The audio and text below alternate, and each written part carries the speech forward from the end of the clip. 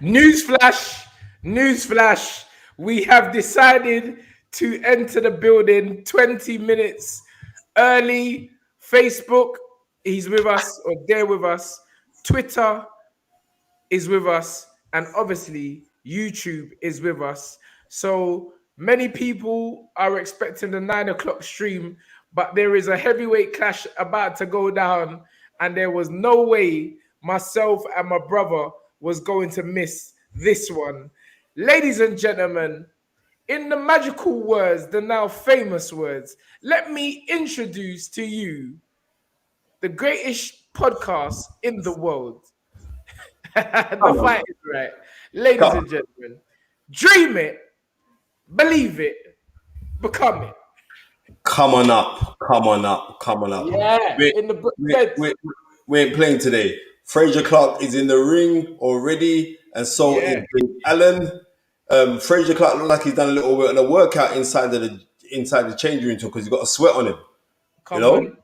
He's got a sweat on him, ton. Spence, but I don't like the brethren thing. Sorry for those of you that don't understand that. No, brethren, as it says in the good book, the scriptures.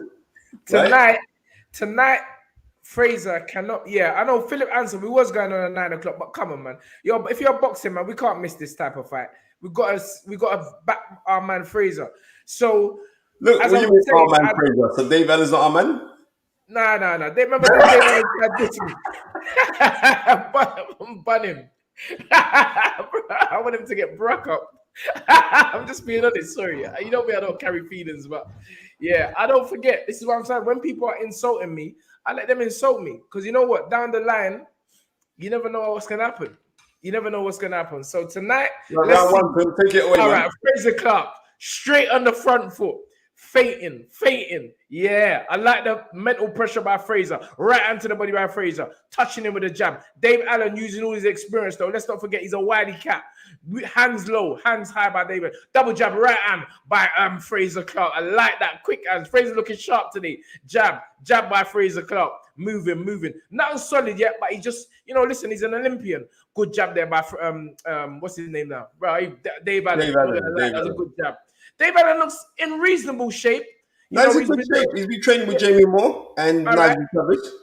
All right, feint.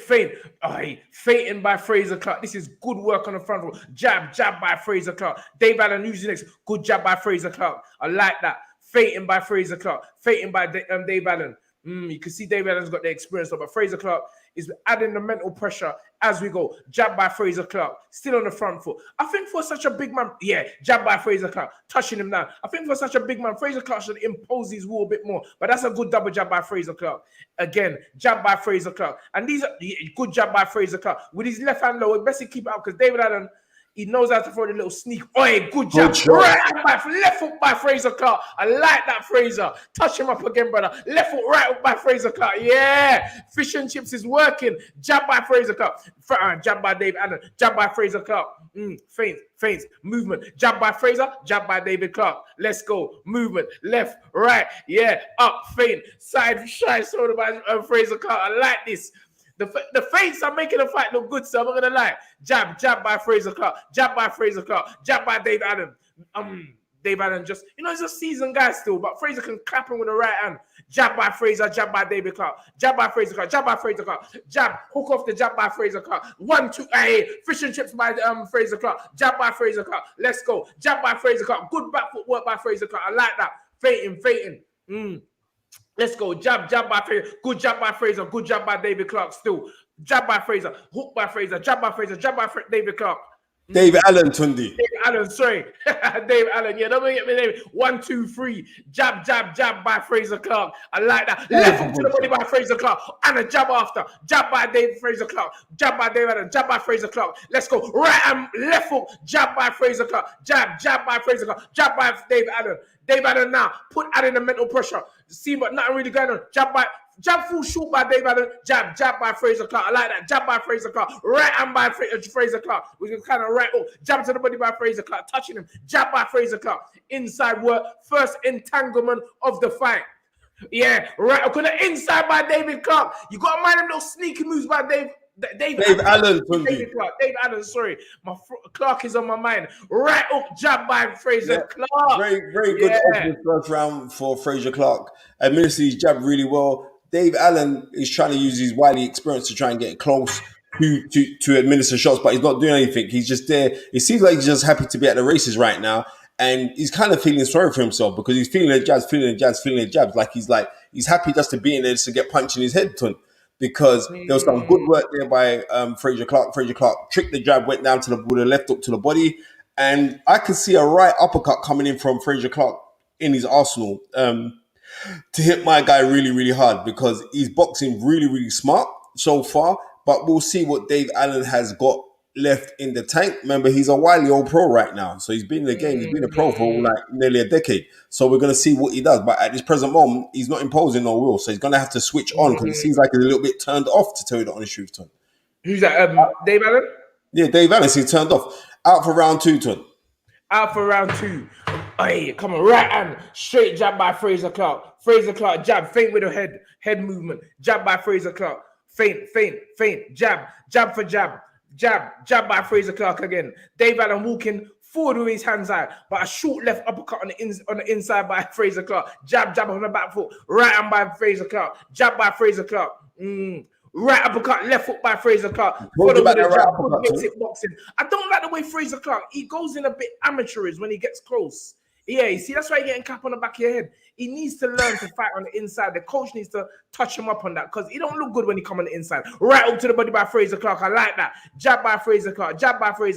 Let's not forget, he may be an Olympian, but he's a new pro. Jab, left foot, right uppercut. Step to the side by Fraser Clark. I like that move there. Jab, back foot boxing by Fraser Clark.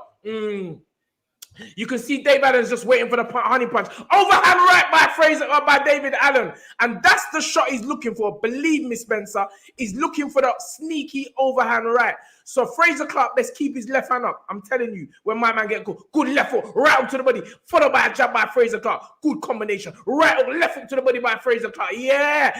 Hold that downstairs. Jab. Yeah. Thump out. Yeah. Right hook to the head by Fraser Clark. Thump out the fish and chips from his belly. Come on. Jab by Dave Allen. Yeah. Jab by Fraser Clark. Feint, jab. Remember, Fraser is looking for the overhand right. Right hook, left hook by Fraser Clark. Jab, right uppercut by Fraser Clark. Good work inside. I like that. Entanglement by both guys again. Fraser Clark needs to learn how to fight inside. I'm not going to lie. Look at that. Clap him in the back of his head. Good recovery though. Jab by Fraser Clark. Left hook by Fraser Clark. Right uppercut by Fraser Clark. Hold him with a jab. Jab by Fraser. Jab by Dave Allen. Jab. Right hand by Fraser Clark. On the back foot though, your foot, right hook, clapping with a right hook by Fraser Clark. Jab by Fraser Clark. Steps up, right hook to the body by Fraser Clark. Entanglement. And I don't like the way, when they get inside, Spencer, my man claps Fraser Clark with a right hook to the head. And that's good boxing, to be honest. I'm not even going to lie. Dave Allen ain't doing nothing wrong. Now, he's got his hands up. He's walking forward, looking for that overhand right. But Fraser Clark clapping with a right hook to the head. Jab by Fraser Clark. Now he's doing the old move like that. Jab, right hook by Fraser. Followed by the jab. Jab to the body by Fraser. Jab to the head. Entanglement. Referee gets them back boxing each other. Jab, lazy left hook by Dave Allen. That left hook looked like it come out the pub, fam. You can't, that's not that wasn't no tiny left hook. Anyway, jab, right hook, left uppercut by Fraser Clark. Jab by right hook to the body by Fraser Clark. Yeah, jab by Fraser Clark. But Fraser Clark, he's looking kind of tired to me. I'm not gonna lie, Spence. Right hand, right hook by Fraser Clark. Jab, good left hook by Dave Allen. That was a good left hook by Dave Allen. I'm not gonna lie. Jab, feint by Fraser Clark. Very Tundi, let me tell you this now, yeah, and I want everybody to listen to this. You listen on the line. Fraser Clark really and truly is meant to stamp his authority on Dave Allen to show him that there's levels in this and there's leagues in this. And that's what he's meant to do. He's meant to just jump on him and put the combinations on him, because the longer this goes on, I'm seeing him get caught with little silly shots, getting caught with silly little jabs, getting caught with overhand rights. And it all, in this game, heavyweight boxing, it only takes one, you know, Ton. So I'd like to see, and Fraser's also looking like he's a little bit fatigued in it. I don't know. I told you. You know what I mean? And I'd like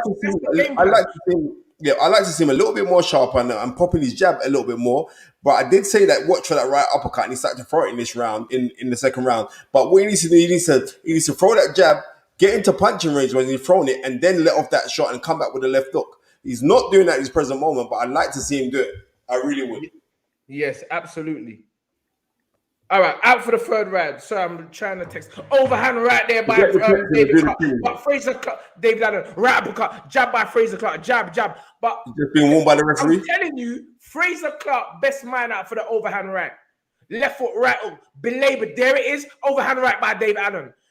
Hands forward. He is waiting for Fraser Clark to burn out himself. Trust me, he's waiting for Fraser to burn out himself. So Fraser best start putting some pepper and stew on them shots, Spencer, because they're not looking heavy. Right up by Fraser Clark. I like that. Right uppercut by Fraser Clark. Dave Allen is walking him down, Spence. Left uppercut. Right over the top. Left hook to the body by Dave Allen. Pushing him. Having the glove in the face, clap to the back of the head by Dave Allen. Old school tricks. Right up by Fraser Clark. This is looking lazy. Jab by Dave Allen. Right overhand right. That's the shot. But Fraser turns him. Right up, left to the body by Fraser Clark. They are looking for man to burn out. I'm telling you. And Dave Allen is an old school pro, Spencer. Left hook to the body by Fraser Clark. I like that. Jab by Fraser Clark. Here we go. Feint. Jab by Fraser. Right up to the head by Fraser Clark. Entanglement again. And when it's entanglement, it favors Dave Allen. Trust me. Because Fraser don't know how to fight inside, Spence. Jab by Fraser. Slip by Dave Allen. I like that slip by Dave Allen. I'm not going to lie. Jab by Fraser. Right hand by Fraser. Jab by Fraser. Left foot to the body by Fraser. Entanglement again. And as these rounds... This is a 10-rounder. This is only the third. And there you see Dave Allen using his weight and his experience to lean on top of Fraser Clark. Jab by Fraser Clark. Jab by Fraser Clark. Jab by Fraser Clark. Jab by Fraser Clark. Movement by Dave Allen. Right uppercut by Fraser Clark. Look rubbish. The right uppercut. Right, left hook to the body. That look good. Left hook counter by Dave Allen. Jab by Dave Allen. Right, left hook to the body by Fraser Clark. Right hand jab from the southpaw stance by Fraser Clark. Now he's back in the orthodox stance. Jab by Fraser. Right up to the head by Fraser. Fraser now looking to grab. And now it's in deep waters already in the third round, Spencer. And now you're seeing the old headlock, push man down to the floor. This is all skills, bro. This is boxing skills by Dave Allen. He knows he's not the fresher man in there, but he's more experienced. Jab, been in there. Oi, right or left hook to the body. The referee calls a low blow by Fraser Clark, and it was low. And I feel that's a little bit of desperation by Fraser Clark because it's starting to get hot in there, bro. It's starting to get hot, Spenny Rankin. Right up to the head by Fraser Clark. Right uppercut by Fraser Clark. Entanglement. David Clark. Headlock round the back. Push him up. Do the little lean in. Fraser Clark. No point getting angry, mate. It's a boxing match. No point looking in a man's face like you're in the park. He was in some bridging thing too. That's why I said this ain't no friend business. The friend business has to get put to the side. Jab by Fraser. Jab by Dave Allen. Movement. 1-2. Fish and chips by Fraser. Jab to the body by Fraser Clark. Jab to the head by Fraser Clark. Jab by Fraser Clark. Right and left hook. Right hook. Oi! Left hook swing by Dave Allen. Just miss it. And if that didn't land, right hook by Fraser Clark. I like that. End of the round. Spenny Rankin. Come on, sir. I don't know if it's me. But I think this is a very lackluster performance by Fraser Clark because, and I'm going to call it as it is, this fight is meant to be a gimme fight for Fraser Clark, where Fraser Clark could go out and look spectacular, right? When this fight was first announced, everyone was like, nah, what's this all about? I saw Fraser and he said, well, look, this is boxing, earn as much money as possible without taking the most risks, right? This is early on in your career. I give it this now. This is, you ain't even had 10 pro fights yet. But really and truly, Dave Allen has been on the wayside for a little bit. Dave Allen's the one that's closing gaps. Dave Allen's the one that's roughing him up. Dave Allen's the one that's doing a little veteran stuff on him. And by looking at this now, this performance so far from Fraser Clark isn't sending reverberations around the world to think we're looking at some top heavyweight prospect. And he's also got a nick underneath the right eye, Tundi. So these are all of the things. And you got a nick because Dave Allen's punched you in the face. Dave Allen said he is expecting to win. That was his words yesterday.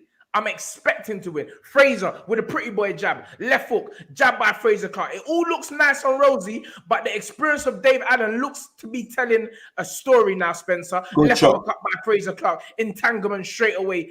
And I don't like this entanglement so early in the fight. Right uppercut to the solar plexus of Fraser Clark. Fraser Clark, remember, there's no petrol station in the ring. You have to put in the work. Right hook, left hand from the southpaw starts by Fraser Clark. He's back in the orthodox stance, jabbing. Dave Allen looking for that overhand right.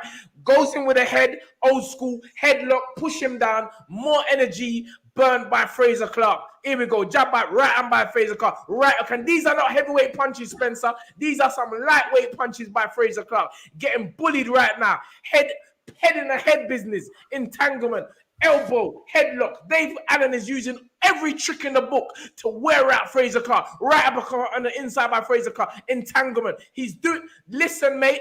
You better have done your miles because this boy can do 100 rounds like this. I'm telling you, Spencer. Right hook, left foot, right hook, right uppercut. Bam! Yeah, I like that. Left foot, right onto the body. Left hand, jab by Fraser. Right hook by Fraser. Yeah, but come on, mate. Don't punch yourself out. Look at him. You got to look in a man's face. What's the matter with him? Look at jab, entanglement. Come on, Fraser. You got to look at a man's face when you're fighting. You're getting elbowed. You're getting pushed down. You hit him with a good shot, but you're not following through. Jab by Fraser. Come left foot. Jab. Oh, yeah! Overhand right by David Allen. I told you about this overhand right. Jab left hook on the inside. Entanglement once more. Headlock is Ross. Dave Allen saying, I'm telling you, Dave Allen is not messing about. Jab by Fraser. Right hand, pretty boy stuff. But this ain't no lightweight fight. Heavyweight boxing. Right hand by Fraser. Left uppercut by Fraser Clark. Jab by Fraser Clark. Dave Allen swings that overhand right again. Pushing him on the inside. Head in his head on the inside. Pushing him, headlocking him. Referee moves them apart. Back to action. Jab by Fraser Clark. Jab by Fraser Clark. Left foot. Right hand by Fraser Clark. Jab by Fraser Clark. Oh, hey, counter left foot. But he comes forward with the front foot. Jab by right up by Fraser. Right uppercut by Fraser. And he's in the ascending, but he has to finish him with maximum pressure. Fraser Clark. You can't let him breathe once you do the uppercut right hook. Oh, hey, fish and chips. Right uppercut by Dave Clark. Right hand over the top by Dave Clark. Jab by Dave Fraser. Allen Kundi. Right uppercut by Fraser. Right uppercut by Fraser. Sorry, Dave Allen. Entanglement once more. What is going on? Spencer Fearon. Fraser Clark. He's under pressure, but he's throwing good punches. Jab by Fraser. Jab by Fraser. Look how low his hand come back. Right up by Fraser. Fraser is fighting like a lightweight, but one punch from a heavyweight. Right up to the head by Fraser Clark. Yeah, end of the round. It's the end of the fourth round. So far, I've given every round to Fraser Clark, but you know what? Dave Allen is getting closer and closer. And you can see the game plan of Dave Allen ain't to try and is to clap him with the overhand right. That's what he's trying to do. He's trying to clap him with the overhand right. And Fraser should know better than that because you're getting clapped with the overhand right. Your lead left hand should not be down by your waist. It should be up high so you can block the shot. So these are the things, and it's like I don't know if it's like I don't know if Fraser Clark has taken training for this fight seriously, you know, because he looked like he's blowing already. Nah, he's blowing. He just don't listen. There's some trainers who train heavyweight and don't really focus on their conditioning. This is why Anthony Joshua is the most conditioned heavyweight in one of the most, obviously, along with Tyson Fury. And right, there's that ringside there as well. Fitness has got Derek Chisora a long way as well. Yeah. Anyway, here we go. Out for the what is fifth? Fifth round. Entanglement straight away, which is Dave Allen's game. And Fraser best can do the rounds. I think he went 10 in his last fight. But that was 10 with a little Billy man. This is an experienced guy. Right hook on the inside. Entanglement. Dave Allen knows how to fiddle you around, headlock you, tie you up on the inside, and then look for that one honey punch, which is what he's doing. There you go. Right hand over the top by Dave Allen. But it didn't seem to have an effect on Fraser other than the cardio aspect of this fight. I'm worried about Fraser Clark's cardio in this fight here. But here we go. Good left uppercut on the inside by Fraser Clark. He needs to use the size and the strength. He ain't using it. He's letting this small man bully him up on the inside. Look at where his eyes and his head is, Spencer. He's not focused on Dave Allen when he's inside. Look, right uppercut on the inside by Dave Allen. Look at Fraser Clark's face. It's turned to the side. But I don't know what these men are teaching these men. These are supposed to be Olympian. Right hand, overhand right by Dave Allen again. Entanglement again. Look at Fraser Clark's head, Spencer. It's not in the right position. All you can learn if you know more than your trainer. That's true. Right uppercut and the inside by Fraser. Entanglement, elbows, knees, and shoulders by Dave Allen. Remember that elbows, knees, and shoulders? That's what my man's doing in Spencer. Elbows, knees, and shoulders. Here we go. Dave Allen now, the one coming forward. I'm not even focused too much on Fraser Clark, and that's his fault. What's going on here? Clap him to the back. Yeah, the referee can warn Dave Allen, but Dave Allen don't really business because he's like, bro, I've done the shot, so you could, bro, it's gone now. As long as I don't get my point taken off. Oi, right hook on the inside. Dave Allen hitting him on the inside as well. Someone needs to teach Fraser Clark how to fight on the inside because as a big man, he can't do it, Spence. He's not doing the right thing. Oi, right uppercut on the inside, followed by a left hook by Fraser Clark. Entanglement and run. Clever deck, look at that. Boom, boom by David Clark on the inside. And this is a short man against a tall man, Spencer. What is going on? Dave Allen getting more confident. Look at that. Swings a left hook. Entanglement again. Now, but Dave Allen's complaining, which if Fraser Clark was clever, he would take that as a good sign. Jab by Fraser. Jab by Fraser on the back foot. Overhand right by Dave Allen again.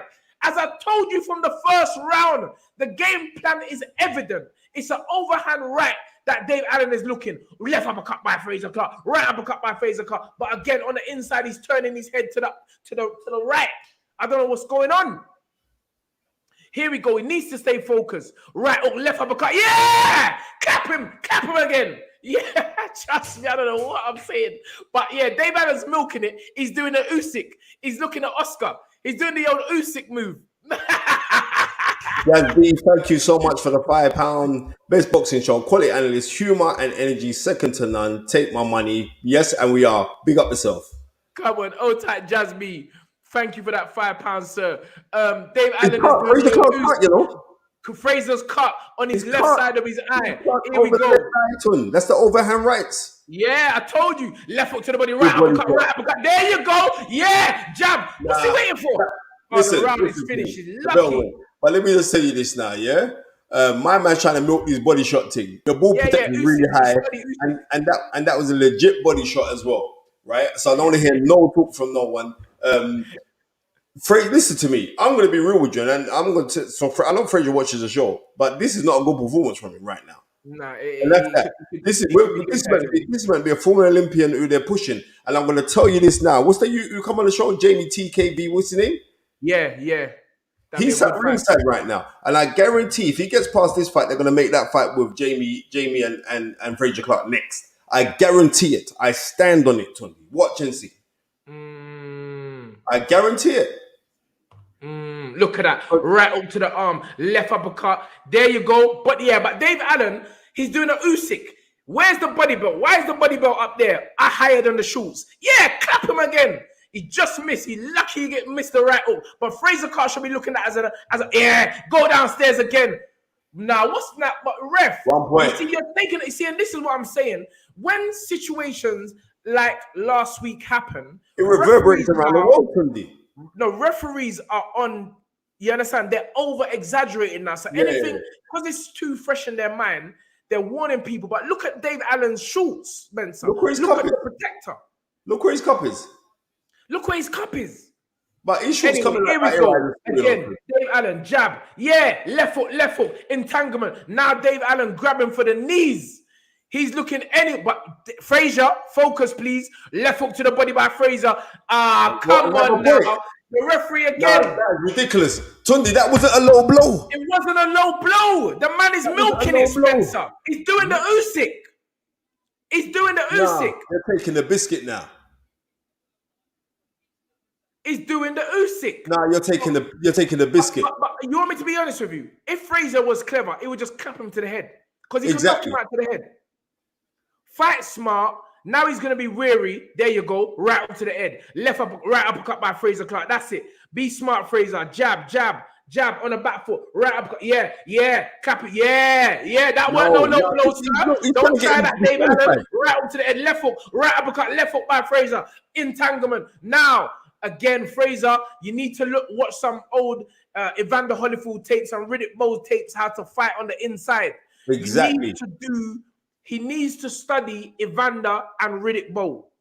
Exactly. Their famous fight Left foot, right hook. Yeah, I like that by Fraser. Jab, right hook to the head by Fraser. This is good. This is a bit better by Fraser Clark. Entanglement once more, though. Let's go. We're only in the 6th round. Still 4 more rounds. Right hook, left uppercut by Fraser. Right hand by Fraser. Yeah. Straight chips. Fish chips. Left hand, right hand. The chips is the right hand. He gave him the chips. Right hook again by Fraser Clark. Entanglement. There you go. There you go. Tie him up, Fraser. But look what you're doing, sir. You're not looking intelligent on the inside. There you go. Good left foot to the body. Right uppercut on the inside by Fraser Clark. I like that. Nah, referee, come on, mate. Right up, right uppercut. Beautiful. Beautiful combination there by Fraser Clark. You need to keep doing that. Just do the right up to the head, the right uppercut, Fraser, or the right uppercut, right up to the head. Forget about the body for the minute because the referee seems to be on Dave Allen's side in that respect. But anyway, let's go right up to the body, right up to the head. Yeah, right uppercut by Fraser. Are you listening, sir? Yeah, right uppercut, right up to the body. No way. No way. No way. Yeah, don't try that one. Yeah, you think you're smart. He's milking it. Yeah, the referee was clever. This now, you know? The referee was clever. The referee was clever. He was like, don't try that one. I believe, I mean, I can't hear the commentary, but let me look at this on the big screen. Right uppercut. That was a bit low, though. You know?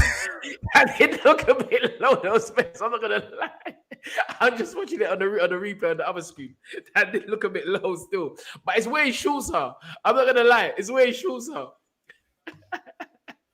He shoots her, bro. He shoots her. Here we go again. Out for the 6th round. 57 seconds. Good right hand to the head by Fraser Clark. That's the shot. Right up to the head by Fraser Clark again. That is the shot followed by the right uppercut. Left hook on the inside by Fraser Clark. But now is he going to be dismayed to throw the body shot?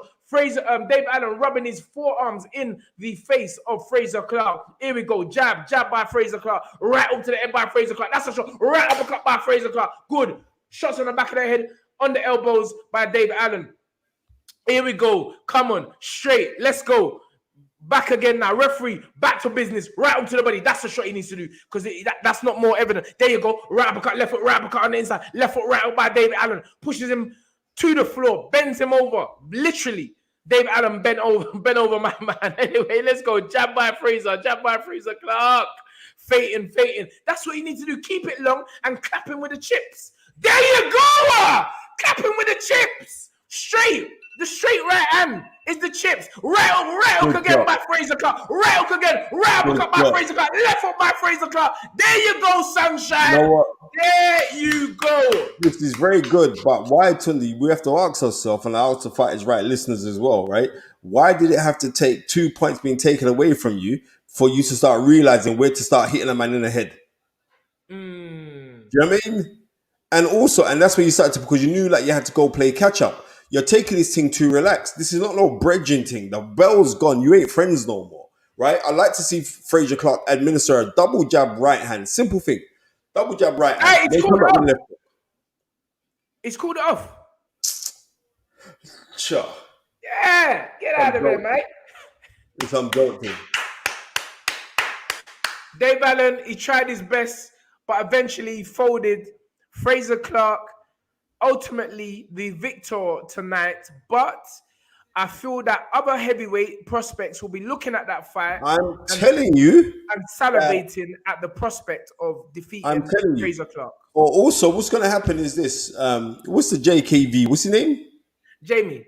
Yeah, Jamie. They're even going to put Jamie directly in with Fraser Clark because they offered that fight before. And it didn't come through, right? They're either going to offer him that fight directly, or Dave Allen's going to get work now as well because they're going to use him as the measuring measuring stick to say like how would these other guys get, or they're going to put Dave Allen in with Jamie, and then if Jamie was to come through that fight, then they're going to put him in with Fraser Clark. Because what about David Allen? Someone said David Allen. No, because they're on different promotional groups. I don't think that fight will be so easy to make unless it's for a championship, unless it's for a world title, for a British title or something, right?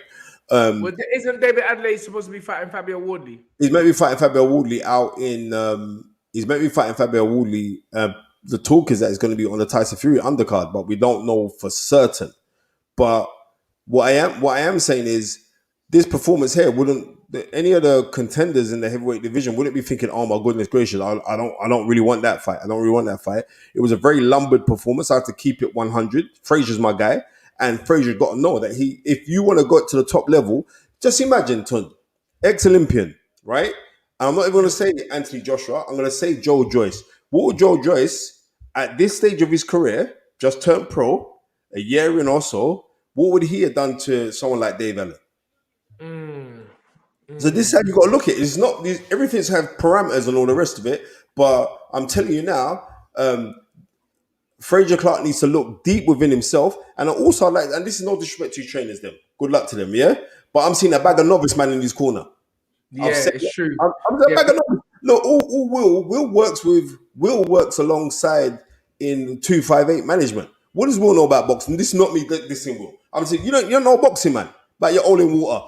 And no, but it's the truth, Dalton. And then you got the next. No. I'm keeping it real because you're seeing that being demonstrated in his performances, Tundi. Because I know business, that was a lackluster performance. I'm saying when the fight was announced, I said to my man, I saw him at the thingy fight, at the Joshua fight, and I said to him, "Boy, Dave Allen, come on, man." And he said, "Spence is about, it's like, you know what I mean, I've got to take, you know what I mean, get as much money as possible with the least minimal risks." I said, "Yeah, I get that, but if that was the least minimal risk and you perform like that, no, brother, I'm sorry, I'm just telling you how it is, and this is not me." Now, when you're Olympian, you're of a certain caliber, and I think Thank you. you may be right there, Spence, because That weren't fishing tips, you know. because Fraser didn't know what to do inside, and for an Olympian, you should know these things by now. Thank you very You should much. be getting taught these skills inside. Tundi, that wasn't fish and chips that we just witnessed there. That wasn't even beans on toast. Yeah, I mean, I'm just gonna be real with you. Yeah, I mean, you know when you do the beans on toast, you can try to spice it up and put some cheese on it and put it in the grill. No, that was none of those kind of things, right? Trust me. Man said weak man mentality. He said, Right. Alan Skills says, Olympians have achieved something great in boxing, but not every Olympian becomes professional world champion. And I absolutely big up yourself, Alan Skills. Salam alaikum to you. No, I totally agree with what you're saying, but that's not the case of that. You're an Olympian. You're a bronze medalist at the Olympics. You're a gold medalist at the Commonwealth Games. You are meant to be brushing man like this, like brushing them. Like when people are saying like, "Rah, what are we watching here?" Totally brushing them.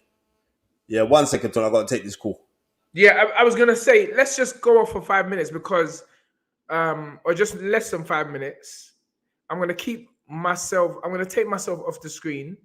We're not going nowhere. We're just trying to sort out some other business in terms of getting Anthony Yarde on the live stream or preparing him to get onto the live stream. So, Spence, I'm gonna speak to Anne. I'm gonna come off for a couple of minutes, speak to Anne, and see if you can phone into the thing. We sound like we're doing a little drugs move. Phone into the thing. Nah, Lee. This haircut, all right, bro. cool. Let me try. About. Yeah, there's AY there. You see how this thing is spiritual? Yeah, give me a second, yeah? Spiritual powers, bro. Yeah, 1 sec.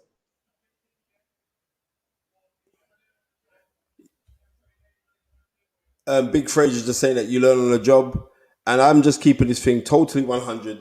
As far as I'm concerned, that was a lackluster performance, right? That didn't send the.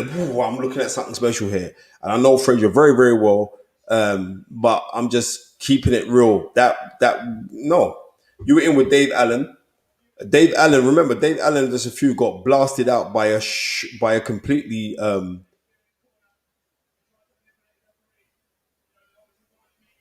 Listen, I saw Frazier Clark. He's got a nick under the right eye. He's cut over the left eye. At the side of the left eye. That is not good. Kevin, no, I haven't seen the Hatton documentary. I'm planning to go watch it. I'll maybe watch it tomorrow night after we do the Fight Is Right.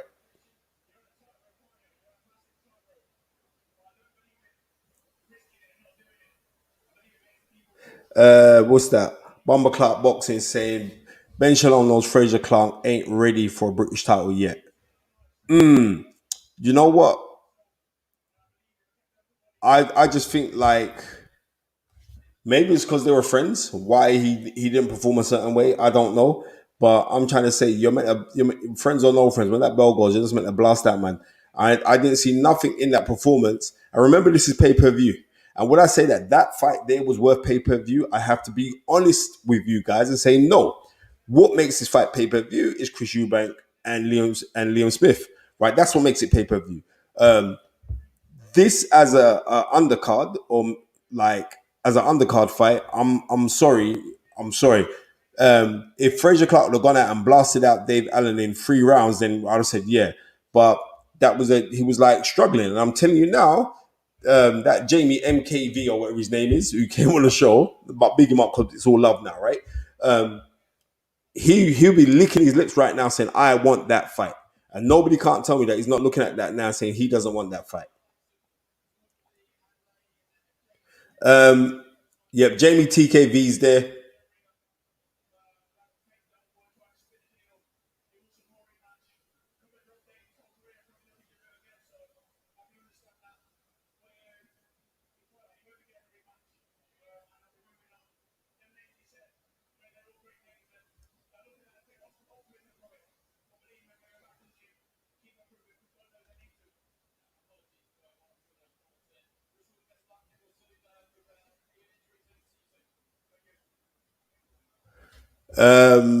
Bumble Clark Fury says Angel Fraud Fernandez, Fraser Clark's corner, giving him rubbish advice. No, I'm not even gonna say he's giving him rubbish advice. All of it. I'm just trying to say it's like when you're in this thing, you need to. I mean, you need to be on it. Thank you very much, Manny, for saying. Man said, Jamie NKV, you're on mind games, Spence. You know what I mean? Jamie NKV right now, he's live on Sky. You know what I mean? And he looked kind of slick still. I ain't gonna lie, little Congolese boy.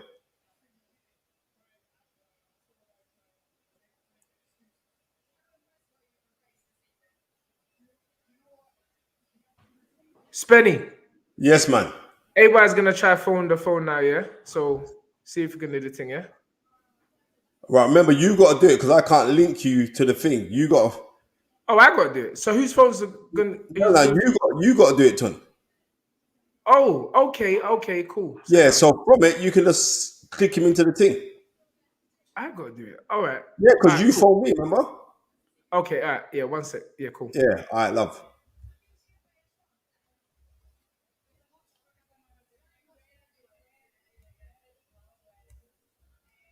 Yep. So, but fair play to Jamie. Jamie just turned around. He said like he was given he gives respect. He said like Fraser boxed better in this fight than he did in his last fight, and you know what? I just weren't impressed because I know what Fraser Clark's about, and I think he could do a lot better. You know, I think Fraser Clark could do a lot better, and also I'd like to maybe like to see an improvement on Fraser's conditioning because like we got to around round 3, and as far as I'm concerned, it looked like Fraser Clark was breathing heavy. Man gonna say nah, I won't breathe. That looked like he was breathing heavy to me. I'd like to know what you guys in the comments were saying. Yes, big up Mad Trini. Yeah, you know what I'm trying. Yeah, I mean, big up my barber Colby Cuts. Like I'm saying, like on what I saw there, that didn't send reverberation around British boxing for me to say like we're looking at some hot, talented prospect, right? I think Jamie and after rate Jamie he looks very very suave there. You know what I mean?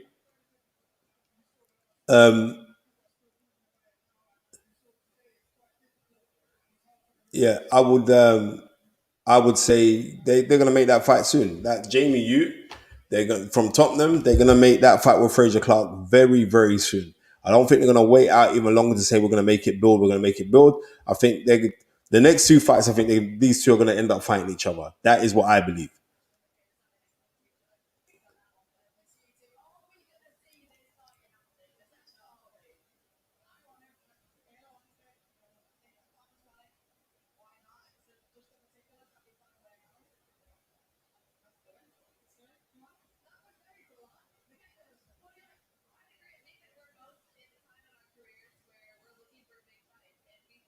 Yeah, I'm saying like I'm just listening to what these ladies are saying right now on the thing. Right, Snap saying no ratings for Jamie Spence. Not how you know what? It's all. you got to allow Jamie now. He was hyped. He phoned me up afterwards. We spoke, and then we spoke the next day as well. It's cool. You know what I mean? And you know, it is these little youngsters. They don't know themselves certain times, but when they get onto little things now, they get gassed by what they're getting. So yeah, I mean, it's all love and hugs and kisses. I should have brought him on. Maybe we'll bring him on tomorrow. You never know. But as what I saw, I've seen him fight a couple of times. All that Jamie, he's not bad. I mean, he's not bad. What do I think of Florian Marcus fight? It was 1 round. You can't go against that. It's 1 round. He just went out and just put on it. Blood clot boxing Spence. You had any nice munch tonight? Yes, I did. I actually ate Prara. It was like my son Amari. It's his birthday tomorrow. But he goes back to school. He starts secondary school on Monday. So all of his friends came round today. We had a little thing. So it was like his best friends we had around the house. And yeah, my munch was pizza. And I would run off right now and go get something more to eat. But Tundi is not here. Snaps is saying, what, Manny, put up some of the questions so I can read them. Snaps is saying he had an opportunity to come on and build his profile. But yeah, I understand that. I totally understand that. But you know what? He's young. And you mean, and forgiveness is the key. And I'm an elder to him, which I was trying to tell him in the first place. And he knows after we spoke, he knows what time of day it is as well. And especially like when guys are talking like on this road thing, I'm no disrespect to him. Bro, I'm a big man. I've seen a lot. And I forgive him. You know what I mean? And if what I said got misinterpreted, it's no problem. You know what I mean? But I don't want to go put him, I wouldn't go put him on the spot. Blood Cup Fury. Thoughts on Tundi's gal from Zimbabwe who fought Lauren Price. You know what? I didn't even see the Lauren Price fight, you know? I'm going to be real. I didn't even see it. 1 second. I just got to do something. One technical thing.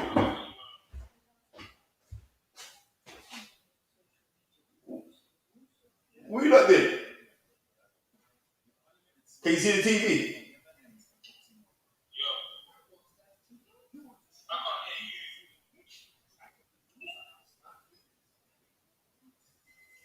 Yeah, bros. Nah, man, you can hear me, man. Turn these things on mute. Can you hear me, Andy?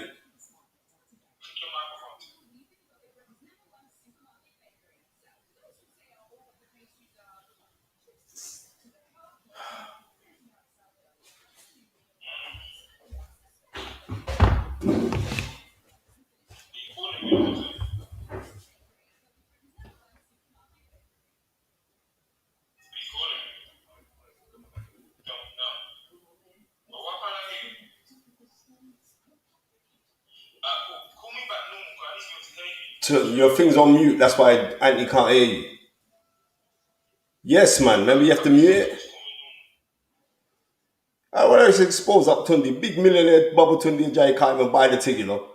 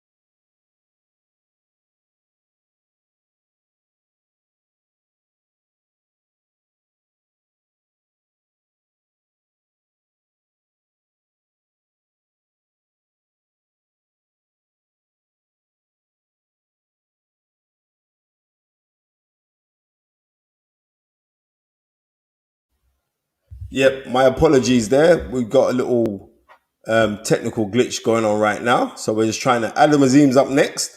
Very, very good young man.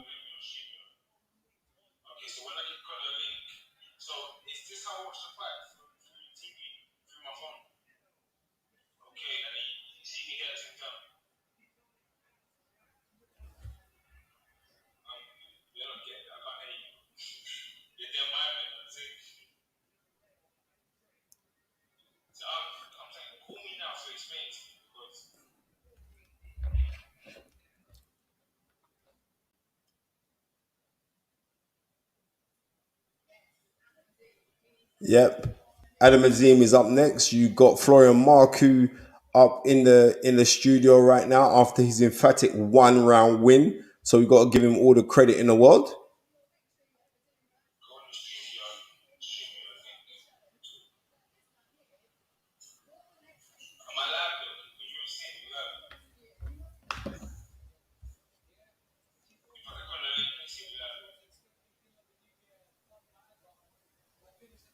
Yeah, big freeze. This fight should go. Don't take out Dave Allen 3 or 4 rounds. Big freeze has got.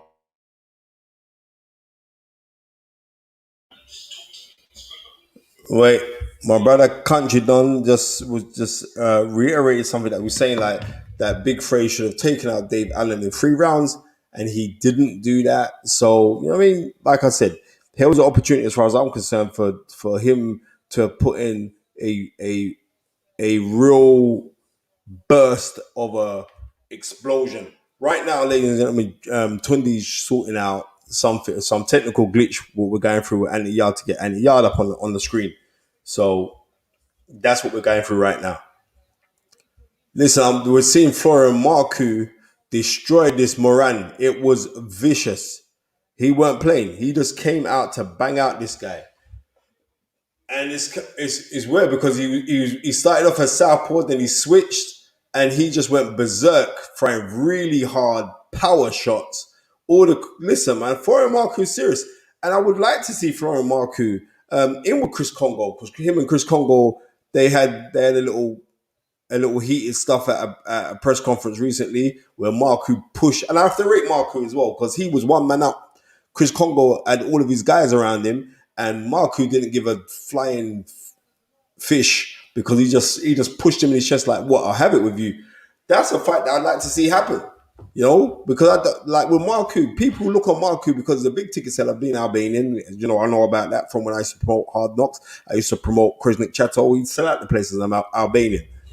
Marku is doing something similar, but here's the difference. That Marku's young and fresh, and he comes to rock it with guys. And and the thing about it is this: I'd like him to go in there with better opponents, right? I'd like to see him in there with better opponents, to tell you the honest truth, because he's had quite a few fights now. So let's see what they do with him next. Because don't just try and think like, oh well, he's a he's a ticket seller, and we're going to try and hold him. And they're doing that simply because they're going to do that simply because he sells tickets. No, you got to give the fight public and the people who are paying their subscriptions to Sky to see him in with better opposition, right? You can't be giving these money we don't know. We do know Chris Congo, right? And the thing about it is this: that wouldn't be an easy fight for Chris Congo, right? And I think going into that fight, Marku would be the favorite going into that fight because Chris Congo's got 2 losses on his career now. Marku's undefeated. But that's a fight that I'd like to see. You know what I mean? That is a fight that I'd like to see.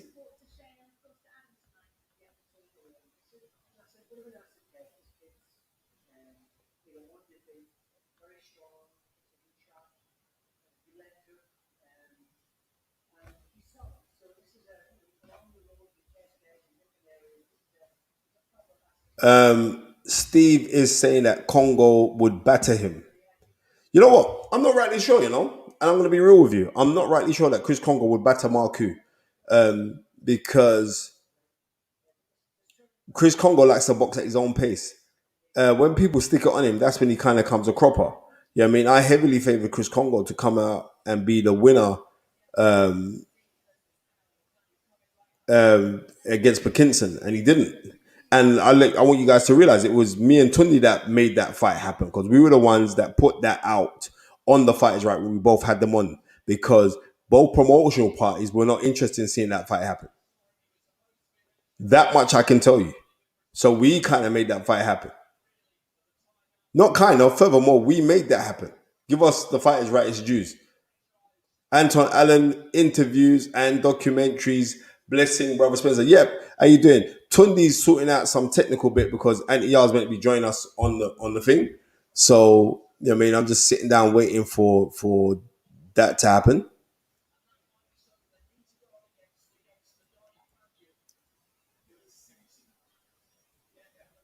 Spencer, don't you think Fraser thought this would be a walk in the park? And that is coming from AAV Develops. And I totally agree with you. I think that Fraser Clark thought, cha. I don't think Fraser Clark trained properly hard for this fight, to tell you the honest truth. I think he once thought, I'm going to turn out, I'm just going to clap this brother and knock him out. And he turned up and he fought the brother, and it didn't go according to plan. You know what I mean? Here we have Adam Aziz in his changing room. I rate this kid. What's he doing? Light welterweight right now or super lightweight? I rate this kid. I think he's a very, very good prospect.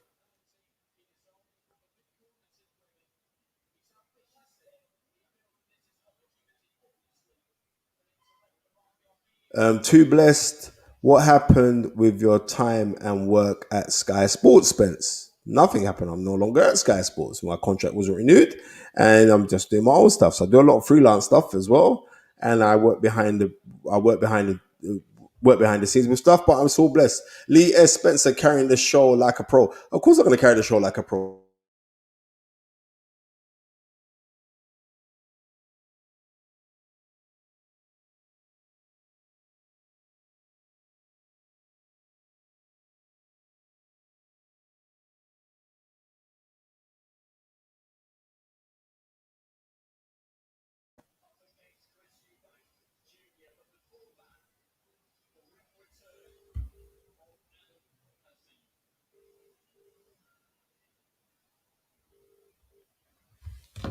Yep. Anyway, so QR codes just come up on the screen.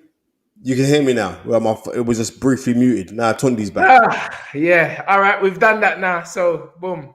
When it's time, AY is there, ready. Right now, Well, Anthony will be joining us. It's Adam Azim who's on that. Anthony will be joining us for the main event. So all the technicalities have been sorted out.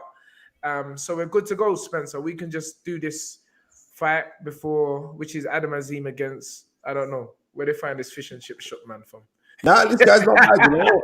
I think he's only had one loss in 19 fights or something. So Okay.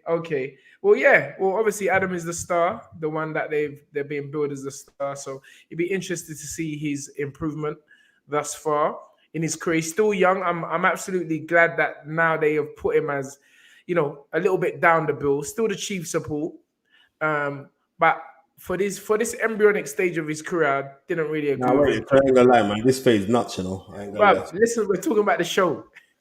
Nah, At this man. embryonic stage of his career, I wasn't happy with them headlining. But No, but you know what, Tundi, I'm gonna tell you why that happened. It happened the reason why because Sky haven't got no stars, so they're trying to build a star for box office appeal. Right? They ain't got many stars, so that's why they're rushing this youth. That's why they're in a rush him because because Tunde Ajayi was the first man to train him and taught him the core fundamentals and a little more than the core fundamentals and the basics. They're trying to push this youth to that level where he can now jump on and say, right, I'm headlining, and then to build up a big enough buzz, because right now we're seeing a big push towards the Asian and Pakistani and the Muslim community right now, right? So because they're doing that with him now, he's thinking, right, all right, we can build him up to be that guy, but he's gonna have to come out and do a number and make people other than the people who are catching on Sky start talking about him. Yes, Azim Khan, I just told you that Tundi used to train him. What? Now you're asking, did Tundi? I just said Tundi used to train him. And now you're asking, did he used to train him? Don't wind me up today. It's just a simple question. Yes, I did train. Yeah, and I gave a simple answer. Hassan and Adam, both of them, young kids through the amateurs, careers, both of them won all the titles. And Hassan had a period where he was always getting to the final, then losing in the final. And then he just turned it around. He started winning. So it's good. Yeah. Both of them now are doing well as professionals. Yeah, I mean, big up Lee S. No, they shouldn't get me to replace the Ava Spencer on TalkSport. The Ava Spencer is my really good friend. And I mean, really, really good friend. And I think he's doing a fantastic job as well. And that's that. The place to be is the Fighters Right with me and Babatunde Ajayi. And they know what time of day it is because they have to come to us to get content for their show. We're not taking content from their show to use on ours. Interesting. And making his ring walk to the ring, looking the part. He got the little, with the little, it's purple, a little pink thing. It looks Yeah, purple. no, look, I mean, the outfit look wicked, son. I ain't gonna lie. Trust me. Yeah, trust me. The I like outfit that. looks wicked. I like that. Ticking all the boxes so far. He certainly is. Yeah, I mean, Thank you, Bobby Wright, for the $4.99. come on, Bobby. He says, yes, my guys. I've got Smith KO 6-8. And I'm telling you, not only do I agree with you, I think that it could even be sooner. Earlier. Yeah. Sooner. I mean, everyone around me believes that Eubanks will win. No, actually, you think Smith wins as well, don't you, Spence? Yeah, I think Smith wins. Yeah, I think Smith stops him. Yeah. You know what I mean? I got a 50p bet with James Cook. Tundi, you ain't gonna get that 50p if you win. I'll tell you that now for nothing. I got a 50p bet, and I said to James, all you're gonna get from James Cook come Monday morning is, come on, Tundi, let's double or nothing. Let's put somebody on the next one. Double or nothing. Well, James has said that. I said to James, I'm gonna call you straight live on the show after, so it'd be good to hear from James and get his opinion on the show, on the fight. But really looking forward to this main event, Spence. It should be a very good one. Here we see Aram Fanyan, 26-year-old, 24 fights, and I just missed the rest of it. But from what I just briefly saw, he's only lost one fight. Is that correct, Spence? Yeah. Interesting. So he's WO super lightweight champion. So Aram Fanyan, 24 fights, 23 wins, 5 KOs. So not a puncher and 1 loss. Okay. Yeah. And that's why he got correctly maneuvered to fight Adam Azim, because the guy's not a puncher, right? A Ukrainian, yeah? He's a Ukrainian? Yeah. I mean, so maybe us Brits can get some revenge on the Ukraine man then. Okay, well, let's see how, Ukrainians are usually technically sound. Yeah. It's amazing that Adam Azim is only 21 years old, Tony. It seems like he's been around for a little while. You know what I mean? He does. He's been in our face for a long time. Yeah, 21, Tony. This should be interesting. What's Shane McGugan doing with his mat? Adam, 21 years old, 8 fights, 8 wins, 6 knockouts.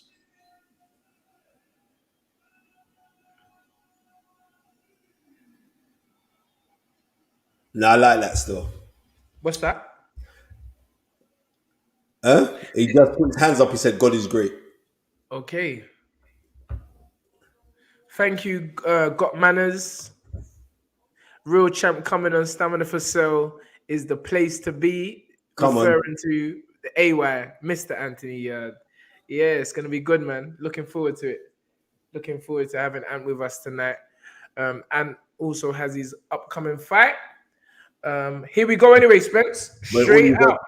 But we'll talk about that later. Ding, ding. Okay, so Fanyan comes out with a straight jab. Adam, double jab. Standing up tall. Feint. The guy looks okay from double jab by Adam Azim. Jab to the body by Adam Azim. Left, right movement. Usyk-esque. Jab by Adam. Double jab by Fanyan. I'm just going Amram. Amram against Adam. Here we go. A lot of feints going on right now, Spence. Fanyam, Tundi. Fanyam. Okay, a lot of feints going on by Fanyam.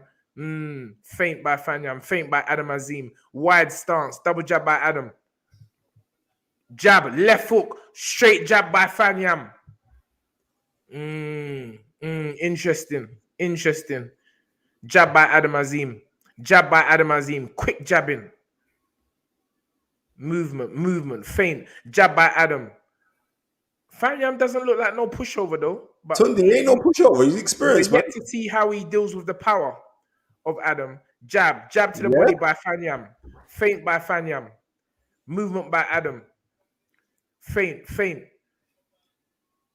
This is a technical boxing match right now. Jab by Adam Azim. A lot of cerebral. Jab by Adam. Good jab by Adam. Feint by Adam Azim. Feint. Jab. Oi, lead left hook by Fanyan. This man's coming to fight, you know. Jab to the body by Fanyan. Adam slips out of the way. Quick foot movement. Jab by Adam Azim. Jab by Adam. This is good boxing though. Starting the fight with the jab. Jab to the body by Adam. Jab to the head by Adam Azim. And these are lightning quick jabs by Adam. Wide stance. So obviously looking for the power. Jab. Fanyan does not look like an easy customer. He's showing front foot mental pressure right now. Good jabbing by Adam Azim. Stepping to the side. Jab to the body by Fanyan. Jab to the body by Adam. Jab to the head by Adam. Jab to the head by Adam. Fanyan slips to the side. Good foot movement by Fanyan. Feinting. Both men feinting. Oi, jab to the body again by Adam Azim. This is a cerebral first round. 40 seconds left. Jab by Adam. Oi! Lead left hook by Fanyan. Here we go. This brother. Yeah. Jab. Left hook. Never lead left hook by Fanyan. Oh, God. Yeah. Jab. Feinting. Jab by Adam Azim. I like the jab though. But Fanyan is going for lead left hooks. Feint. Lead left hook again, but counter right hand just misses by Adam Azim. Entanglement. Coming to the end of the round. 10 seconds left. Still looking. This is a good fight thus far. Feint. Adam's hand now drops lower. Left hand jab by Adam Azim. Fanyan stabs to the body by Fanyan. See, end of round one. This is what happens, right? When you get fed certain man that you can bang out straight away, and when they start to step it up, you're getting caught with experience. Because I remember ages ago, I said if I had any fight and I was trying to fight Adam Aziz, I told him to throw a double left hook, because sometimes he throws his shot and he got his chin up in the air. But one thing I do, I like the adjustments that have been made with him and his trainer, Shane McGuigan, because now he's keeping the right hand up. Usually the right hand used to be down here, and he pulled his head away. Even though he's pulling his head away, he's still leaving gaps, because it's the first fight that I've seen him not fight so loose language with the hands. Now the hands are more up, but he's doing it against a non-puncher. But this non-puncher clapped him twice with left hooks, right? So there lies a little bit of a weakness there with Adam Aziz. And also, Adam Aziz does not fight from a relaxed stance, Stundi. Everything is power, power, power. There's nothing not feeling out. And that takes its toll on you, because you know you're all pent up. You know what I mean? So, you know, but still a good round from Adam Aziz. But this guy's coming to fight. Out for round 2, Ton. Take it away. Interesting assessment there. Jab for jab. Jab to the body by Fanyan. On the front foot now. Showing no mental signs of weakness. Front foot movement by Fanyan. Left, right. Overhand right by Fanyan. Off the slip. Adam stays composed. Jabbing off. Looking to move off the back foot. Hands very high by Adam now, which I personally like more than the hand on the hip, so to speak. Good jab by Adam Azim. Fanyan, hands eye, very technical. Doing it, yeah. Lead left hook again by Fanyan, miss. Counter jab by Adam Azim. Feint. Both men feinting. Jabbing, falling short by Adam there. This is a cerebral contest thus far. Feint. Fanyan technically looks... Oh, yeah! Lead left hook again! Fanyan. Oi, counter left hook by Adam Azim though off the jab of Fanyan. Feinting. Fanyan has obviously maybe seen a weakness with this lead left hook. Something you was asking for very early in his career. Oi, elbow high there by Adam. Moving forward. Fanyan, staying calm and composed. Good jab by Adam Azim. Jab by Adam Azim again. Falling a bit short. Fanyan, hands high. Fanyan better be mine, because Adam has a quick right hand and a left hook. So, but he looks technically aware of what's going on right now. He's an experienced man, Sunday. This guy looks very experienced. I'm not going to lie. Good jab by Adam, though. Feinting. Jab. Oi! Back of the head by Fanyan. I don't like that complaining business, you know. Yeah, this brother knows what he's doing. He just needs to, if he jab by Adam Azim, it's the low hands and the wide stance. Jab by Fanyan. Feinting. Good jab by Adam, but Fanyan comes up with a double jab. Feinting, stepping to the side. He needs to make him walk onto one, but Fanyan's being very calm and composed right now. Jab by Adam Azim. Jab to the body by Adam Azim. Feint. Jab, counter right hand. Left hook, right hand to the back of the head from Fanyan.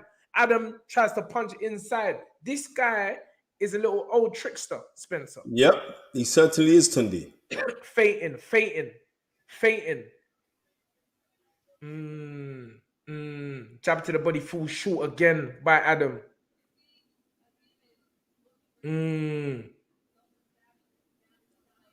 Nothing is landing. It's just feints. It's just feints. Jab, good jab. Lead left foot by Fanyan again. Fanyan moves cool with his hands high. Now a certain mental pressure. Oi, left foot right hand by Fanyan again.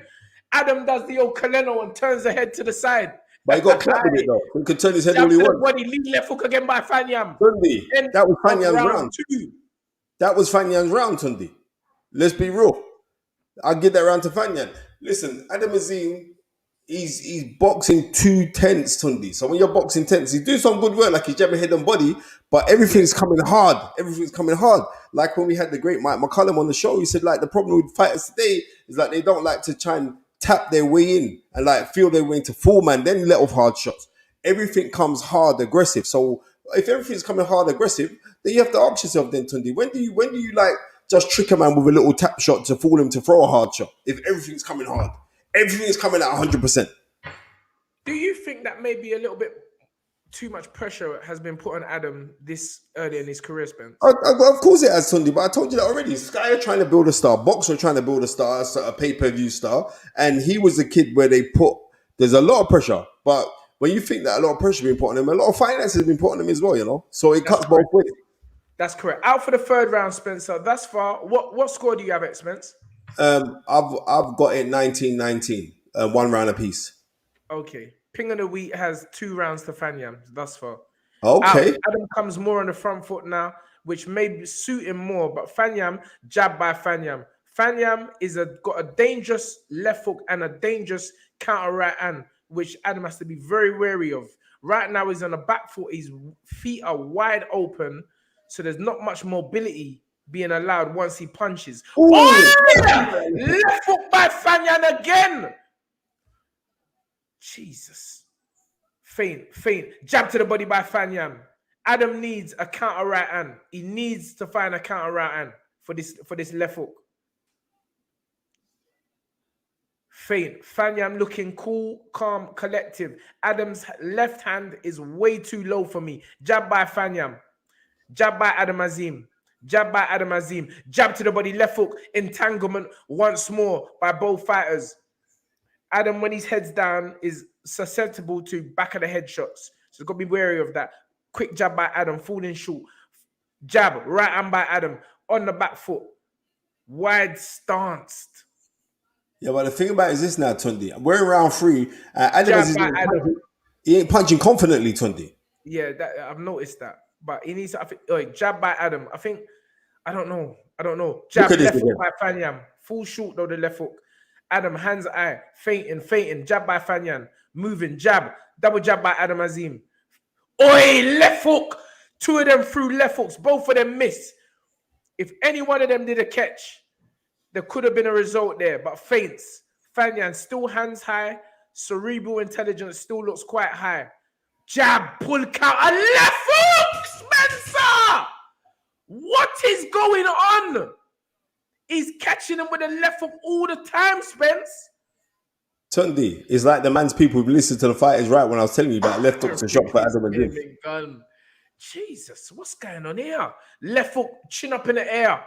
Fanyan now moving forward with a lot more confidence. Lead left hook. He's trying it, you know. Again. They have noticed the lead left hook is the shot. Jab by Adam Azim. Goodness gracious me. This is on a knife. Good jab by Adam. Jab to the body by Adam Azim. Fanyan steps to his left. Just waiting for the opening.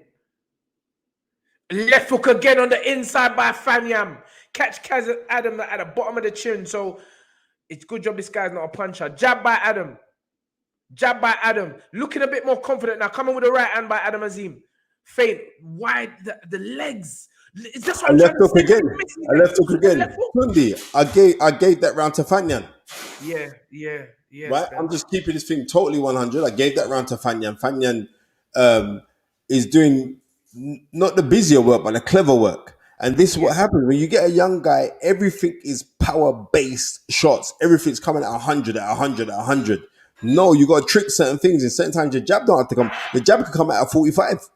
But everything he's doing is like he's overloading, and because he's overloading, this guy's a veteran guy. He can read his shots, and he's also sat down in his homework saying, "Now we're watching this guy. He comes up certain times, we chin up in the air. Certain times the right hand drops down. So as the right hand drops down, it's susceptible to left hooks. And even if you're in the training camp for keeping your hand up high, your bad habits, you're not going to just eradicate it straight away. So this is, like I said, I think a lot of pressure being put on Adam Azim. And look at that. He got hurt there, Tun. He got hurt with that left hook. So I've got it 2 rounds to 1 for wow, double jab. This is not looking good. Jab, left hook again. Fanyan on the front foot, looking ever more confident as the fight moves forward and progresses. Adam Azim with a jab. I just don't like his stance and after the punching.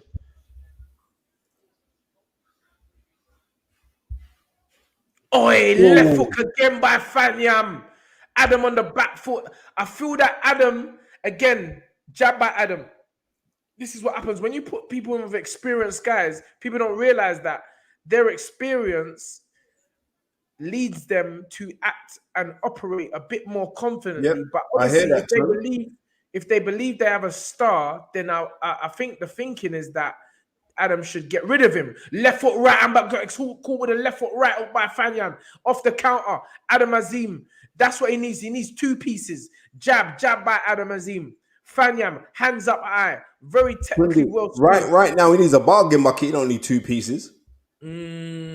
Anyway, lead left foot by Adam Azim. Left foot counter misses by Fanyan. Yeah, Adam's doing the left foot leads now, which could be a... Oi, look at that easy counter by Fanyan from Adam's jab to the body. I don't know what's going on. Jab. Adam steps to the side. Obviously, Adam has got 10 rounds under his belt in his last fight, but he's coming off an injury. Could that injury be the reason why he's not throwing these shots with confidence? Because it was a bad hand injury from what Adam showed me in Yorku. It was quite a bad hand injury, a freak injury, actually. Jab by Adam Azim on the front foot. Fanyan still gets his high. We need to see how he is. Oi! Lead left foot right, uppercut by Fanyan. Jab by Adam. Oh, my goodness gracious me. Feint. Both men. Cerebral contest going on right now. Jab by Fanyan. Jab on the back foot by Adam Azim. Wide stance, as I said. This is what I don't like when his hands that low. Jab by Adam Azim. I'm getting texts from Manchester and everywhere. Oi, left foot right hook. Oh, tight Joe from Manchester texting me while fights is going on. Yeah, here we go. Adam now on the ascension, but Fanyan still hands high, thinking. Jab to the body by Adam Azim and a double jab by Fanyan on retreat. Oi, lead right and left foot, chin comes up in the air. Nothing, nothing. Didn't touch nothing as though. This is what I don't like. Lead left foot right up by Fanyan again. They're just waiting for that. Adam seems to be reading it a bit more better now. He has done. I give that round to Adam. You know what I mean? I give that round to him, but there's a lot of technical flaws. And this is what I'm looking at. This is like when you get a guy who is meant to be a superstar and banging out guys, they can get complacent because they think certain times I'm going to turn up, I've got to clap them, they're going to be gone, right? And what happens is this is like you're so concentrated. I want to know, like, is he being taught inside the gym just to move around, throw a jab, pick a man off for 1 round? I don't know if he's been taught that, because he's not. If he is being taught that, he's not actually demonstrating that, or which he's meant to be taught, or if he's being taught it.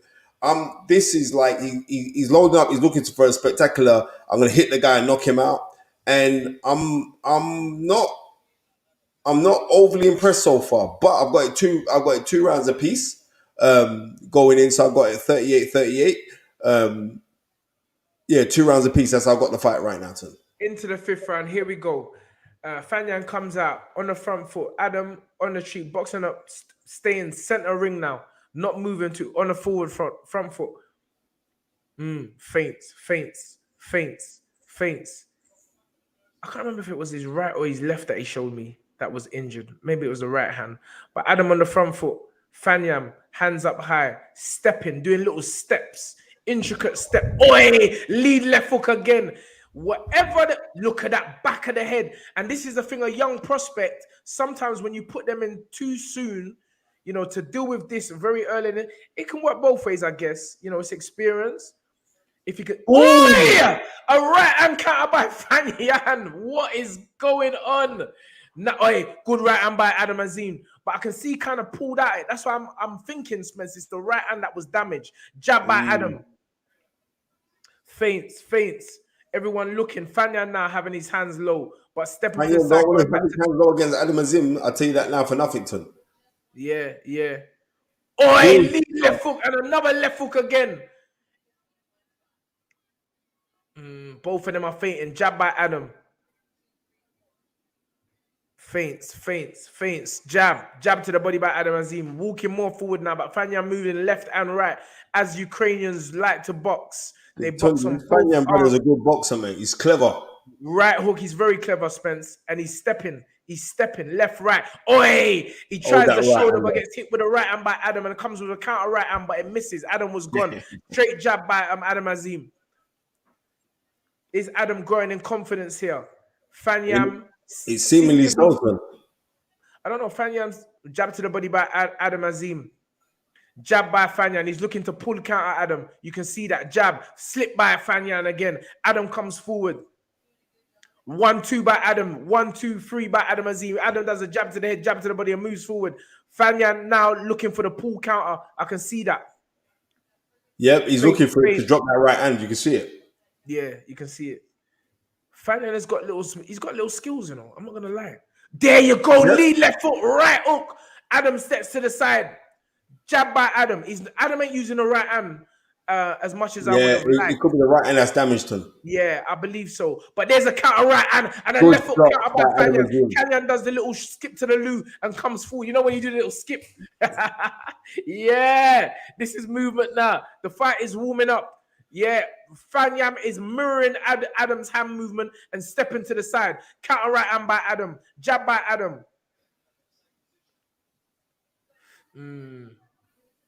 Lead left hook again by Fanyan. Just inches missed. Double jab by Adam. You know what? I'm going to give that round to Adam Azim because he was the one that was pressing. But yes, sir. I wouldn't argue if he went the other way, though, right? Yes, sir. So yes, sir. I'm just going to keep that totally 100. You know what I mean? So I got it 3 rounds to 2. Adam Azim just, but that's me saying it. I don't know how. Is that that's the Eubank's brother, isn't it? Yeah. Nathaniel, that's it. So Nathaniel it's in the changing room of Eubanks. Looks very relaxed. Paul Smith, the brother of Liam Smith, expecting the hands as they're being wrapped. The hand wraps. Usually Liam does that for his other fighters. And here we see Bomax belly inspecting.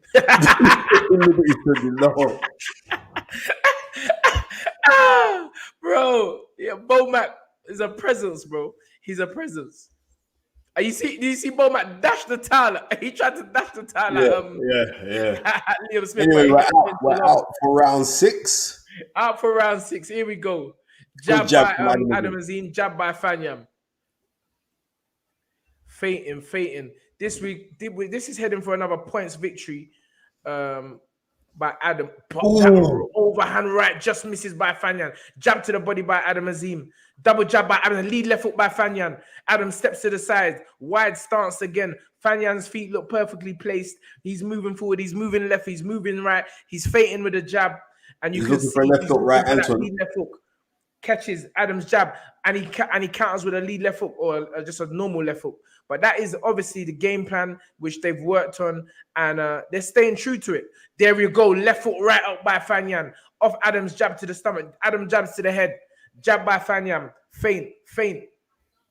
Both of them looking at each other, waiting for a mistake from either fighter. Overhand right, followed by overhand left by Fanyan. Both missed the target, but went for the target. So you can't blame them. Adam come forward on the front foot, jab to the body by Adam. Lead left foot by Fanyan. The amount of lead left hooks that Adam has been caught with tonight, it's a good job Fanyan is not a heavy concussive puncher. He's not 5 knockout wins in his career. But, you know, enough of them over a course of rounds, a cumulative effect can count. So it's not that he's a light puncher. I mean, anyone with small gloves on, if you keep on hitting the target, it can have effect later on down the road. But overhand right by Adam Azim, steps to the side, and he throws that jab. Fanyan still looking for that opening, where I feel that early on in the fight, he was making openings. Now he's just seems to be just looking for one punch, and he's giving Adam the opportunity. But there's a lead left hook again by Fanyan. Was about to hit him on the back of the head, but he pulled back. Referee did 1 minute to go. a slight warning into the last minute of the round. Jab by Adam Azim. Again, not much work going on, Spence. It seems that both of them are looking for the one honey punch, but that's a jab to the body by Adam. Fanyan steps out of the way. Jab to the body, left hook by Fanyan. A fierce jab to the body by Fanyan. Skipping. Has Fanyan run out of ideas? But the left hook, he ain't really run out of ideas. He's just sticking to the game plan, which is a left foot counter. Here we go. Fanyan stepping to the side. Neither of them are really using the right hand. Left hook again, Spencer. But Adam seems to be adjusting to it. Jab. No, Adam now bouncing on this man ain't no puncher. Fanyan left hook to the body, counter left hook. Every punch that Adam throws, the counter is a left hook, Spencer Fearon. There you go. Left hook again, Spencer. Jab by Adam on the way out. This guy is looking. I want you to realize this now, Ton. He better thank his lucky stars that this Fanyan brother can't punch any harder, right? Because you're getting caught clean, but that guy is not a puncher. I'd still give that last round to Adam Azim. Adam, like he don't double jab, does he? It's like it's an offense for him to double jab. He could have a field day with this guy that's double and triple up his jab and then creating openings. He's not creating openings. He's waiting to see an opening, then reacting on it. And what he should be doing is create the openings by using the jab to open up, to prize open the tin, then throw that right hand, come out with the left hook, because that power shot. But everything's power, power, power. You know what I mean? It's good learning for him because he's in there with a little sneaky guy who's with a winning record. But he should be boxing more, Ton, and he's not boxing more. He's trying to power punch. He's only 21. Give him a break, No, Spence. sorry. He's only 21 years old. I paid He's got time to grow. And this is, as you said, this could be a good learning fight for him. No, it's an excellent learning fight for him. Hopefully he wins the fight and he can go back to the gym and adjust and work on things that he should have done. But the fight isn't over. We're in the 7th round. There's the double jab and triple jab you were asking for, Spencer. Maybe we can see the right hand behind it. There you go. Counter right hand by Adam Azim off the jab to the stomach by Fanyan. And in fights gone by, that what was Adam do, but the level of opponent was easier. So they couldn't he was able to get away with that. And so he's just having the confidence to do it at a higher class. And it's experience. But there you go, left foot, right hook. Adam has got good reflexes though, so he's able to, I think he's reading the left hook and the right hook a bit more better as the fight has gone on, Spencer, from what I can. He's boxing neat, Ton. Yes. Jab to the body by Adam Azim. Steps to the side. He's boxing okay. Jab to the body by Fanyan. Feint. Fanyan now. Gold in him.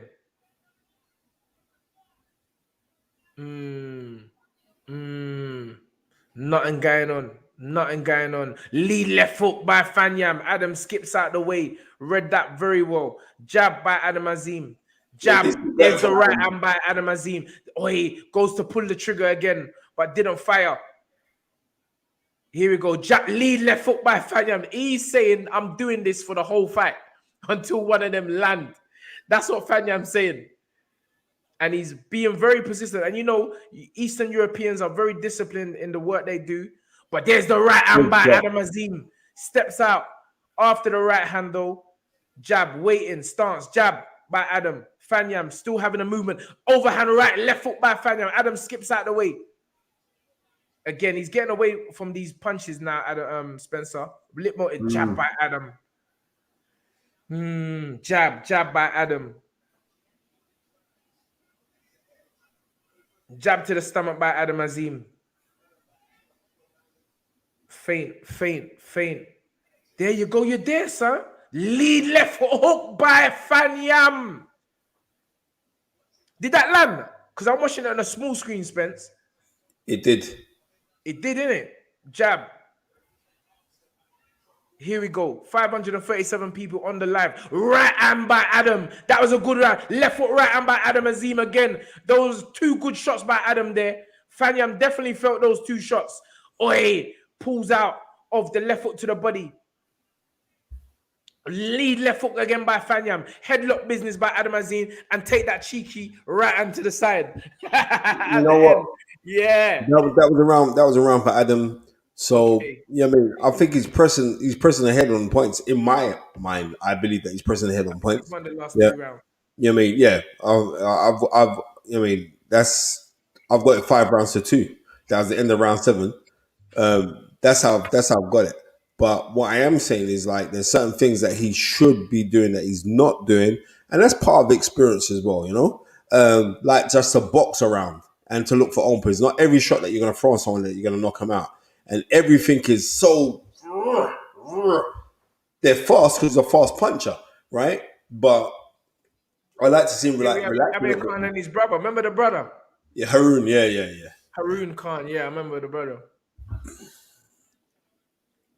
It's mad because the brother looks older than Amir Khan to Yeah, well, here we go. Out for the 7th round, is it, Spence? 7th or 8th? No, 8th. 8th round now, yeah. This is the 8th round. 2 rounds left for this contest.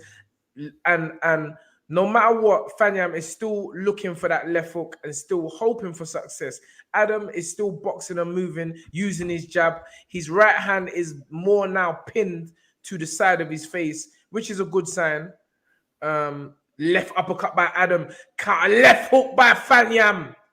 But Adam reads it quite well. Now he's coming for, I think he's hurt Fanyan there. Right up to the body by Adam Azim. There you go. Right hand by Adam Azim.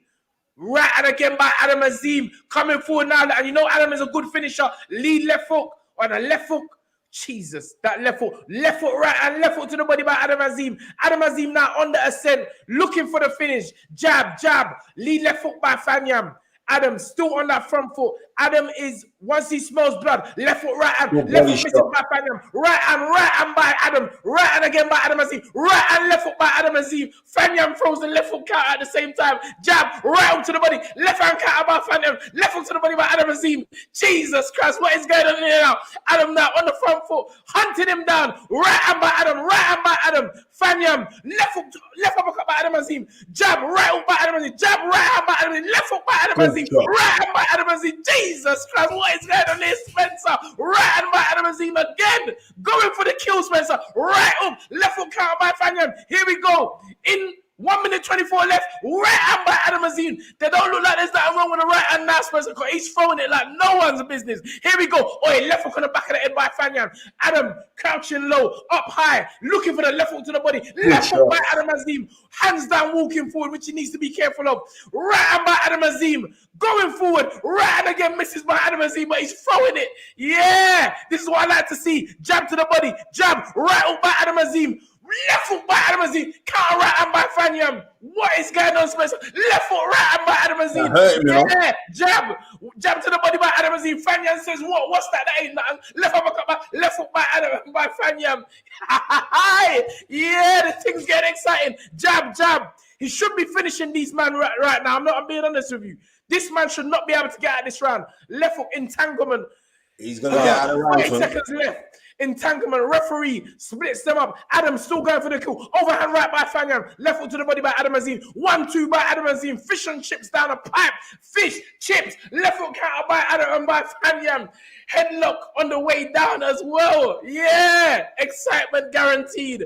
Here we go. Are we going to get this much excitement in the main event? I think we will. Jab to the body by Adam Azim. Forward. Jab, right hand. Left foot or right to the body by Fanyan. I like that. Adam thought about that one there. End of round 8. Spencer Fearon, take it away, sir. You know what, Tun? That was all administered from him throwing his jab, not hard, tricking in to get into range, then could clap a man with his right hand, right? Because as soon as he starts to throw with that hard, straight jab, people start to back up and flinch because they feel like, Rob, we know a power shot's going to come. And he flicked out the jab, then he came over the top of the right hand. See, look at that. He came over the top of the right hand, caught him on the temple, which kind of befuddled him, and then he started to go to work. And you know what? And he went to work really well through caution to win, whether his right hand is hurting him. He said, I don't care, I'm going to throw it. And he picked his shots really well in there. But he picked his shots off of the back of him, pouring the jab, front of right hand. Not him going hard all the time. And that should have been something for him to say, like, right, well, it works for him. I'd like to see him step up the pace here and cause a stoppage win so we could forget about the earlier rounds and just cause a stoppage win here. Let's take it away. All right, here we go. Out for the 9th round. Yeah, Adam moving to the side. Maybe he should have carried on the pressure because now Fanyan is the one on the front foot. Probably, slip, left foot counter by Fanyan. Good jab by Adam Azim. He's kind of stepped off the pedal. But there we go. Jab to the body by Adam. Moving forward now. Feinting. Lead left hook by Fanyan. Followed by another left hook. There's a double left hook. Feint with the hands. Jab to the head by Adam Azim. Feint. This is a good fight. It's warming up into a good fight. Jab to the body by Fanyan. Adam now circling to his right, which is something I haven't really seen him do before, but that's something good. Maybe that might confuse him. Left foot to the body by Adam Azim. That was a good left foot to the body, Spence. That was a good left foot to the body. That was a good left foot to the body because it made Fanyan manners up himself, and you can see his right hand has dropped lower to protect him from getting another one. But Fanyan is still dangerous. Stepping to the side. Adam now walking forward. Left foot, right hand by Adam. Adam's like, but I don't care about this hand injury now. I'm just letting it go. Yeah. Feinting, looking for the opening. You can see, lead left foot by Adam Azim. Switching the tables around. He is the one admitted, but there's a left hook on the elbows. Right hand left foot by Fanyan. Just misses.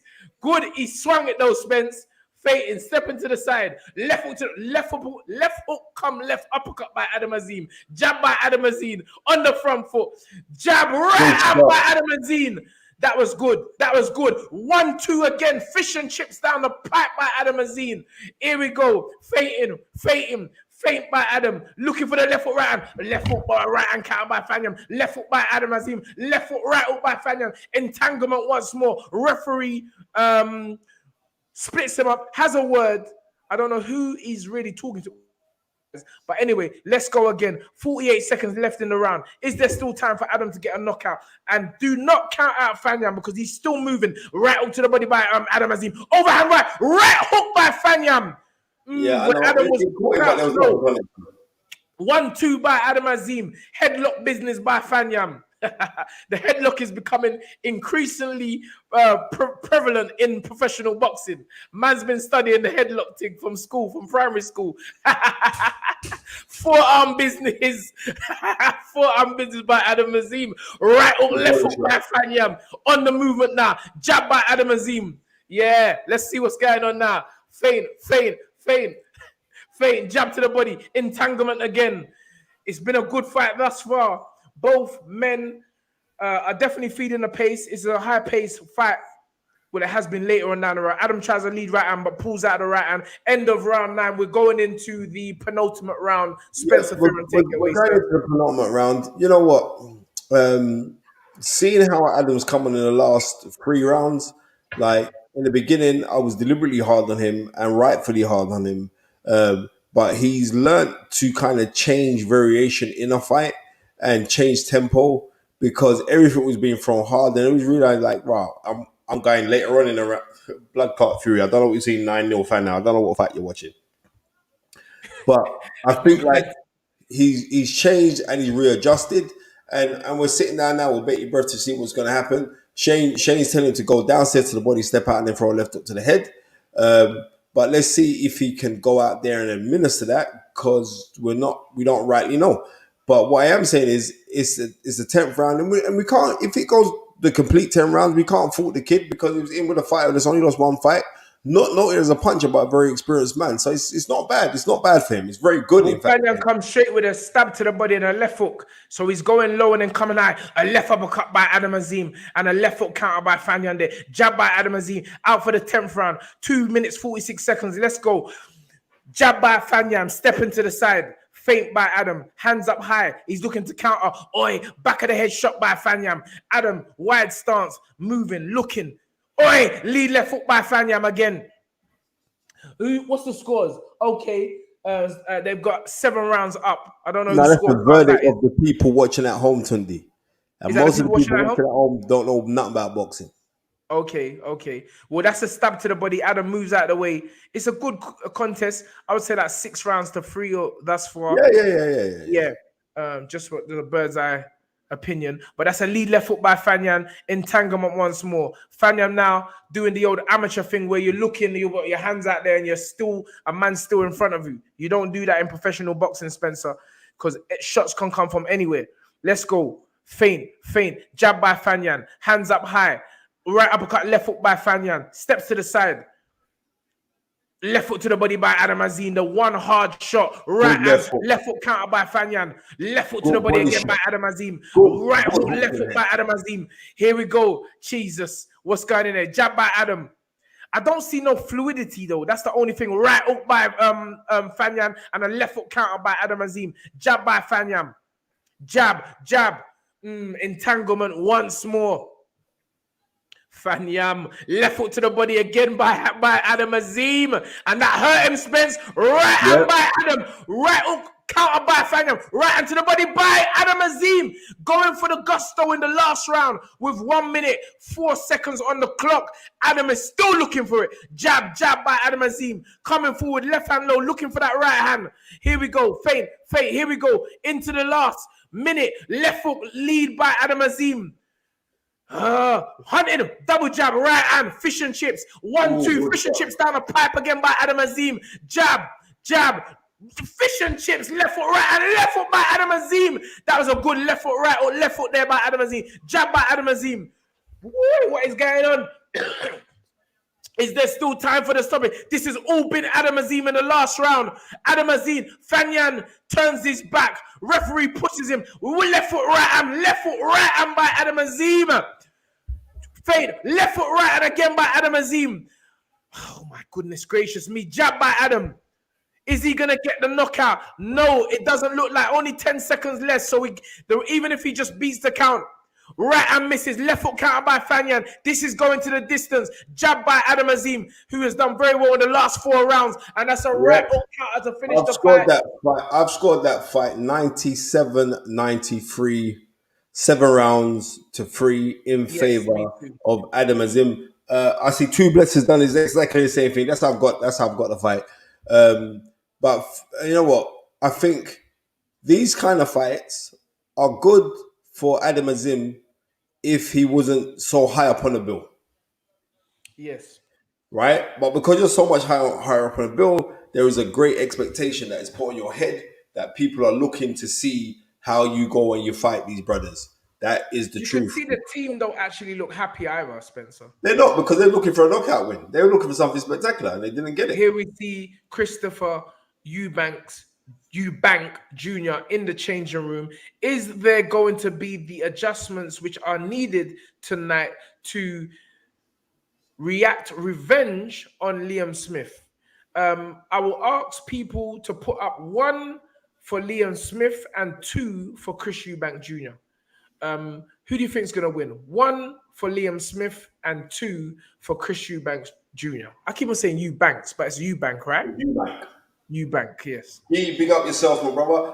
Hey, what, Tun? This fight kind of drained me, you know. This fight kind of get me tired. Well, don't worry about that. We're going to get excited in this next fight. Yeah. All right, so let's look at these. Okay, so 2 Eubanks, 1 Smith. So Andre Bukenya, 2. Jack Bateman, 1. Loans are everybody 2. K2, John Khan 2, Same San 2. This is looking good for Eubank. The Cali 1987 2. Lewis McKenna. The people voting are not fighting. Say that again? The people who are voting are not fighting. correct, but everybody's got an opinion, Spence. Yeah, So we yeah, can't. yeah. But Yemi X is saying 2, David Winner 2, Alert Stillness 2, Ian Connor 2, Trip to the Moon 2, hey, Jammer 2. So what? No one ain't thinking Smith is going to do the thing. No, man, Blizzy. Matty's just said 1, Tyrone Booth 1. There's quite a few ones, But Spence, this Drew is Alexander very... 2. Listen, Jamie, professional, big up Joe, up there in Stoke. He says 1, Paul Smith. Paul Wilson White says 1. Azza 2. Let me Loans, say everybody let me 2. see how Loans. You keep on saying 2. Loans, obviously, is a Chris Eubank fan. Nas A says 1. But I have to say, overwhelmingly, and just like on the Fight is Right podcast, Chris Eubanks is a dominant favorite tonight, despite coming off a defeat, Spencer. What, in the bookies? No, on our, you know, our podcast where we done okay. a survey. Yeah. Yes, Anthony Yarde will be joining us just before the ring walk, and I'm looking forward to AY because sometimes AY could be more animated than me. So yeah, it's gonna be good. But this fight is actually gassing me because I'm saying that the fight is a fight. What's Adam doing? Oh, he's praying. Good. Okay.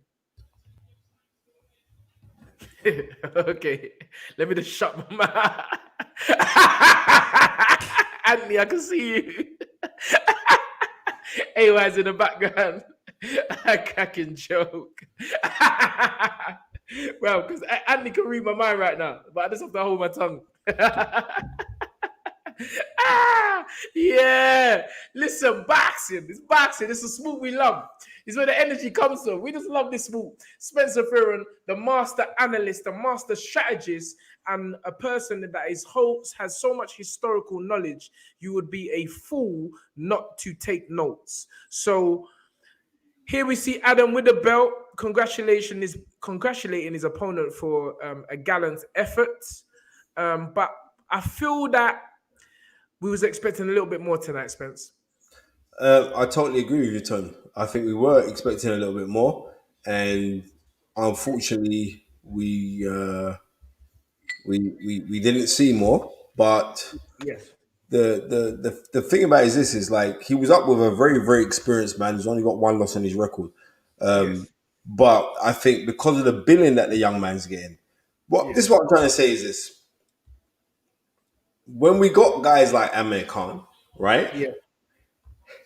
And before Amir Khan, we got guys like Nassim Hamed. When Nassim Hamed got opponents like that, they'll get knocked out. Yeah. Right? So I think it's very unfair on a young man for his development to be looking and saying, right, well, we're going to put you in with these guys there. You better bang them out. I'm glad that he's going to 10 rounds because what it is going to do is going to give him ring generalship and not also in the back of his mind, he knows that I can do the 10 rounds. So if I can do the 10 rounds, I can do 11 rounds. If I can do 11 rounds, I can do 12. What do you feel this may do for his confidence now? Because he's been billed as this superstar who's this explosive puncher. And now in the last 2 fights, he's gone the distance with, let's be honest, Spencer, average fighters. He has gone the distance with average fighters, Tundi, but even because he, like I said, if he has been taught how to open up the can, right, to use a can opener, you have to know how to open up the can before you can dish out what's inside the can.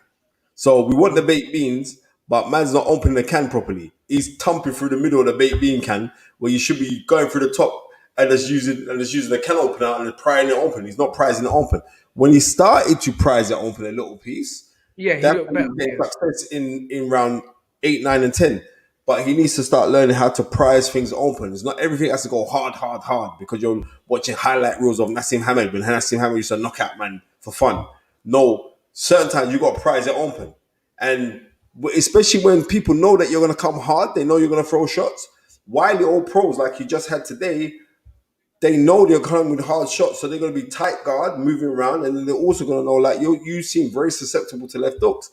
And if it's a look on the punch count, and was to go back and look on the punch count, I guarantee you, Ton, that most of the punch count, the success rate of Fanyan was when he threw the left hook. So, Manny said, and the award for the worst analogy in boxing goes to Spencer, baked beans analogy. no, bro. That is Yeah, no, exactly the what baked it is. beans one never really got me, Spurs. I'm not gonna lie. No, I don't care. They don't have to get you. No, but I understood what you're saying. Yeah, Manny's a young boy, man. Manny don't know what he's chatting about. yeah. Many want to mind, I'll punch him in his face, bro. It's not the fighting. You know, Spurs is a violent person. But yeah, I mean, Look, Ben listen, Shalom, the wait, way I look hold at it, on. Ben Shalom's trying to look a little bit more serious in his promoting thing now because he's hearing a suit and tie. You know what I no, mean? Ben should just keep with the casual thing. Yeah, because the suit and tie look What is that? ridiculous. Hold For on, him. what that? I need that. What? Andy showing me haricot baked beans. Yeah, I'll be interested. I mean, I watched the replay tomorrow. I'll be interested to hear what Ben and Adam and Shane are going to have to say. But Yeah. my personal opinion is he's young. He's only 21 years young.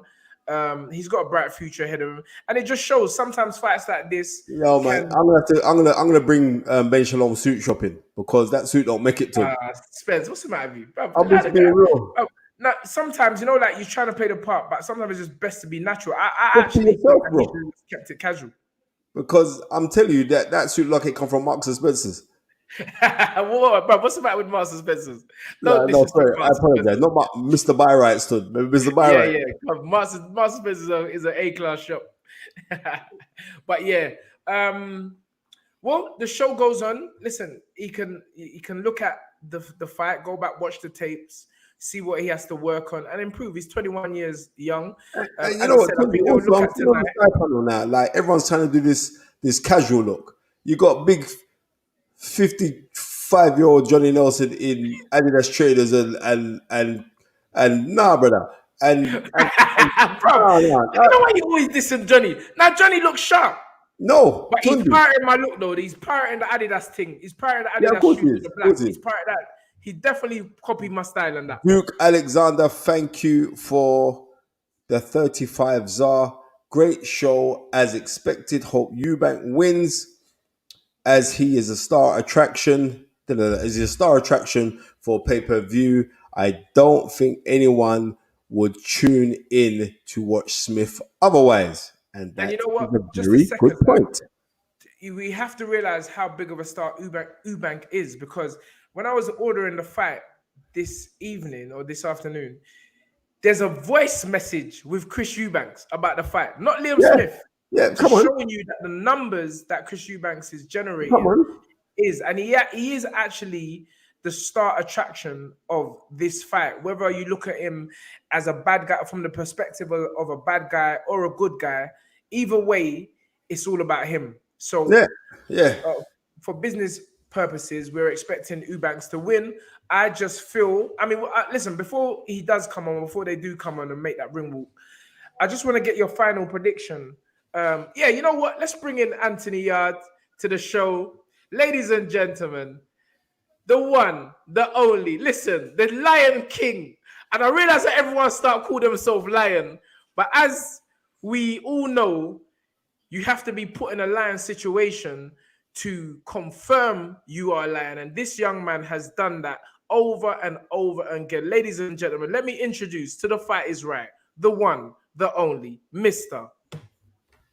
AY. The girls' viewership just went up because, you know, he's a nice young man. We can't hear you, Am. Hold on, is it me? Yeah, you're muted. Yeah, pressure I think you've muted yourself. screen and then take yourself off mute, and Yeah, you've muted yourself, Am. Unmute. Yeah. I'm saying I'm trying to get my teeth blinging like yours on. What's going on? No, What's going on, Am? I'm good. What's popping? Good to see you, man. Looking forward to the fight tonight. Yeah, man. Yeah, I'm excited. Again, I want you back to win. Yes. I think he can do it. As someone else was saying about the star attraction, we're in the entertainment business. We want entertainment. So again, I like Smith as well. I think he deserved the win last time. He boxed fantastic, great pressure, etc. But yeah, I want you back to do it, man. Okay, so we got that. so you know what? Anthony and James Cook was ganging up on me today. They're like, nah. They're like Eubanks. I'm like, nah, brother. I'm going for Smith. I'm sorry. I just think Smith. I watched the fight again today, though, and I just feel this is my own personal opinion. You're I gonna just switch. feel. Again? You're gonna switch. No. That's what I'm No? saying. After watching the fight, I just feel Smith beats him in every area. Chris Eubanks needs round 3 12 times. He needs round 3 12 times to win this fight. All right, Southwest Boxing Media, thank you so much for the 199. A lion does not consort the opinions of sheep. Come on. Better realize that. And also, some people up here, yes, Jamaican lions. I don't upset no one. There's not one lion that come from Jamaica. The only lion that come from Jamaica is the lion sound system when man used to DJ on it, right? Lions come from Africa and Yes, sir. India. You know what I mean? Old type Bobby Wright, thank you for the 499. He says the dream team Come is on. here. Lions in the camp all day. So, You know can this. I ask a question to Anthony Yarde, sir? Anthony, Yes. why is your chest so big, bro? Your chest is massive, you know. Bro, didn't it? Look at it on my top up as well. I'm on my top up for the show. I was on my top up. No, don't be silly. I see you training. I see the work. You don't keep it an eye. I see all the sweat on the floor. And I said, like, Yeah. I said, nah, that's vicious. The only way that certain man could do that is they pour water on the floor before they start. There's bad cheaters out there. Bad cheaters. Nah, not you. You train hard, bro. You train hard. You're on it. So Obviously- I remember if we go back nearly a decade ago now, yeah, when you and Chris Eubank Jr. sparred. I remember that. And you was in the Boy, I remember that day vicious, bro. I was like, what? 9 amateur fights, bro. 9 amateur fights to the dad. Come on. You got a lot of love here online, and you know, and as I always say, man, it's if you don't like Anthony Yarde, the hatred that must be in your heart must be immense, because this young man has shown nothing but respect. And every young guy, listen, nobody's perfect, but what I'm saying is this young man has demonstrated.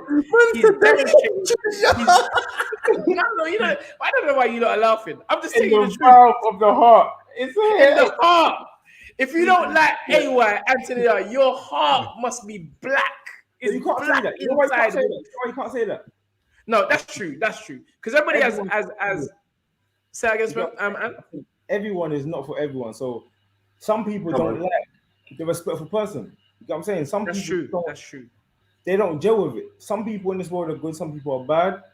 And some people see being bad as being good. So again, you can't really.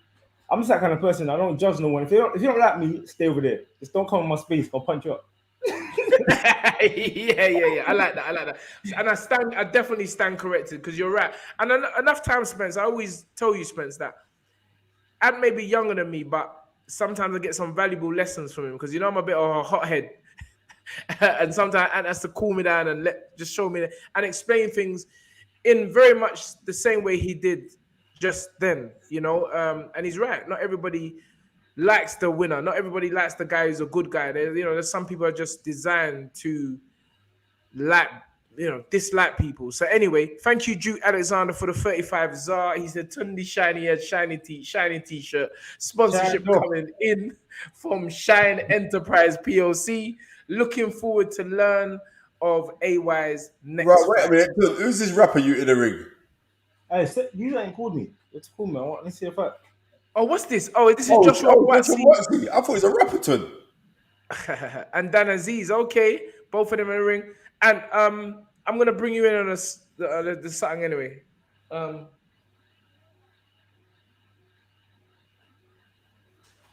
Okay.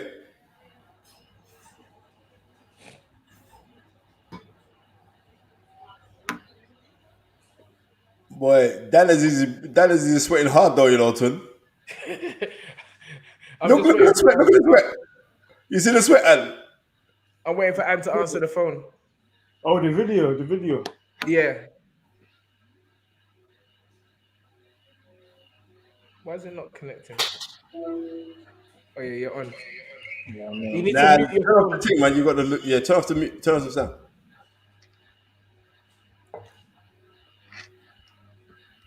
I mean, this is good. This is a very good fight up in next month, up in London. Yeah, I mean, It's gonna be a great fight.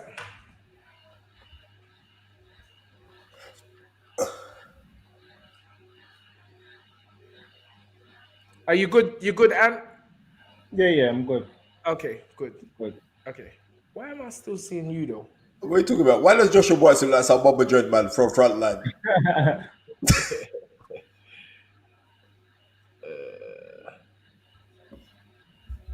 That face was funny. Yeah. Dan looks very serious for this fight though. The sweat coming from his forehead, serious. In there's probably And hot them. I feel that Dan feels very disrespected in this Why? fight. No, because the way people are really just writing him off. And Yeah, but look, if you think about it, yeah, remember, yeah, boxing fans are they judge based on fanship. yes, So Boaki had that whole thing of going through the Olympics. He went through the whole, as we know, the boxing system. So he's going to Yes. naturally gravitate some sort of fan base, regardless of the skill or regardless of past performances. He's going to get that fanship. For me, Yes. Dan Aziz has done it the hard way, Mhm. and it's going to be a serious fight. yes, absolutely. I definitely agree with you. When that fight's a lot of 100% Liam O'Connor. Yard is a clean-hearted, good brother. Love big up, man. big up, Ian. Love that. Loans are everybody says Nigeria versus Ghana. Yeah. And it is, you know. It is over who can make the best jollof rice. No, we already know what that is. They should play on that. They should play on that. They should. They should actually. But that's the thing, man. Don't give out them man no marketing advice. Leave them alone. No, we don't hate it, man. We got help. No.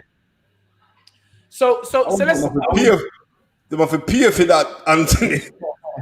Yeah. So anyway, we're going back to the main event tonight. I was saying that I just feel like in every area, Liam is better. There were a few shots in I think the best Eubanks can bank on is that when he throws that uppercut off the jab or a lead uppercut, that Liam closes his eyes or something.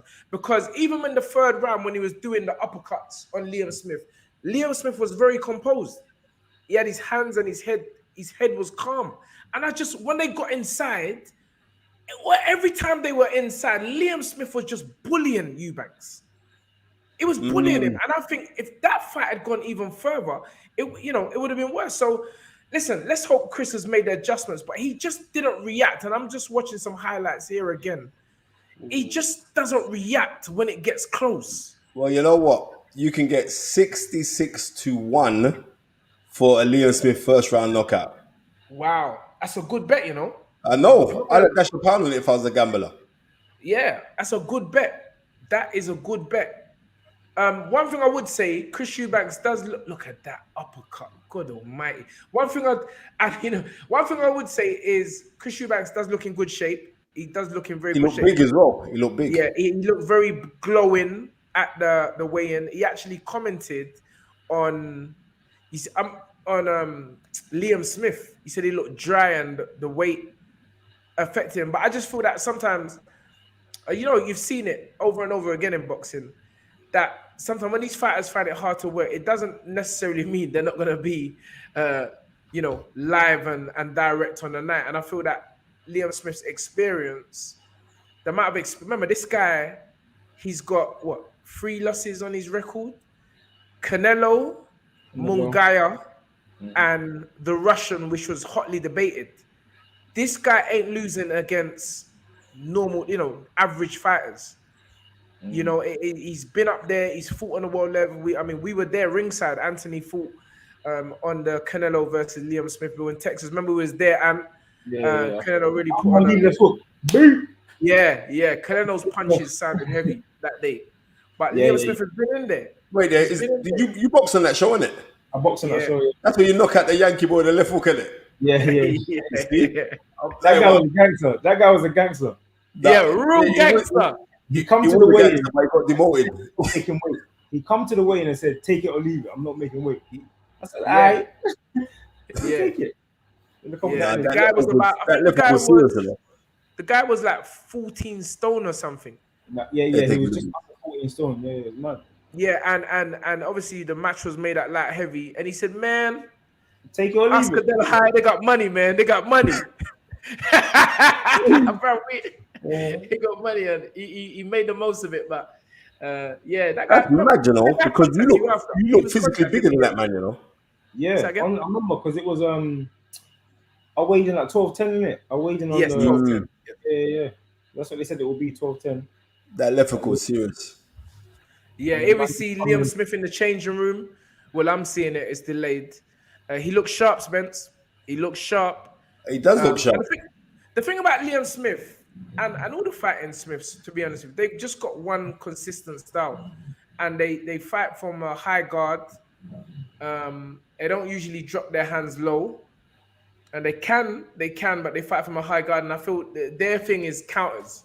They're always banking on the counters. Liam Smith is definitely stronger up at 160 than he was at 154. Where I feel I'm not too sure, Eubanks. I'm just not too sure. I don't know if the speed is going to be that much of a factor. I hope I'm wrong, because I would, as I said, he is the pay-per-view attraction. He is the man, very much like his father, the one that you know a lot of people love to hate and want him to lose, but it creates numbers. It creates numbers. So I think we're in for a good fight tonight, however long it lasts. But my final prediction is, I'm going first out of all three of us. My final prediction is Liam Smith by stoppage between. I know I said it could be earlier, but I'm gonna say between 6 and 8. Tundi, as you just said it, one of my men, Paul Flynn, I just said Smith by 7. So Okay, and that's what I think. I'm gonna go against the Queen. I'm gonna That's say cool. Eubank is gonna win it, and I'm gonna say rounds 9 to 11. Okay. that's You interesting. know what I mean? I'm gonna be real. I hope that he does pull it, but we'll see. Man, You know, it's, Rampton. the way I see it is, I'm happy because if it was the first fight, I was like, may the best man win. So I feel like because Smith's had that win now, I feel like it's even better for boxing if Eubank comes and wins this now. That's just That's true. Yeah. I agree with that. Yeah. You know what I'm saying? And in terms of the entertainment, like it's just better. It's crazy that Eubank the question I would ask, Anne, is in what area do you feel Eubanks can win the fight? What attributes make you come with the opinion that he will win it between the rounds you said he would win it? Because for me, it's like if he imposes himself, he could force Smith to cover up. Because when he lets his hands go, Smith does cover up. Yes. If he keeps that pressure, remember, Eubank's fit. He's a fit fighter. We've never seen him like gassy on that. We've never seen him like really tired or anything like that. So if he imposes himself and lets his hands go, he could draw in a fight. If he draws a fight in, I feel like he's got a good chance. But it's that thing of him getting caught. Because in the first fight, he was very relaxed and lazy. Yes. His hand was low, and he was just. It's like he was like waiting for the fight to go later so he can like apply pressure or whatever. Then he got caught. But I feel like if he imposed himself from early, it'll be a different fight. But yeah, I don't know why, but I'm a bit excited for this fight. Yeah, it's definitely an exciting fight because it's that, you know, you kind of want to make the decision, but you know it could always go the other way. It's definitely one of those fights. Tundi, any fight that has cost me $24.99, even if I'm not excited, I have to be excited, right? Come on. Old tight, Ikram Madin Zwain, a regular on here. Thank you for the 35 Zars. So he says, nice to see Yarde here. Come on. Been itching, eating long. Looking forward to the commentary. Big up Anthony, Tunde, and Spencer. But can I say something? That clearly is a typo. He means to say waiting. Been waiting. Yeah, it's a typo. I was thinking, what is it? Been waiting. Been waiting. Yeah. Hey, you see Ab's eyes here? They're so sharp, man. He picks up everything. But yeah, nice to see Yarde here. Been waiting too long. And why is this thing keep on coming? I'm blocking him and they're coming again. This little Smith Eubank thing keeps on coming up. I've been blocking them. They're coming obviously like a one of them bots thing. Thank you, Southwest Boxing Media for the $4.99. Anthony, why do you think rematches tend to go the same way as the first fight? If you had a rematch against a past opponent, would you change it up? Well, I think I had a rematch against Lyndon Arthur, and I don't think they always go the same way. I think it just depends. It depends. I don't know. I just don't know. Again, if you look at rematches, if you look at real boxing history, everyone Floyd fought twice. The second fight was way easier. Yes. Way easier. So, yeah, it might be the same result, but there's some fighters who can adapt and some fighters who can't. So I don't really agree with that statement of they always go the same way. Even Hasim Rahman and Lennox Lewis? Yep. Yes. Different fights. And also, while we mentioned Lennox Lewis, happy birthday to Lennox Lewis. Yeah, happy birthday, Lennox. Yes. I mean, big up Lennox Lewis. Legend Lennox Lewis. But you know what just came to my head? Chris Eubank's dad, Spence. What about him? Do you think he'll be watching tonight?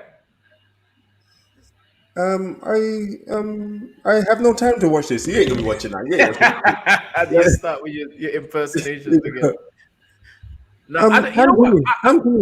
Anthony, my son is gonna try and kill you. Hey, that was actually the funniest moment. He said, what are you doing, son? You need to warm up. You need to warm up to stretch. You need to get a sweat. My son is gonna try and kill you in there. I'm ready.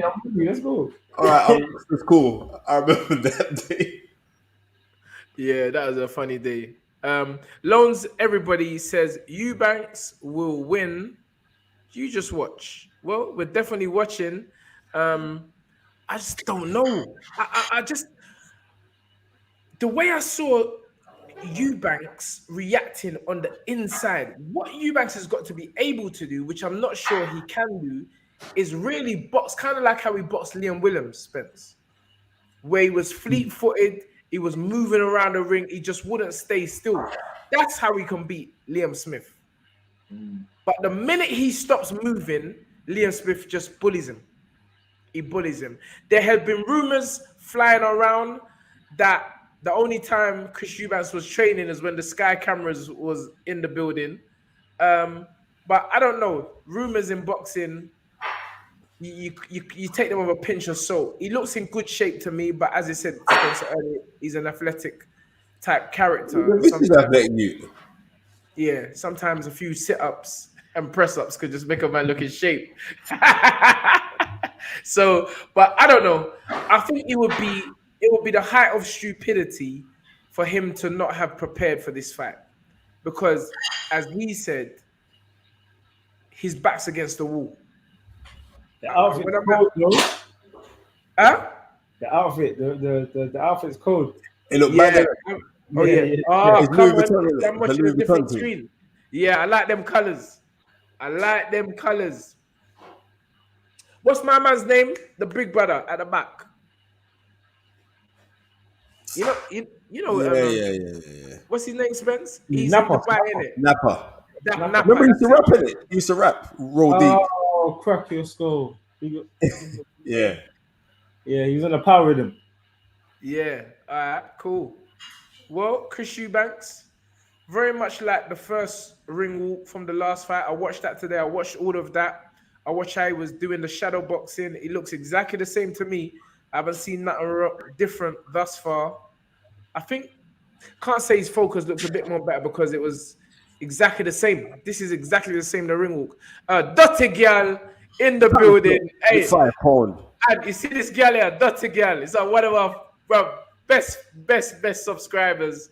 Big up Dirty girl. Thank you for the 5. The name's funny. The name's funny. That's why I said I always say it, Dirty girl. Thank you for the £5, Dirty girl. And thank you for being with us. Technically, her name is Dotty Girl. Dotty. If you say it in a Jamaican accent, it Yeah, I know. That's why she's always laughing. Southwest Boxing, thank you for the 199. Do you think Eubank retires if he loses? Question mark. Well, that's something. I mean, and what do you think about that question? The reason I don't think he retires is because, regardless, he might not make as much, but he will still make money in the sport. Trust me, and the Eubank Ben fight is still viable, regardless what was happening in this fight here. That was still so. I think he's Eubanks. I think he thrives on putting pressure on himself because he's actually the one that said if he loses, he retire. I don't personally like fighters talking like that because I think it's just unnecessary. You know, you understand what I'm saying? It's a career. It's your career. Why should your career be defined by one win or one loss? You get what I'm saying? So, but I think he actually thrives. Of that kit is cold. That kit's cold. It's a Louis Vuitton thing. Yeah, that kit's cold. You see what I'm saying? He's doing all of this. He loves it, bro. Thank you very much, AK, for the 9.99. Big up, Anthony. I was one of your first amateur fights. I think it was your first one in Tottenham. Hey, come on, I'm a BB. A long way in a short time. Respect to you and Tundi. You both are doing your thing. Thank you very much. Love my bro. I know exactly who that is, man. My first amateur fight in Tottenham. Okay. He had the whole ends. He had the whole ends in the building. I had my mum, like 3 of my friends, my sister, and my sisters. He had the whole ends. Obviously, I knew some of these boys as well, but obviously they were rooting for him. Yeah, man, that was a good little scrap. Yes, a big up, Ak. Thank you for the contribution, my man. Hot video lines in the camp. Is weight a factor in this fight? And it's something I mentioned. Thank you, Air Force 286, for your comment. Is weight a factor in this fight? Spencer, answer that. No. I think the weight's a factor for the fight. More so for Eubank than it is for Smith, because Smith has campaigned studiously right throughout his whole career at 154. So him doing 160, I think, is more of his benefit. Eubank's best performances have come at 168, not at 160. Matter of fact, Eubank has not impressed me at 160. So I don't think he has improved. He hasn't impressed me at that weight. So I think the weight's a factor, but it's in the benefit of Beefy. Thank you, son. JH17 makes a comment. He says, I hope that the stoppage was from the successive weight cuts and he gets the job done tonight. Let's go. And that's also a factor. You know, doing all that weight. Remember, because that Conor Ben thing was mad. Yeah, remember when they done a picture of him? He done the picture and he looked like another person's son. Tundi, when I saw that picture, I donated to feed the homeless. Yeah. It was serious. So again, you made me right there. That's actually a good comment. That could have played a factor. Again, in terms of his strength. What we do know, you know, he lost his very close brother. So he was taking that into the fight as well. And these things affect fighters mentally. Beefy has got that confident look on his face again. I'm just telling you straight. You, man, this is going to be something. And I think if the fight does go past 4 rounds, I think I'm right. I don't know. Yeah. The only thing I said, as I said on the live this afternoon, Spencer, is I don't like the way Liam Smith has kind of come out of character and start talking, and I don't. That's not really Liam Smith. You know, certain people got their character. Do you know why? Because they don't like each other. They actually don't like each other. That's exactly what I said. They said the same thing. No one's ever agitated Smith in that way so far. And Eubank's got that personality where a lot of people, he'll wind people up. So when it's like, if they don't like him off camera, now he's fighting the guy and the guy's winding him up. So it's genuine. He don't like him. He don't like him. Karen O'Leary, she private messaged me today. She said, "Bruv, Eubank ain't winning nothing. I don't care what your poll says." She said, "I don't care what your poll says." She said, "Liam's winning this. I'm telling you." Yeah, big up Karen O'Leary. And I said, you know what, Garrett? I think I'm agreeing with you on this one. You know when Liam started playing them little Manchester's doing, you know,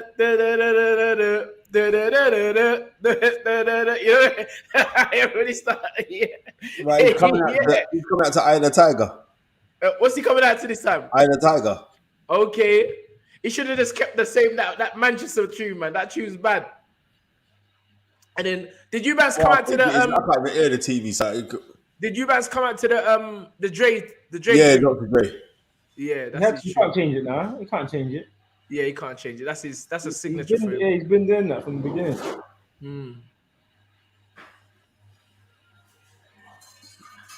Should be a good little fight. Yeah, this is gonna be good. This is gonna be good. I'm telling you, I'm looking forward to this. I'm looking idiot tune for a ring entrance. So what is it? It was a proper Rocky song. No, it wasn't Rocky. It sounded like it was, but it wasn't. Remember, I got my TV on really low, so I'm hearing little spitting. Southwest Boxing Media, thank you for the $4.99, sir. He says, "Can I just say thank you to all?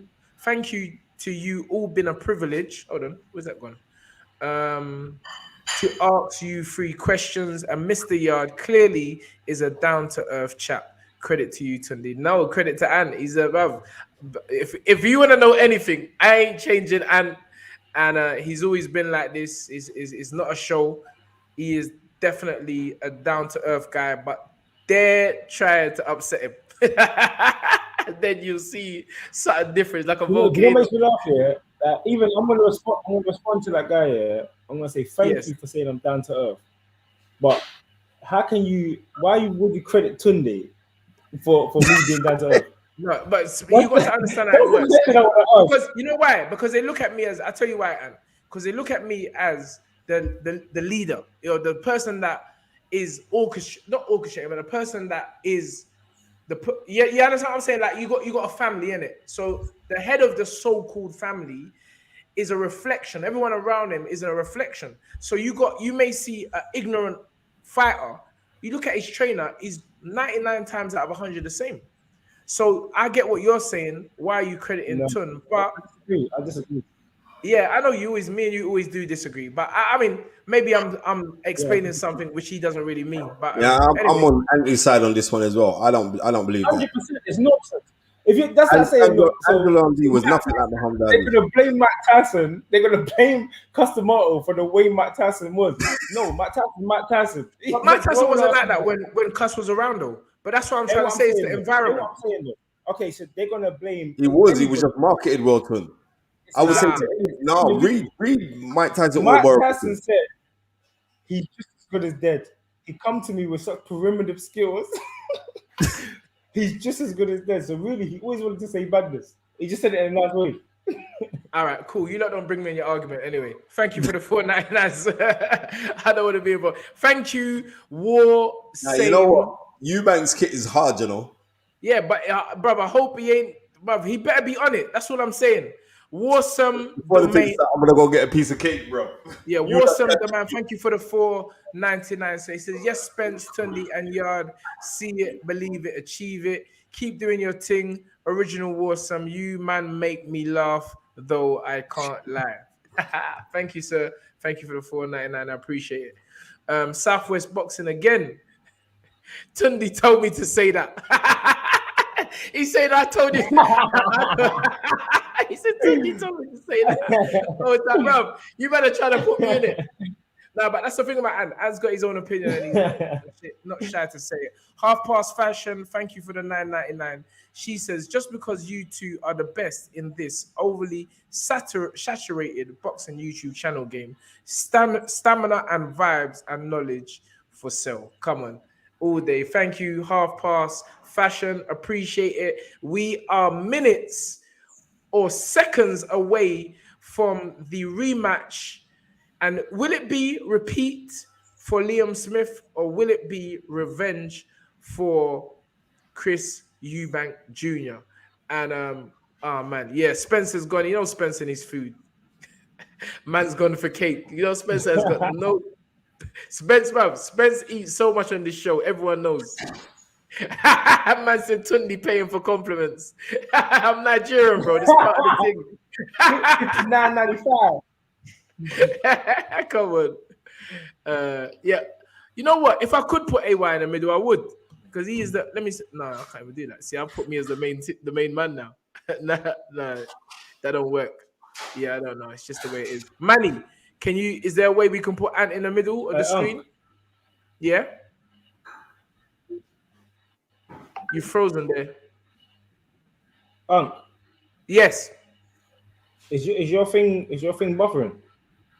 No, but yours was buffering slightly. Don't know why. Yeah, yours is buffering. Maybe it's your Wi-Fi or something. But I can see you and I can hear you. Yeah, your screen's kind of blurry. Anyway, listen, we are seconds away from round 1. Here we go. I don't know where Spencer is, but the thing is going to start. The thing is going to start, Spenny Ranking. Thank you, Lansnor, for the £2. Good evening, gentlemen. I've got a good feeling about Junior. I hope so, because from what I feel, this is going to be over before round 8. Could even be the first couple of rounds. Let's see. Ding, ding. Let's go. Yeah. Referee in the middle of the ring. Eubank's prowling. You know, no fight is the same if I'm not eating no food. Here we go. Eubanks. Let's go. Looking hands high. Good jab by Eubanks. That was a stiff jab. I like that. Liam Smith with his hands high. Eubanks now boxing with a higher guard this fight at the start of it. And he's not running backwards like the first fight. Smith doing the usual stuff. Smith goes forward with a jab. Left hook to the body by Smith straight away. Entanglement straight away. And this is where I don't like Chris Eubanks. You see him getting bullied already. Left uppercut on the inside. Turning his head away. Looking down at his shoulders away. This is what I'm saying. This is what I don't like. Chris Eubanks now. Feinting. Liam Smith hand high. Still. Jab by Liam Smith. Eubanks steps to the side. Feint. Left uppercut by Liam Smith. Dip. Let's go. Jab. Right hand counter by Eubanks. This, you see what I'm saying? This work inside is what I don't like with Chris Eubanks. He just don't look comfortable. Anyway, hands up high. Referee breaks him back in the center. Eubanks jabs and grabs. Smith pushes him to the side. Kind of turns him. Eubanks looks on the floor again. Worryingly for me. Feint. Jab by Eubanks. Here we go. Feinting. Jab by Eubanks and stepping back. It's kind of like a don't hit me jab. Jab by Liam Smith. Entanglement once more. Good thing is Eubanks is throwing punches inside, which is a bit better, but still getting bullied back to the ropes. His backers in the ropes now. This is where we don't need. I don't know why Chris Eubanks keeps on looking down. Anyway, feinting. Not much going. Side steps by Eubanks. Boy, counter right under the back of the head by Liam Smith.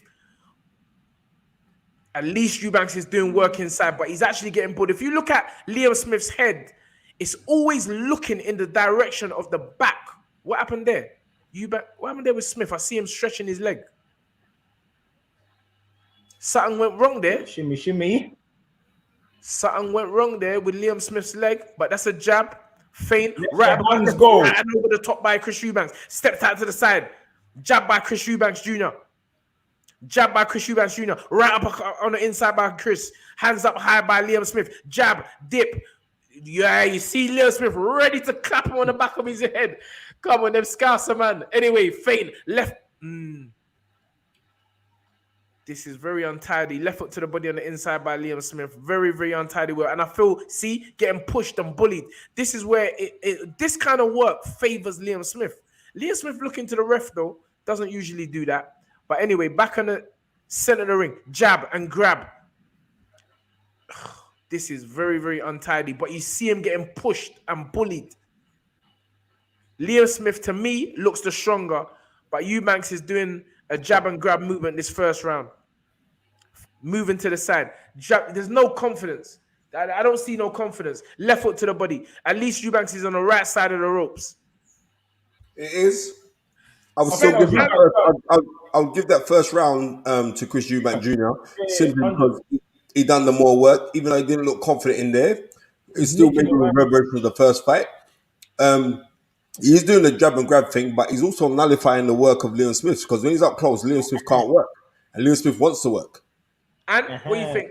Quickly, and 100%. 100. Them little things, and little sneaky jabs in, grabbing, tying him up, not letting him get comfortable and get into his room. Because Smith, everyone knows the reason he's so dangerous after the fourth or fifth round, because he gets into a rhythm. He keeps coming, keeps his pressuring, sees the gaps, and he tries to exploit them. I feel like what Eubank's doing so far is working. I feel like it's working. And he's to not me, I see a wasting too pattern much of the first energy round. wrestling. He's taking To himself me, back to I the see rope a pattern of the first fight. I'll be and honest letting with his you. hands go. I didn't see much difference there from the first time, but that's just my opinion. But anyway, into the second First round. round from Eubank anyway. How? Out for round 2. Okay, His hands out are for up. round His hands 2. are up. Let's go. Smith edging forward, moving left, right, jab by Chris Eubanks, right onto the body by Liam Smith. Chris tried to counter left hook. Right hand to the Very body. fast. He looked fast there. Left hook counter by Liam Smith off the jab. Feint. Left hook again by Liam Smith. Jab and grab business by Chris Eubanks Jr. And he just doesn't look comfortable when it's up close. Feint jab. Feint. This is the experience of Liam Smith. He doesn't panic. He don't Good panic. step He's to just the hands up body. high, just catching the gloves. Left hook. Good left hook. Good left hook by Chris Eubank Jr. I like that. Jab by Chris Eubank. Jab to the body by Chris Eubanks. Elbow business by Smith. Yeah, he's coming with a rough thing. He is coming. Is the ref going to warn him? No, he didn't. Nope. So straight back on it. Again, Smith, hands high. Good jab by Eubanks. Left uppercut right hook by Eubanks. Jab. Left uppercut by Smith. The back of the head. That's dirty. I don't like that. Back of the head. Back of the head business. I told you the Smiths. They're rough customers. Jab and step back by Eubanks. Double jab, right uppercut by Chris Eubanks. That was good. That looked good. Jab by Eubanks. Feinting, patience by Smith. Good jab by Smith. Feint. Right uppercut, left hook by Chris Eubanks. Misses, but jab and grab by Eubanks. And maybe this is the tactic. Jab and grab. It's tactics. I thought that's his tactics early on. Well, it may look like it. It does do in the first 2 rounds. I must agree. But It's anyway, working. jab by Chris Eubanks. Jab by Chris Eubanks. Feint. Jab by Chris Eubanks. Jab by Chris Eubanks. They're falling short. Jab to the body by Chris Eubanks. Feint. Smith just waiting patiently. Jab by Eubanks. Double jab by Eubanks. Left foot misses. Overhand right. Right uppercut on the inside by Liam Smith. The same repeat of the last fight. Elbow. That was an elbow, innit? No, that right uppercut hurt him. I'm telling you. Jab by Chris Eubanks, but stepping back. Feint. Liam Smith's hands up are good. His hands up are good high. Chris Eubanks' hands is better this fight though, in terms of where they are, starting and finishing. Feint by Eubanks. Double jab, right uppercut by Eubanks. 1, 2, 3 by Eubanks. Yeah! Was that a push? It was a push. A little push. End of round 2. Right. It's quite simply this. Chris Eubank Jr. is boxing very alert, but it's because he's scared. Right? And because he's scared, he's 2-0 up because he's not overly committing. He's keeping everything nice. And the thing about it is this, similarly to when Sugar and Leatherfoot Tommy Earns in 89, he was trying to load up to try and punch too hard because he think anytime I touch your chin, you're going to be gone. And he's loading up. So therefore, because you're loading up, you're not going to be fluid with your punches. Chris Eubank Jr. is being fluid with his punches because he's scoring. He's moving up. And every time that Liam Smith comes close, he ties him up, which is very, very smart. And he's nullifying the work of Liam Smith. So fair play to Chris Eubank Jr. so far.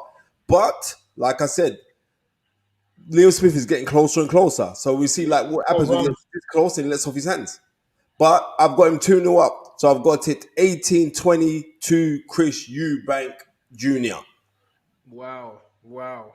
Well, we're out for round 3. Here we go. Smith, this is the round where it started to get hot. In the last fight for Chris Eubanks, is it going to be... Here we go. Left uppercut by Chris Eubanks. I like that. Quick hands by Chris. Jab, counter jab by Liam Smith. Right hand by Liam Smith. Jab. And I think that kind of wobbled up Chris Eubanks a little bit, Spence. Right hand by Liam Smith. No. It's not even funny, bro, because this fight here, jab by Chris Eubanks. Jab by Chris Eubanks. They're not landing, but he's throwing them. Jab to the body. Right uppercut by little Chris Eubanks Jr. That's good. Jab by Chris. The combination's free flowing right now by Chris Eubanks. Double jab, grab, inside. Liam Smith pushes him, gives him the elbow as well. Liam Smith rubbing his nose. But I feel that's kind of like a tactic. Right hand, right uppercut counter by Chris Eubanks Jr. It didn't land, but he threw it. Jab, right uppercut on the inside by Liam Smith. Good shooting on the inside. Good work by Chris Eubanks. Better work than the last fight on the inside by Chris. He just needs to be able to keep that up because Liam Smith is coming with that steady pressure. Front foot pressure by Liam Smith. Jab by Chris Eubanks. Double jab, right uppercut by Chris Eubanks. Right out to the body by Chris Eubanks. Left foot by Chris Eubanks. 1, 2, 3 by Chris. Right uppercut, left foot, uppercut by Chris Eubanks. Yeah! Come on. Movements by Chris Eubanks. He's letting the punches flow. Feint. Smith still composed. Good jab. Smith just working off a single jab right now. Good jab by Chris Eubanks. Double jab by Chris Eubanks. Fish and chips straight down the pipe by Liam Smith, Spence, and Anthony. Fish and chips down the pipe, and now it seems that Eubanks is going to revert to type having his left hand low. His hand's a bit higher now, but oh my God, left hook to the body by Eubanks. Why is the screen shaking though?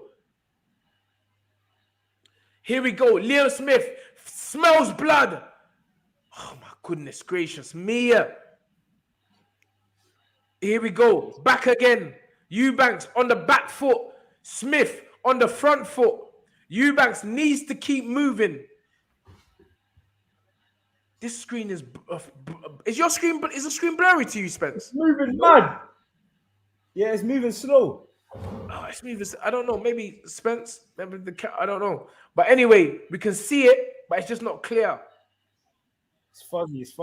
It's fuzzy. Is it all right? Right hand. That's the end of the round. How's the screen now? End of the round. Fix the screen. It looks okay now. It's because the battery's running out. Oh, it's the battery. You need to plug in the charger, Spence. I'm plugging it in straight. Oh, you plug it in. Okay. Yeah, that's better now. That's better. What was that round? What do you think about that round, Ann? Eubank again, but it was closer. Okay. It was closer. Okay. That's what I'm trying to say about Smith. Gradually, he works his way in. Little steps. Bing, bing, bing, bing, bing. So I feel like when he gets to round 6 or 7, we're going to know how this fight's going to go. Yes. That's what I'm thinking. Yes. Yeah, the battery's charging up now because the screen's clear. Good. Liam Smith doesn't look rattled. He's a very experienced man. Is the too much talking out of character working against Liam Smith? This is not much different from the first fight, other than Chris Eubanks looks a lot more confident, I must say. Anyway, here we are, out for the 4th round, I believe. Yes, Eubanks comes with the right uppercut, left hook straight away. Jab by Eubanks, double jab, left hook to the way, left uppercut, left hook, right hook. Jesus Christ! Left hook by Liam Smith. Back at the head referee! Now, the referee's got this. Oi! He's hitting the back of the head loud. Oi! That was a dangerous shot that Liam Smith just fired there. Right.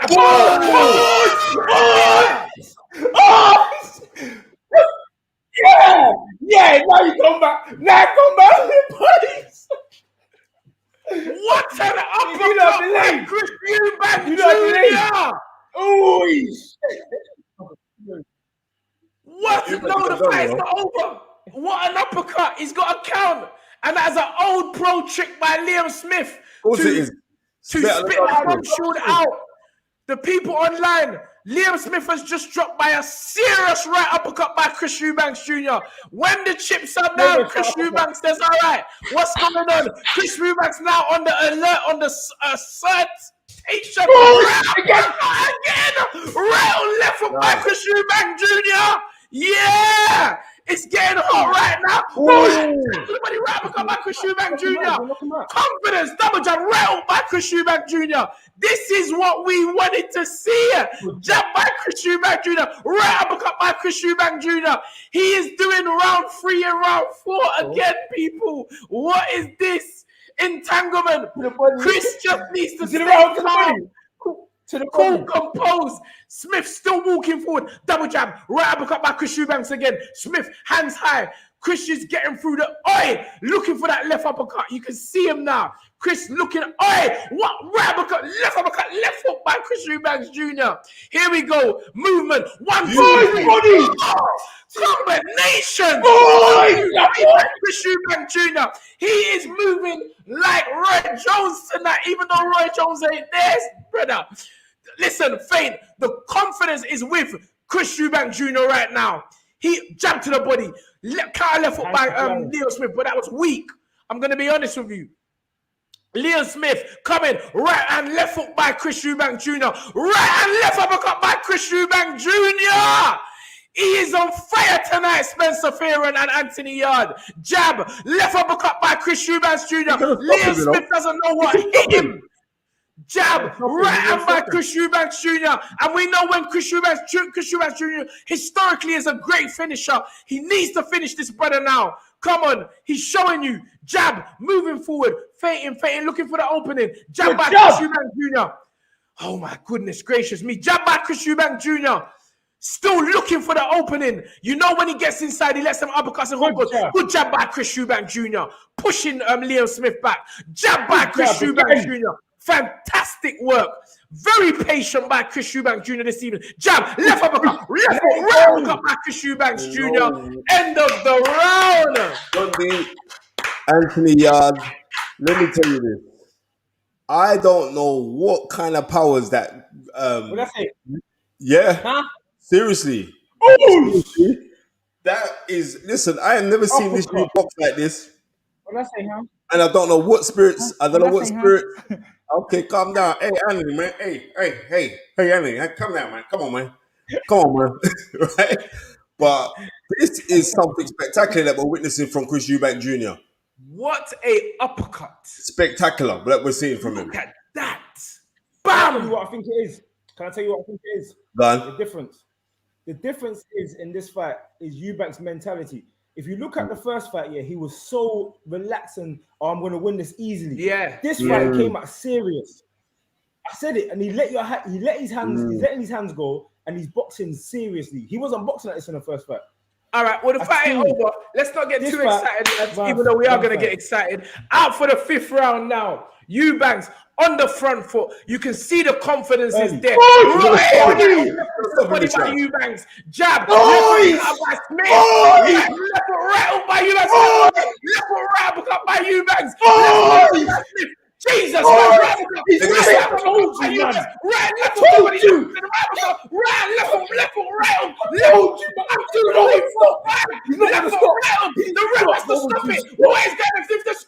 they would have stopped it. Right hook, stop the fight. 1, 2, 3, 4. You, Liam Smith, still ducking and diving. Left hook. He's clever. Left hook. Jesus Christ. If that was Chris Eubanks, it would have been stopped. Of course it would have been stopped. Referee. I hope Chris ain't burned himself out. Nah, man, he ain't, but he can do this all day long. You know that boy's got injured. Okay, well, that's good. That's what I like to hear. Looks like James Cook is going to win 50p right now because, boy, this man is moving.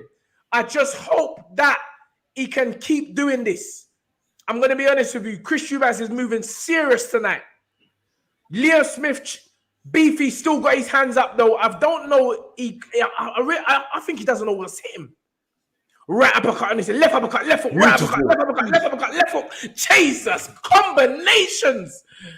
What's going? Smithy or Beefy still walking forward though. Oi, rattle to the body by Liam Smith. Left hook by Liam Smith. Is Liam Smith gonna show his true? Oh, rattle by Liam Smith on the inside, Spence. That wobble up Chris Eubank. It did. Overhand right.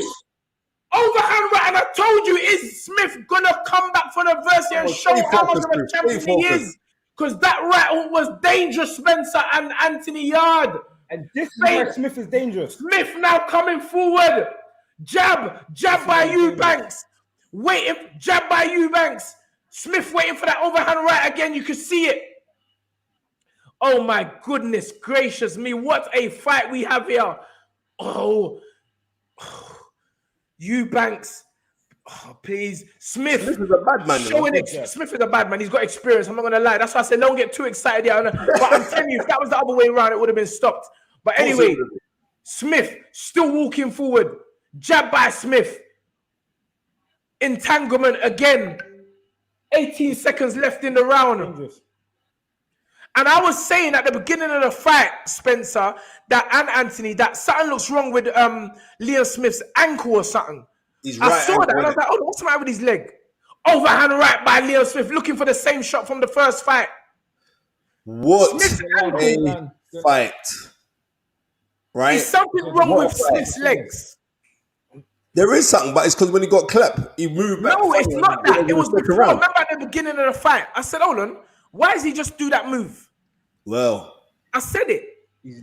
Well, end of the day, right now, his corner look panicked on. His corner looked panicked, bro. Right? And the shots that Eubank threw in that round were just something that was incredible, Ton. Incredible combination, speed. Look at that left rattle. Is it? Hold on. Is this another round started already? He's starting to get. Hold on, the round started already. No. That's the last round. They're trying to round. Get me excited. All time, Dr. Girl. Thank you for the 2 pound. I thought that was exciting. I thought this was the next round. Anyway, here we are out for the 6th, I believe. The 6th round. This is where I said it could start getting hot. 6 to 8. Anyway, let's go. Front foot work by Liam Smith again. Jab for jab by Eubanks. Patient work. Oi, left hook to the body. Right hook to the body. Right hook. Left hook by Eubanks. Right uppercut by Eubanks. Brilliant right uppercut by Eubanks there. Smith still having his hands up. Right uppercut, right hand by Eubanks again. Jab by Eubanks. Liam Smith looks bewildered. Jab to the body by Liam Smith. Jab to the head by Chris Eubanks. Jab right uppercut by Eubanks. Well, he didn't throw the right uppercut, but he went to throw it. Jab by Eubanks. Liam Smith still edging forward. Jab. 1, 2, 3. Left hook to the finish on the left hook to the body by Chris Eubank Jr. Is he about to coronate himself with a fantastic victory? Double jab by Chris Eubanks. Jab by Chris Eubanks. Looking for the uppercuts. You can see it. Oi! Toy right hand was about to throw the left uppercut. Right hand by Liam Smith. That was a straight chips on the chin. There was no fish. It was just a straight chips, a straight right hand. But Eubanks took it well. There's a bit of gravy. Jab by Chris Eubank. Jab by Chris Eubanks. Liam Smith, hands up high. Walking him down. Jab by Eubanks again. Jab by Eubanks again. Oh my goodness gracious. What a fight. The anticipation. Jab by Eubanks. Jab by Liam Smith. Smith edging forward. Eubanks has to keep moving, especially if he's got a bad ankle. Eubanks keep moving left, right. Jab by Eubanks. Jab to the body. Counter right hand by Liam Smith. You can see just looking to time him. Oh, he counter right hand again by Liam Smith. He was just about to do it. Eubanks just moving. That's what you got to do. Jab, man. Jab and move. Jab by Liam Smith. Overhand right by Liam Smith. The shot they've been looking for all fight. Let's go. Entanglement again. Very dirty fight, you know. Entanglement again. He's looking. Look at this. You know, back of the head shots coming. Nah, that's how he fights. That's how he fights. It's a man's that's not good. Jab by Chris Eubanks on the outside. Keep it there, Chris. Jab by Chris Eubanks on the outside. Yeah, jab. Then you let your hands go when you're near. Jab by Eubanks. Oh, my battery's gone low. Where's my charge? I gotta get my charge after this round. Jab by Eubanks. Left uppercut by Eubanks. Jesus Christ. Oh, right up by Eubanks. Jab by Eubanks. He's Smith thrown don't know what to 94 do right now. Jab by Eubanks. Left foot. Fish and chips by you. Left uppercut on the inside by Liam Smith. End of the round. I'm off to get my phone. Go get your charger. I've given every single round to Chris Eubank Jr. and one round being a 10-8 round. We would never expect this, especially when we're hearing the reports that he wasn't out training camp and everything else. This is most probably the best I've ever seen Chris Eubank Jr. fight. Right? I told you guys. Right? Yeah. The combinations. If you make him win, because if you never come in, you would get no powers. Right? It's like he is boxing out.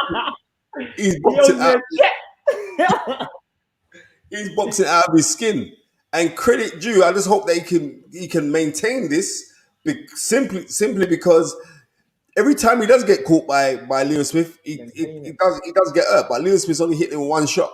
You know what I mean? And he's become reliant on that one shot. And like I was saying, similarly to Sugar Ray Leonard of June 12th of 1989, when he got reliant on thinking that he's just going to knock out Tommy Hearns with one shot and he was loading up. And that's what Liam Smith has done. And my was from incredible combinations. And we are now out for round 7. Take it away, Tundi. Hold on. Tundi's taking liberties. Yeah. All right. Out for round 7. I've got to switch my stance. All right. Here we go. Jab by Chris Eubank Jr. Good work I'm seeing thus far. Jab by Chris Eubank Jr. This is what we need. We need the front foot work. Right uppercut by Chris Eubank Jr. Jab for jab. Left uppercut, left hook by Chris Eubank Jr. He is boxing tonight. I'm not going to lie. He's looking good. He's looking good. Fading right onto the body. Straight jab to the head by Chris Eubank Jr. Jab by Chris Eubank Jr. Yeah! Left to the body by Chris Eubank Jr. Yeah, this is good work. Left to the body. To the body. To the body. Here we go. Chris Eubank Jr. Fating.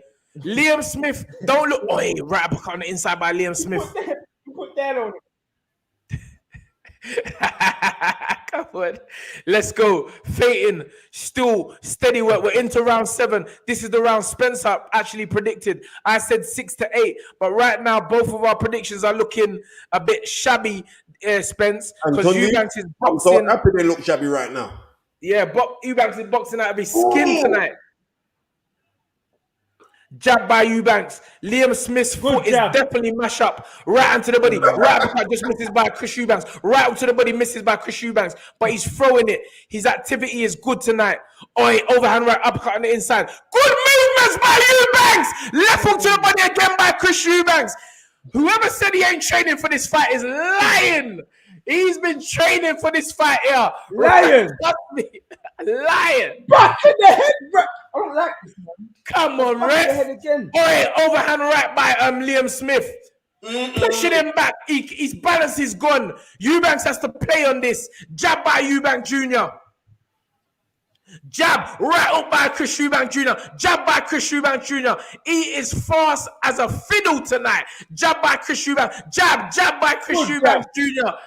Making everyone on here said Chris Eubank Jr. Jab by Chris Eubank Jr. He is showing class tonight. One jab, 2 jab, 3 jab. Fish and chips by Chris Eubank Jr. Liam Smith don't know what's going on. Jab by Chris Eubanks.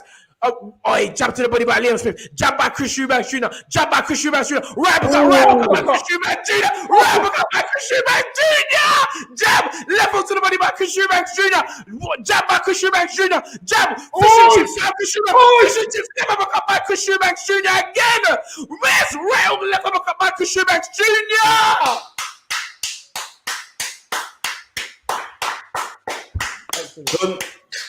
Jab again. I don't want to count my chickens before they hatch, but we are witnessing a masterclass right now, you know. Masterclass. Make it even worse, he's got his brother's name on the back of his shorts. The way he's performing, he cannot be denied, Tony. Nah. Chris Eubanks is on smoke tonithat's the only way you can describe it.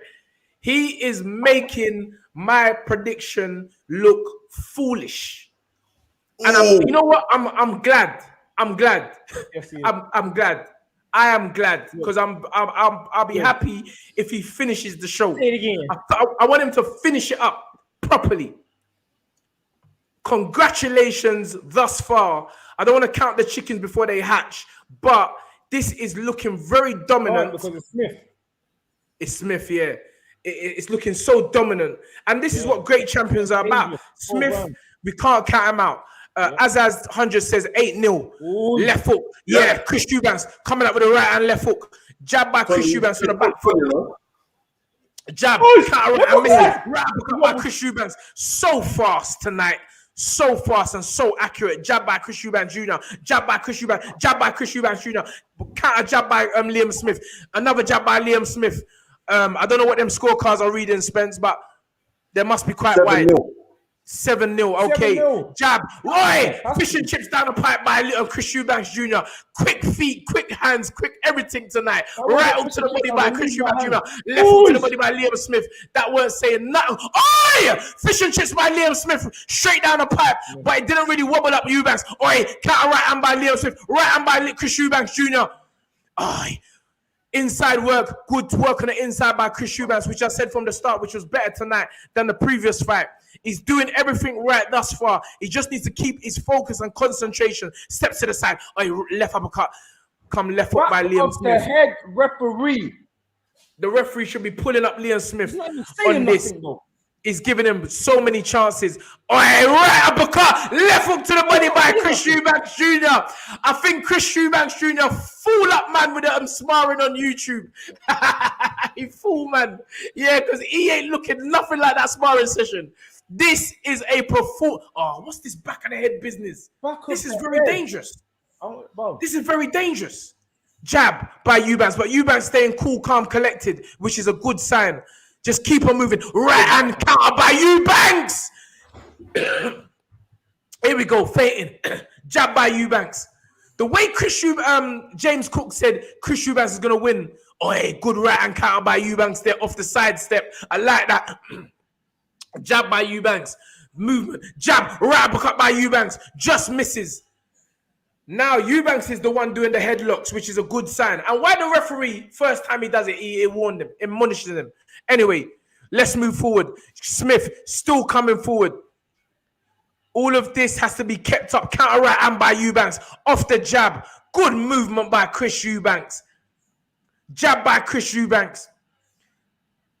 Jab to the body by Chris Eubanks Jr. Overhand right by Smithy, but I don't know if that caught. I don't know if that landed, but he's pushing him back now to the ropes. Oh, good double right hand by Eubanks. Followed by a left hook by Eubanks. This is good work by Eubanks. Walking him down. Come on, go forward. Jab. But Eubanks is being very clever tonight. He ain't rushing in. He's being very calculated. Oh, right. Yeah, Smith now complaining. This is what we want to see. Bro, another round for Chris Eubank Jr. This is a comprehensive beatdown, right? Bottom line, this is what we are witnessing. And I have never, in all of Chris Eubank Jr.'s professional career, seen him box like this. Never, ever seen him box like this. This is a masterclass, right? And he's not doing it with some little Billy, man. He's doing it with a former world champion, a man that previously knocked him out. Do you know how difficult it is to come in? Yeah, you can lose a fight and come back in and you lose on points. But to get knocked out by someone and come back, go back straight back into the Lions then, and to perform like this, all the credit in the world should be given to Chris Eubank Jr. I don't think he had it in him like this. This is nuts. Yeah. I just want to hope they can keep it up and secure victory. But this is superb. And I'll tell you though, it's more to do with his mental state. And maybe Bob Mack has tapped into that because Tun, I ain't seen him. I have never seen him fight like this. Never ever seen him box like this, and never. Oh my goodness, Chris Eubank Jr. is absolutely putting on a dominant masterclass this evening. Old tight, let's go. Outfit riding round 9, a magical round for many. Let's see what Smith, if any. Yeah. Eubanks comes straight back with a 3-punch counter. I like that. I like the way he fired back there, but Liam Smith did get in a left uppercut, right hand. Double jab, right uppercut, right uppercut, right uppercut, right uppercut, right up to the body, right up to the head by Chris Eubanks Jr. Yeah! Chris Eubanks Jr. is letting off them hands tonight. And Smith looks bewildered, but still steady. Oh, his leg is mash up. Did you just see that, what he just done? He just done something funny with his back leg. Oh, left foot, raw, left uppercut by Chris Eubanks. Skips out to the side. This is a Liam Williams type performance, Spence. And I think he's better than Liam Williams. I guess so. I guess so. Better. I guess so. Thus far, anyway. Faint. Smithy's movement has been nullified based on the ankle, but I must say, regardless of the ankle, he's getting his head boxed off tonight. Jab, right up to the body by Eubanks. Smith still got his hands up high, trying to be as patient as possible. Jab even looks slower. He's just looking for one right hand and a left foot, you can tell. Faint. Oi, overhand right, just misses. But it clearly is the shot that they are looking for right now. Anyway, Smith again, bobbing, weaving, just hands up high. Eubanks just keep it. Oi, right up by Chris Eubank. I like that. Double jab, right hand, jab by Eubanks on the inside. Eubanks claims, which is a lot cleverer than last time. Back of the head business by Liam Smith again. 2 on the back of the head. Referee has yet to warn him. Still into the last minute of the fight. Of the 9th round, sorry. Entanglement again. You ain't saying nothing. And it really blames Liam for doing all this work on the inside that he twists up his ankle, I think, because he's being very dirty on the inside. Oi! Left uppercut again by Yeah! I like that. Slip by Liam Smith, but he caught 2 left hookups. 1, 2, 3 by Eubanks. Right uppercut, right hand by Eubanks. Let's not forget Eubanks is like, right uppercut, 1, 2 by Eubanks. This is 1, 2 fish and chips. Left uppercut again. Oh my goodness, fish and chips, right hand again. The fight is about to be concluded. The fight is about to be concluded.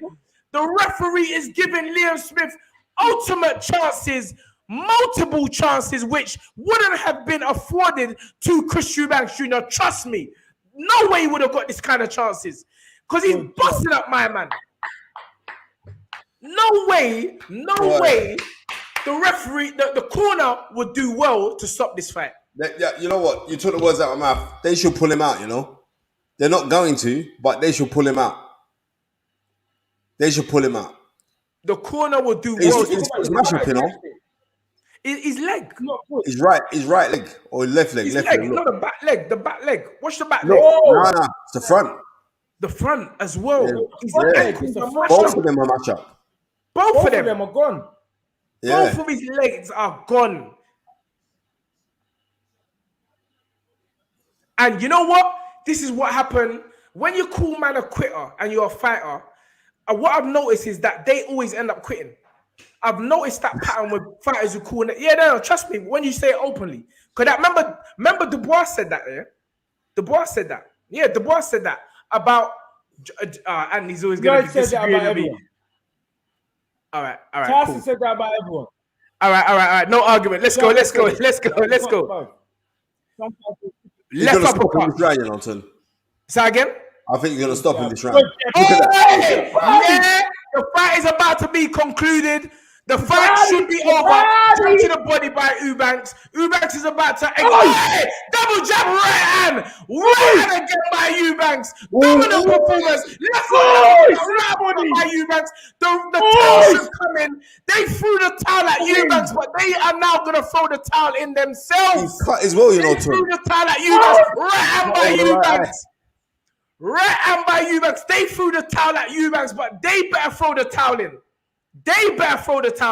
Jab, right hand, right uppercut, left hook, wrong overhand right, left uppercut, right uppercut, left hook, right hook, left foot, right hook. Done the fight.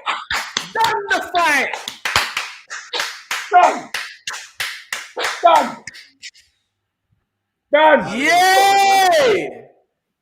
Yay! They're not stopping a damn thing. You know, The the referee. way James Cook was so confident in the park today, it's like he knew something. Right on by Chris Eubanks. The end is nigh. Right on by Chris Eubanks. He is a dangerous finisher. Right on by Chris Eubanks. I said 9 Oh my to 11. goodness gracious me. Come on, Chris. Right uppercut. Left foot by Chris. Right uppercut by Chris. Left foot. Left uppercut. Left uppercut. Left foot. Yep, it's done. It's done. It's done. It's done. It's over. And let me say this. He's a bad man. He's a bad man. He's a bad man. He's a bad man. And let me say this. I would have won Waller. What round was that? Round 9. Was that round 9 or 10? 10. Love that. Sorry, round 10. Let me say this. Sorry. 10. I told you. I said 9 to 11. Yep. Let me say this now. Simon Jordan, that's the face of a charlatan. Yeah, remember he called him a charlatan. Yeah, that's the face of a charlatan. Eubank Jr. is a bad man. You know what? I stand humbly corrected. Chris Eubank showed me tonight what he's about. Anthony Yarde backed him. James Cook backed him. Me and Spencer was on the receiving end of a wrong decision. Nothing left in him. 9 to 11. I said it. He is a bad man. Straight standard. Can I say my breakdown? Chris, can I say my breakdown? Eubank say your bit. done it. Say your bit. My breakdown. I said it. I said if he starts off serious and he comes forward, because of how much punches he throws, at some point he was going to catch him. And then the reason I said 9 to 11 because later on, Eubank is not going to stop throwing. Yes, he's fit. He's going to keep throwing. So then, even that, he didn't hurt him. You know, my man's probably twisted his ankle. He kept throwing, and the referee has to stop it. Yes, has to. It's going to be late because Liam Smith is tough, so it's going to be late. Well done, Eubank. He's a bad man. Excellent thing. Oh my goodness gracious me!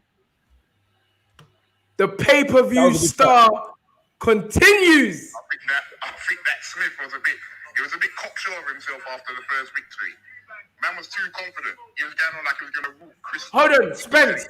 As much as I said my man today, what was the one thing I said I never liked about Liam Smith? You said you didn't like his change of attitude and the over cockiness and start talk wicked. I told you. Right. Is that my thing? You didn't tell us nothing. You said no.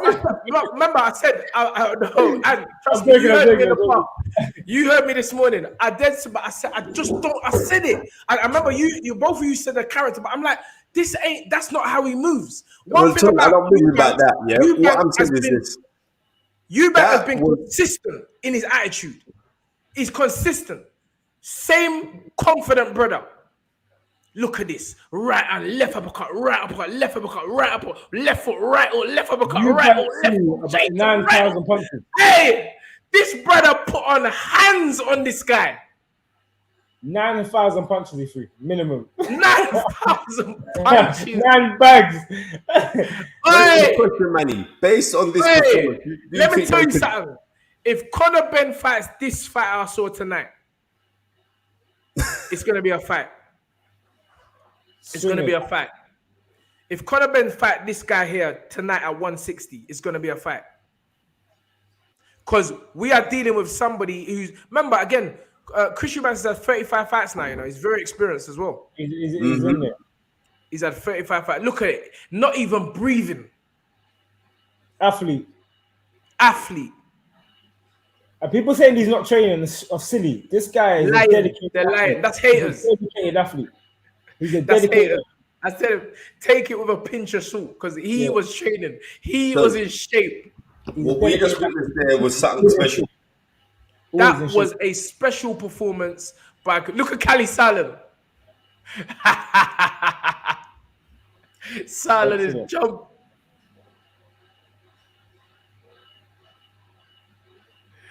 I'm getting Ghana. Best part of your fight commentary had me in the seat. Big up Ants and Spencer. That's from Come on. Ghana. Come on. Come on, Charlie. Yeah. Listen, that Chris Eubanks tonight should be driving through the whole of Manchester with his horn bibbing. Come back We to got London. 1,000 people on the live, you know. 1,000 people live with us. Come on. That Well was done. the great performance. Great That's performance. actually the best that I've seen him look. I've The never best. seen him look that good, Tundi. The best. Never have I seen him look that good. And the Well dad must be sitting somewhere proud, Course he regardless must of be. what's happening. No, cool. No, you know what? He did a Gary Neville interview, and it was the best interview I've ever heard from Chris Eubank Jr. I heard It was about excellent. that. I heard about that. It was an excellent interview. And you'd watch that and you'd have to love the you. It was excellent. But to see Guys, how he and perform like that, all the props in the world to him. Wow. What Great a performance. Thank you, Bernard Cordea, for the £10. He said, after seeing his recent interview with Gary Neville, Eubank has gained a lot of new supporters. Telling you. Man needs I've got to to keep the same the thing. same energy and stick with Bomac. You know what?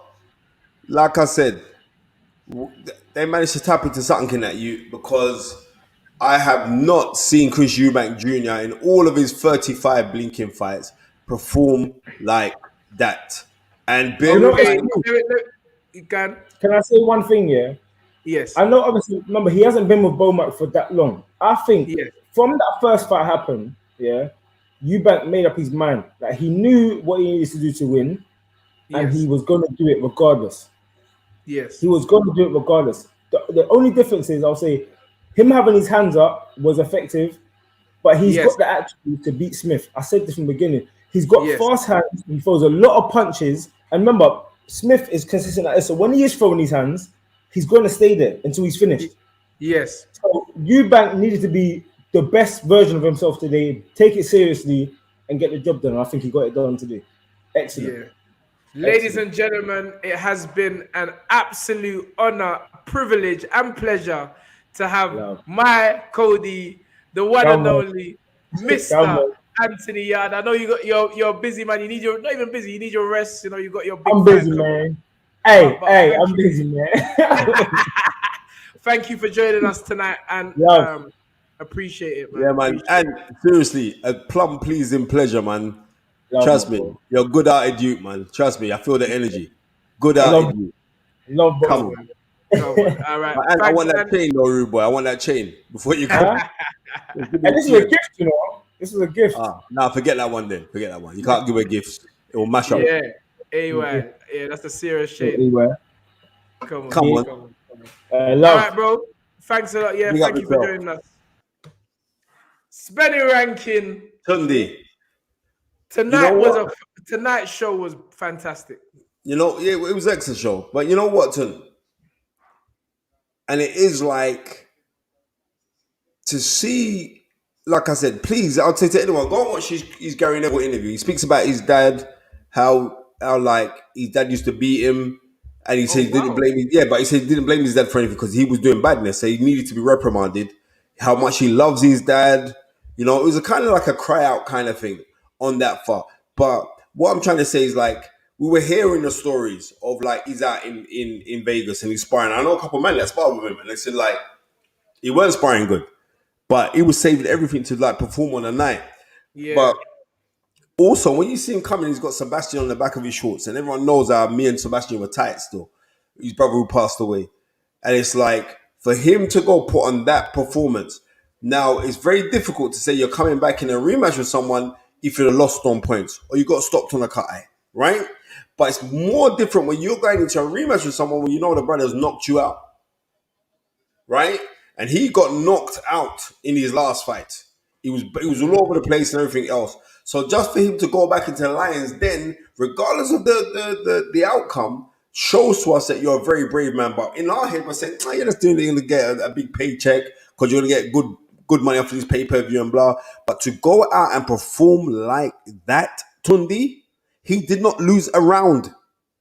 8 round, Around. right? He And absolutely bust him he up. got clapped certain times in there, which must have given him flashbacks. And he was a man on a mission, and he, as far as he was concerned, he was not going to be denied at all. You know what I mean? At all. And you know what? After the first round, I saw panic in the Smith corner, you know? Yeah. No, Yeah. after the first round, they looked panicky. They looked shook up.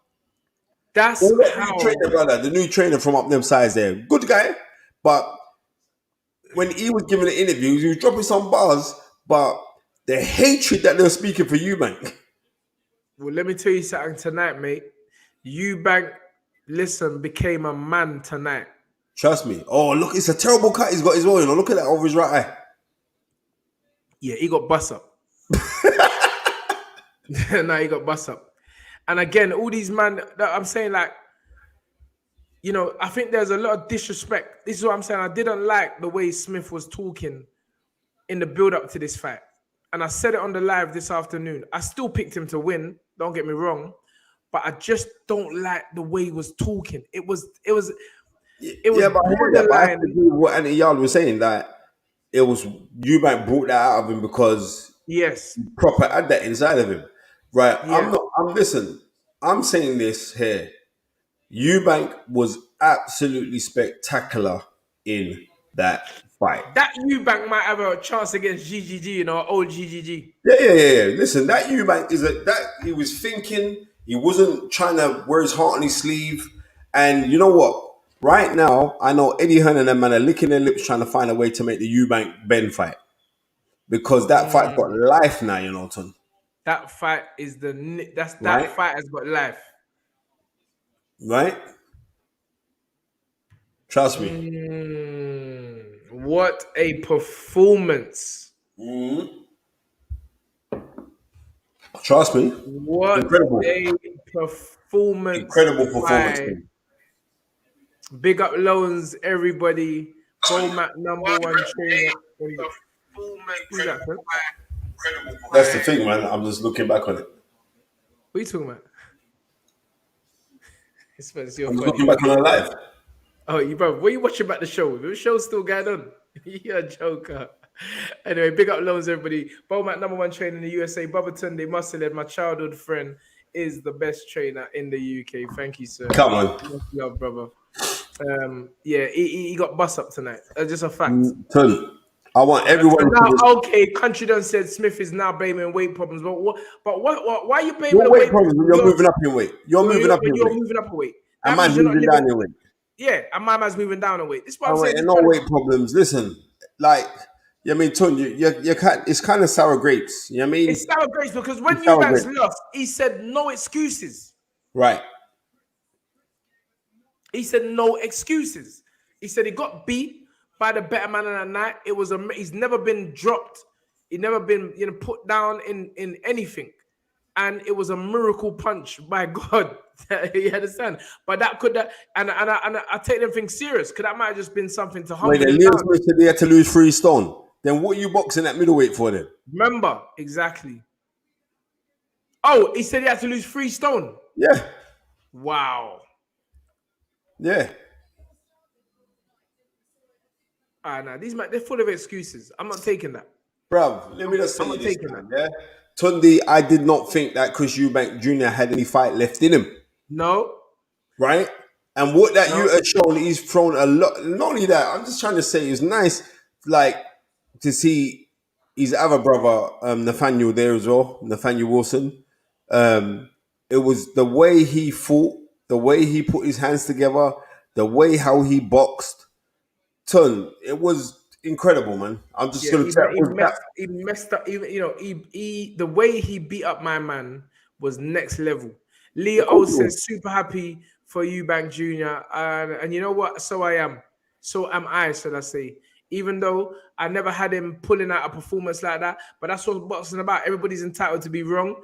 But at the end of the day, we know it's all love. It's all love, and that's what it's about. And I said it. This is the thing what makes you come out of yourself. When a man's saying you can't win, or a man saying you're not this and you're not that, you're always going to be like James Cook on the line, people. Jimmy Cook. Bring my 49 pence. 49 pence. We are bring 50 pence for you, brethren. Thank you very much, sir. I'm just telling them online, the way that you were so confident that Eubank was going to win, it kind of scared me. But yeah, you're live on right now. People can hear you, James. What is your overall assessment of the fight? People can hear you live on the Fighters Right. I think Eubank's box a great fight. His show is younger, he's fresher. Listen, the only thing that made that fight look so easy because the Smith boy is burnt out, whether we like it or not, yeah? Yes. He's burnt out. He shouldn't be in there with Chris Eubank. And he's done what he's supposed to do. He's done a beautiful job. So, but everybody, let me tell you, Tundi owed me 50 pence. Today. But you notice the coffee costs £1.20. He bet me 50 pence. All right. Thank you, James. I did promise you that after the fight, we're going to get you on. And admittedly, you was right. Anthony Yarde was right. And yeah, we had Anthony on live today. It was just, listen, I'm happy for the youth. That was that performance was brilliant. It's a beautiful performance by him because the youth was, backwards against all. People think this youth couldn't fight. I mean, but like I said, if you got somebody where the youth can listen to, and I think he's got a coach where he actually listens, yes, and do the work. There was no shortcut in this guy doing his work, and he's done his work, done his own work, performed well. Yes, you sir. know, gotta give him credit for that, you know? Yes, sir. Yes, sir. Ladies and gentlemen, a great pleasure having the one, the only, Mr. James Cook, MBE, with us live on the fight. Jimmy, we're gone. Yes, sir. Yes, sir. Yep. Yes, sir. Yeah. Listen, it was live. James, I'm telling you, in the park, he was so confident, Spence. He said Eubanks is going to win. He said he's going to stop him. He said he's going to stop him. Why? He said he's going to stop him, Tundi. I said, I bet you 50p. Because you know I'm not betting no more than 50p. I'm Nigerian. I'm not coming no big man bet. He said, all right, cool. I allow you to give me 49p. I said, all right, cool. And Tundi. James, hold on. Thank you, Damon Charles, for the $4.99. He says, big up Mr. P, a true friend, 100. First time watching you guys and loving it. And big up new Mrs. Charles. Come on. Obviously, you just married, so big up Mr. and Mrs. Charles. Thank you for the $4.99. Yeah, big up Damien Charles. He got married last week. Yes. Yeah, beautiful wedding that he had. I mean, he sent me the pictures on Twitter, and like, congratulations to you and your family. Maybe it's your first watch along, but he's always on the show. When we do the shows on Sunday, he's always on the show. Yes, we're gonna have so much to talk about tomorrow evening. I'm so looking forward to tomorrow evening. You know what? Props has to be given to how Eubank performed. That is the bottom. That's it. Props has to be given to him, how he performed, how he boxed, because he weren't just boxing. He had to overcome a lot of mental demons, right? And for him to go out and perform like that, Ton, just call it as it is. What's that? Take Me Back is saying, shame on Sky Sports punditry, disgusting. Why? What did they say? Yeah, Buns. Man saying Bun Sky. Why? What did Sky? What did they say? Right, man saying Simon Jordan's fuming right now. Listen, like I'm saying, like my thoughts on Chris Eubank Jr. Changed a lot when I listened to Simon Jordan. Listened to his Gary Neville interview. Right, it was really good. It was a really good interview. You know, and just how open he was when he was speaking. But to go and see that performance, I mean, to go and see that performance, that was incredible, bro. I didn't think he had that in him at all. Go on, Spence. I didn't think he had it in him at all. At all. What a great performance. Muhammad Ahmed, thank you for the $4.99. He said, good evening, Tundi and Spence. Who wins? Hamza Shiraz? No, well, first of all, you're putting the names around the wrong way. it's a Eubank versus Hamza Shiraz. And secondly, Eubank is a different level.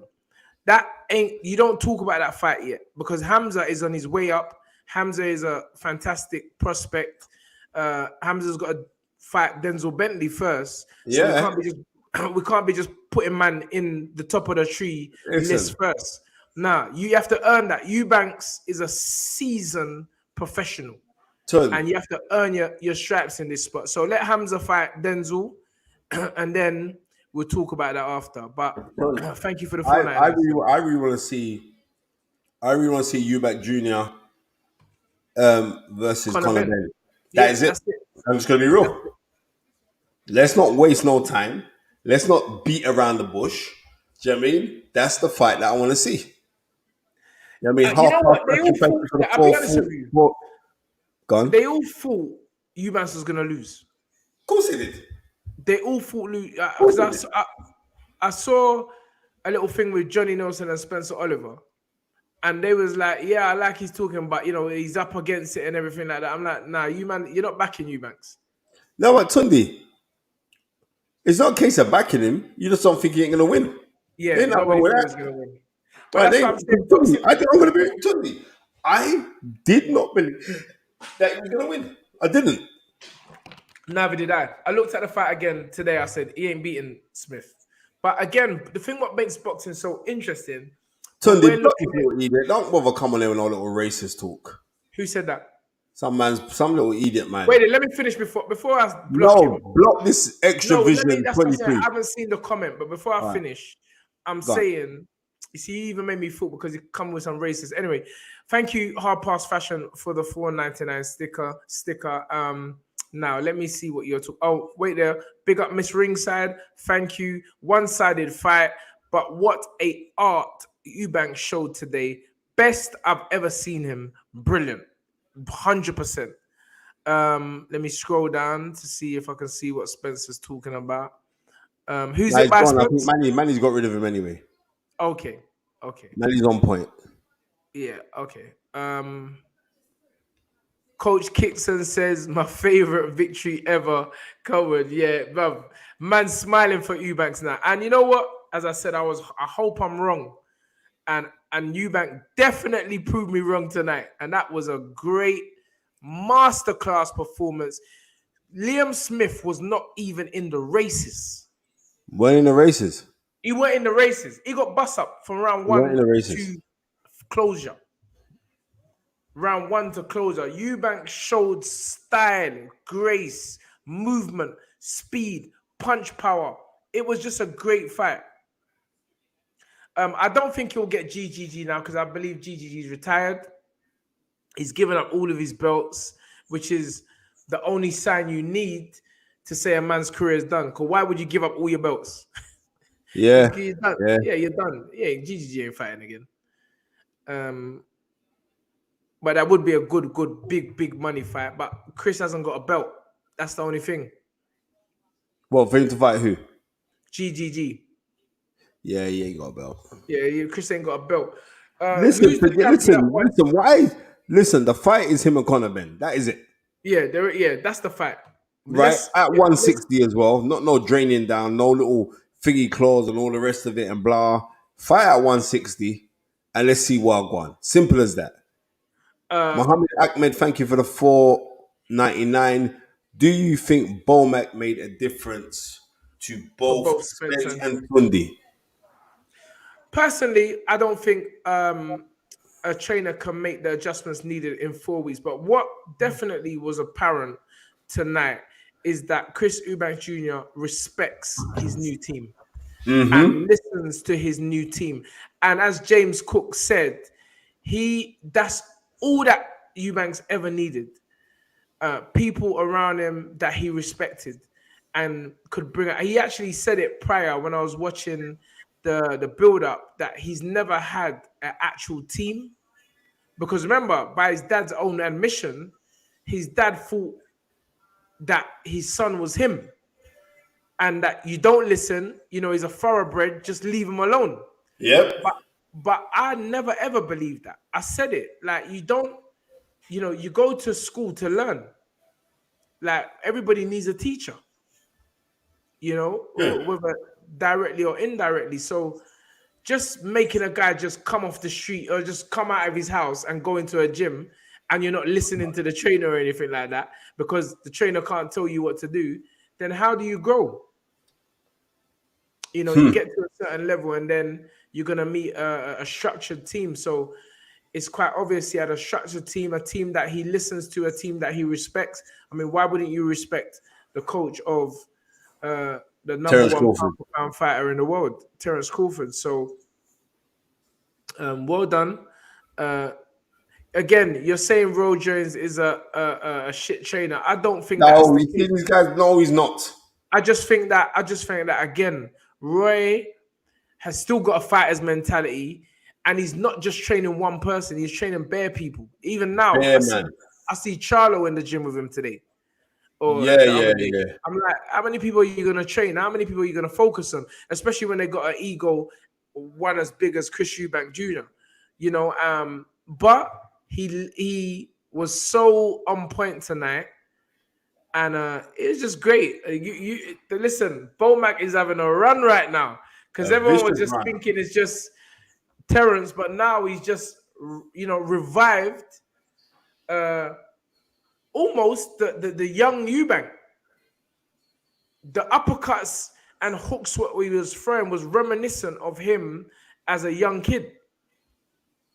A man said Liam Smith can go back to his Sunday league football now. I bet he won't be going football tomorrow. See, this is what I'm trying to say. He's not a talker like that, Spence. And that I said it this afternoon. It worried me that he'd become this cocky All right, talker. so I know what you're saying about he don't like him, but no. I hear that, but I'm not missing out the Snapchat. I don't want people to get upset that we're missing them out. What's Snapchat? Hey, Half Past Fashion, thank you for the $9.99. Shout out to you two for your consistent reminder that black men can have a decent and respectful, informative conversation, and for welcoming women like me and Amy, good sis Dotty Gal, into the chat. Come Yep, on. you know what? That's very true. I'm grateful just to have a chat with my brother, who you know what I mean, and vice versa. I believe so. And to speak this beloved sport, and it is a beloved sport. It's an inclusive sport of everyone, and it encompasses every walk of life, professional boxing, especially when you see a great fight like we just saw. Even though it was a very one-sided fight, it was a great fight for the performance. And also, if you're looking at the backstory of Chris Eubank Jr., the things that he had to overcome, the bereavement of his brother, you know what I mean? The falling out with him and his father, you know what I mean? Him getting knocked out. You know what I mean? I know many people that saw him out in Vegas recently, and he had a very vacant look on his face walking up and down. And his guys were saying, "No, trust me, when he fights him again," Napa was saying, "When he fights him again, he's gonna do this, he's gonna do that." I'm saying, "Napa, that's your brethren. You're gonna say that. You're not gonna turn around and tell me anything other than that." But then I was getting reports out from Vegas when he was in the training camp, and that he weren't looking good in sparring. He'd come into gym when he wanted to come, and maybe that is kind of like his dad, because his dad was like that. You know what I mean? But he'd come in when he wanted to come in, but when he did come in, he made it work. He made it count. And maybe that is the ethos of, but he knows that, right, I can't even take them liberties with Bomac, because Bomac's a big man in this thing, right? Especially now, he's got the hottest fighter in the world. And like James Cook was saying, maybe he just needed someone around him that he could respect. I'm not saying he didn't respect Roy Jones, because he did respect Roy Jones. Yes. But maybe it was that kind. But whatever it was, it all clicked tonight, Tundi. It all clicked tonight. We know that, bro. Don't try to do the Sunday show now, bro. Man's tired now. No, I'm not tired. That's an absolute lie. No way am I tired. You know, everyone knows I'm not tired. But we do want to save some of this conversation for tomorrow, which is going to be a brilliant show on the Sunday. And Half Past Fashion, let me just say thank you for joining us. You know, as my brother said, I think it's not even to do with male or female. It's boxing. We love boxing. And a man would just be a fool if he doesn't listen to a woman's advice and her opinion on the sport of boxing, because women are the real fighters. Trust me. You understand? So big up Half Past Fashion all day, every day. Amy, Dotty Girl, Leah O, Miss Ringside, you know, Shiesty. Well, the girls are all here. The girls are all here. Ladies and gentlemen, I think, oh no, there's another Snapchat. Big Come up on. David G. The instructions Bomac was shouting throughout the fight were perfect. When he shouted, keep the left hand up, he did. He says, step to the side, he did. And that's why I can't wait to watch the fight again tomorrow with the sound on. And let me hear everything that was being said. Mohammed Ahmed, again, thank you for the $4.99. Salam Spence, can Eubank beat Connor? On that performance, what we just saw just a minute ago, most definitely.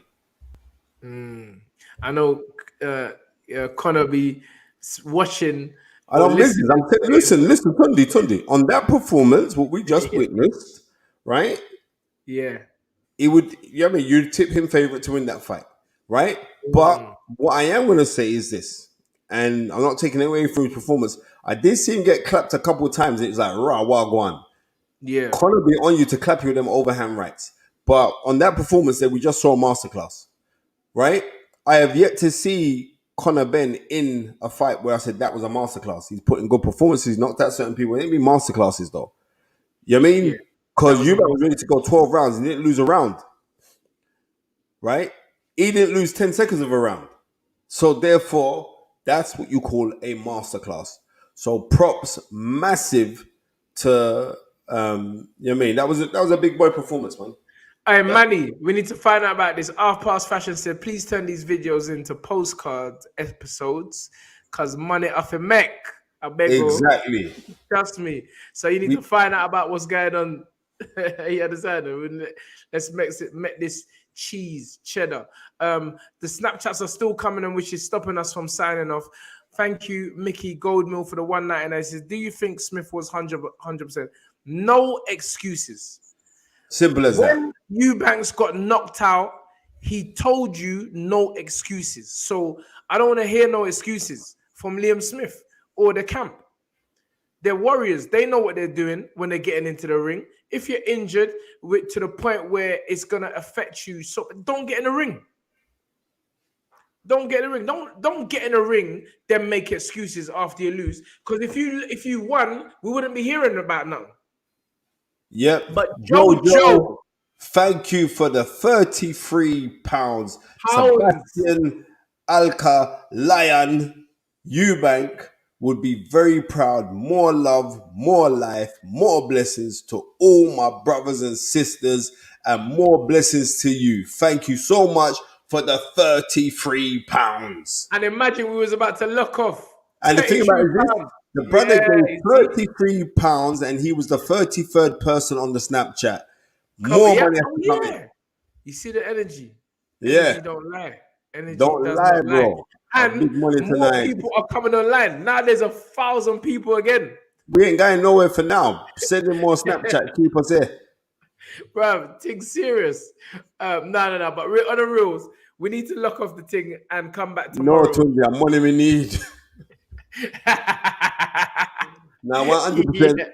It's going to be a fabulous show tomorrow. Yeah, sure. I don't know who I'm going to draw. I'm going to go delve into the black book. It's going to be a fabulous show tomorrow. I want you to get Johnny Nelson on this thing here. Yeah, for real. You know what I mean? I want to see what Johnny Nelson's got to say now. It was something of great entertainment that we witnessed, man. And that's it. Great entertainment. You know what I mean? Great entertainment. And like, let me see what I go on for anybody inside of the thing. Let me see if anyone's in the arena right now. We can get the content. Daniel King said, I just see Yarde on Snapchat eating a big burger. It must have been some halloumi burger. Because that's on it. I've seen people give $500 in a super chat. Yeah, we'll tell them to come again. Highest I've ever seen. All right, cool. Tell them to come right now. Try Bomac if he's available. That would I'm trying it right now. Yeah.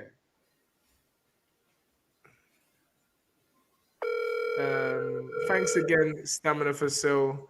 Always a pleasure. And thank you, Trip to the Moon. Yeah, Smith's trainers were horrible to Eubank. I'm telling you. I told They you. were. It was despite what they were speaking about. It was Yeah, some hatred. You know, hatred. I told you. it was some Throwing hatred. towels at them and that. They were mocking him. And Eubanks kept it professional, and I respect that as well. Yeah, Come and along, you know what they say, Ton? He who laughs last. last the longest and No, the best. he never got the joke. But anyway, like I say to you, that was a serious performance, bro. Great performance, Spence. That was a serious Great, performance. great performance. Listen. That was Ladies a and serious. That was listen, a stop trying to was keep a the serious thing going, man. performance. It's past midnight, That was a serious It's, performance. it's past midnight, Spencer. Yeah. It's only today you got. But don't come with no tired self tomorrow, You're mad. You know what? Anyway, it's like tomorrow's my son's birthday, so happy birthday to Amari. I'm taking him out. We're all going out. I'm taking him out, and then I'll be back in time to do the show.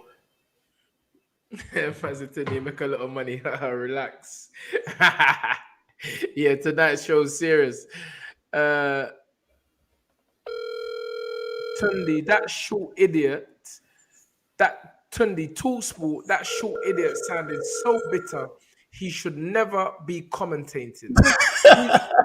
Who's he talking about, Spence? That must be Spencer Oliver. Okay. Nah, Yeah, Spencer's cool. Kevin Leslie say, where you going? It's like man don't want man to lock off.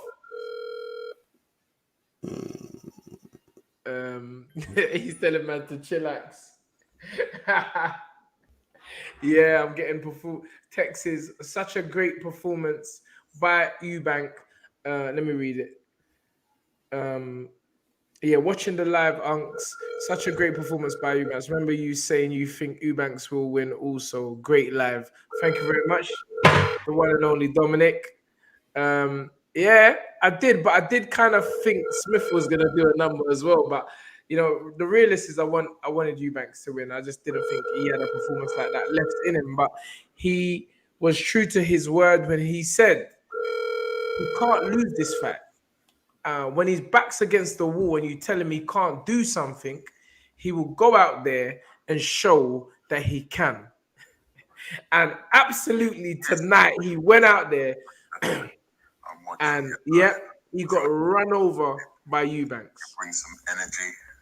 Yeah, man. Massive big up to Steve K as well. He just sent me a nice message. Big up yourself, Steve K. Big man. This man used to own all the nightclubs down the West End back in the day when we used to. So, yeah, I mean, he says he's just watching it live right now. So, salute to you, bro. Come on, big up, man. Yeah, I mean, he's a real one. But nah, I'm still amazed by what we witnessed. You know what I mean? I'm amazed, bro. Yeah, remember he come out and I said the first round, I like the way his hands are up. Yeah, And Anthony made a point. Yeah, Anthony made a point is that the first fight he didn't respect Smith at all. He just didn't respect Smith, and it looks like he was right. Spence. At all. Old tight Joseph for us. He said, "Yes, brothers, Eubanks looked so schooled tonight and had the fundamentals down. It was absolutely a great performance." At all. By Chris. Credit where it's due. Adiferson says he would love Chris to smack up Ben. Didn't see the fight as I'm in Ibiza. I saw the result of the fight. Why did people ever doubt him? Kept on telling people Bomac is the best trainer. Okay, that's your point. It's your definitely. Maybe he made a great difference to Chris tonight. It definitely was a polished performance. He's a G. Tundi, are you allowed to spit out your gum shield? That was an old trick by cool. It was a smart thing. That's what we do in the game. You can't blame him. Bro, you can't blame him. Anything to keep, save time or make him recuperate for longer than the 10 seconds is a great tactic and one you have to respect from an old vet. Yep. I did hear him say he would retire if he was to lose. Maybe you need to think about that. You know what? Like I said, we got 935 people in the live all now, Ton. And I'm going to say to all of you, tune in for later on today on the Fight is Right podcast with myself and my brother from another mother, Baba Tundi Ajayi. Tundi is tired. He's had a long day in Don't training ever camp as tell well. people I'm tired because they know you're lying. What are you talking about? You know I'm what I'm fine. gonna do. You know what I'm gonna do as soon as I finish I'm here. fine because there's Snapchat money. I'm fine. I can stay up. I'm good. As I say, don't ever tell Thank people you I'm very tired much, because they know you're Mohammed lying. Ahmed Spence All I'm should. gonna do after this is go straight and study boxing again. That's right. So big up Muhammad Ahmed. Thank you for the 199. So he says, Spence, should Eubank stay with Bomac? You're damn right you should. After that performance, I would definitely say You're, yes. you're damn right you should stay with Bomac because I think it's not just, I ain't gonna I'm not discrediting Bomac. Props to Bomac and everything else. But I think he went to America, he trained with Mike McCullum, he's trained with a bag of man, he's trained with Roger, he's trained with Floyd Senior, right? He's trained with Ronnie Davis, Adam Booth, Roy Jones. So it's a accumulation of all of those things and what he's learned over the years. It's not just because he was gone to Bomac because you were Bomac for 4 weeks, bro. The Bomac ain't made that great change, but I think it was more to the fact of the comfortability and then also the realization of, right, you know what I got to do? I got to bruck up a man, you know? You know what I mean? And I think Bomac's that kind of bruck up kind of person to say, look, we're just going to bruck up a man today, you know? But we're going to do it with skill. You know what I mean? And that was very impressive. You've lied to the people that I'm tired. They don't know the work I'm doing after this. That's your business. And tomorrow will be my last show because I will be in serious camp. Well, we're in serious camp now, but we had I to do was this. about to say that, Tundi. We had to, you know me. You couldn't even get me this week, or the last couple of weeks. But tomorrow will be my last show, and then until Anthony fights on the 23rd of September on the Joe Joyce and Zilly Zhang card. It will be our first fight back since Beterbiev, and I'm looking forward to it. It's going to be an explosive performance by Anthony Yarde. And yeah, I can't wait till tomorrow. We're going to be there. So the amount of messages that I'm getting on this blinking phone is mad. The fight? Yeah, about the fight. It's a madness. The amount of messages. Look at this on my Insta. 82 messages, you know? Yeah, it was a great fight tonight. And you know, the thing is you gotta you gotta respect Eubanks because he really pulled it out tonight. He done his thing. Did. He certainly did. Spence, people are asking you for this is tomorrow. Yeah, all of that is tomorrow. Yeah. We'll do all of that tomorrow. We'll be on it tomorrow. You know what I mean? Big Tundi Ajayi and Anthony Yarde. Yeah, man, there's big man, but they can't subscribe to Sky TV. But big up these man. That's a good one. Billy Joe Saunders versus Chris Eubank. But what has Chris Billy Joe Saunders talking about fighting at light heavy, so he ain't getting down to 160. He ain't getting down to 160. Forget about that. Right? The fight that we want to see is Ben Eubank. We should have got it last year. We never got it. Right? That's the fight that we should see. End of. If the U can get back his license, they say things are cleared up. That's the fight we want to see. And you know what? The nice thing is this also. I think the British public's opinion of Chris Eubank, since all of the drama with Eubank and that with Ben, has changed. Like they were kind of seeing him as a good guy, but they still kind of looked at him a little bit of a prick when he was going up against Smith. And now the way that he's given that shellacking of a beating to Smith, that was a proper beating, you know. That was a proper beating. It was an excellent performance, and he showed levels. And you know, the disrespect to Eubank's name about he's never beaten anybody, and I think he just showed that he's always had this ability, and he just needed that fight to show something, and he showed it against a great fighter or good fighter in Liam Smith tonight. Yeah, and Liam Smith didn't even get a look in, Spence. What looking? He didn't even get a look in. What looking did he get to? That was, like I said, that was an incredible performance to him. It was incredible. And it was a pleasure to see because I did not exceed that ever happening. And the way it happened and the style of how it happened. You You know what I mean? It's like all the props, man. You got to give that the props, man. That was mad. That was mad.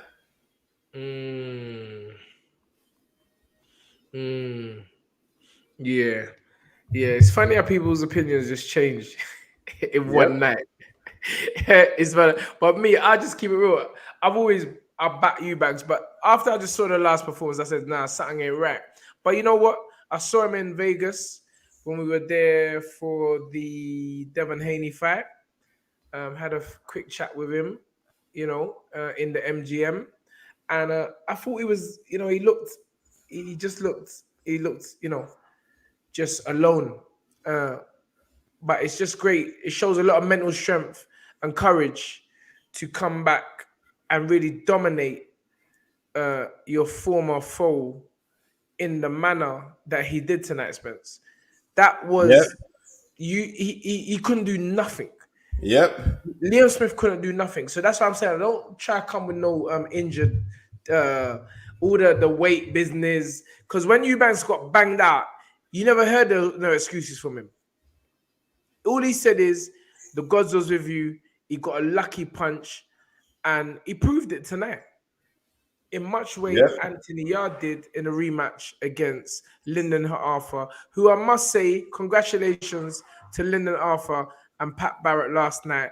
Lyndon Arthur coming from dragging himself off the canvas in the fourth round, I believe, to finally stop his Argentinian foe and become the IBO World Light Heavyweight Champion.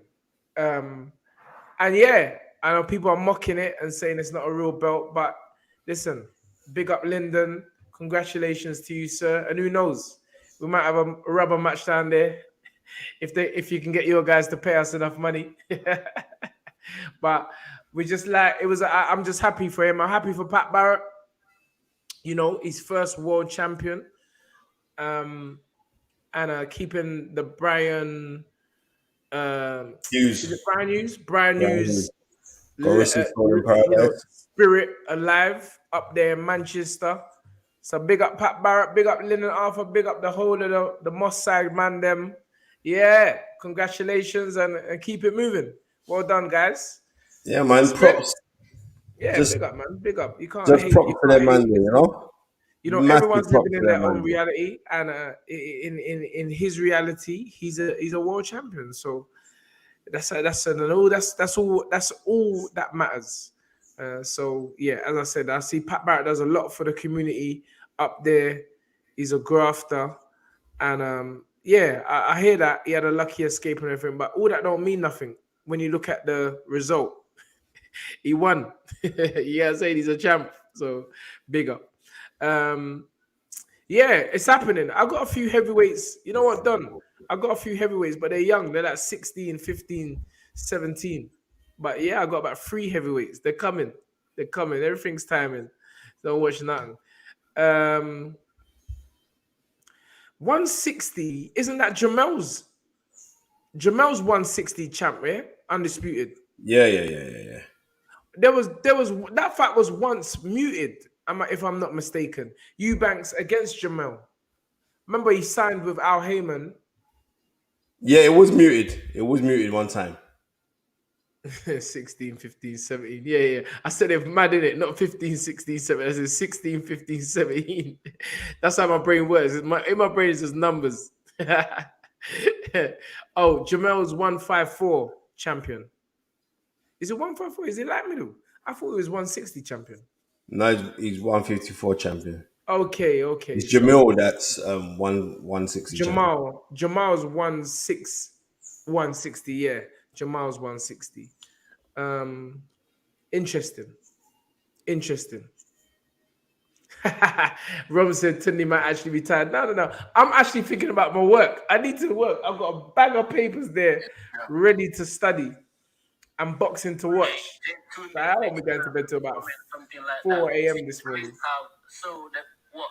So I really just want to work. I'm just thinking about working. As I said, I'm in camp mode. So really, if it wasn't for this fight and tomorrow's show, I wouldn't even be here tonight, but I did say I promised that we would do the Eubanks watch along, and we did. And tomorrow will be my signing off show, and then for the next 3 weeks, I'm literally a ghost. So yeah, coming old tight John Smith, Lions in a crew, 4 a.m. crew. You know what they are.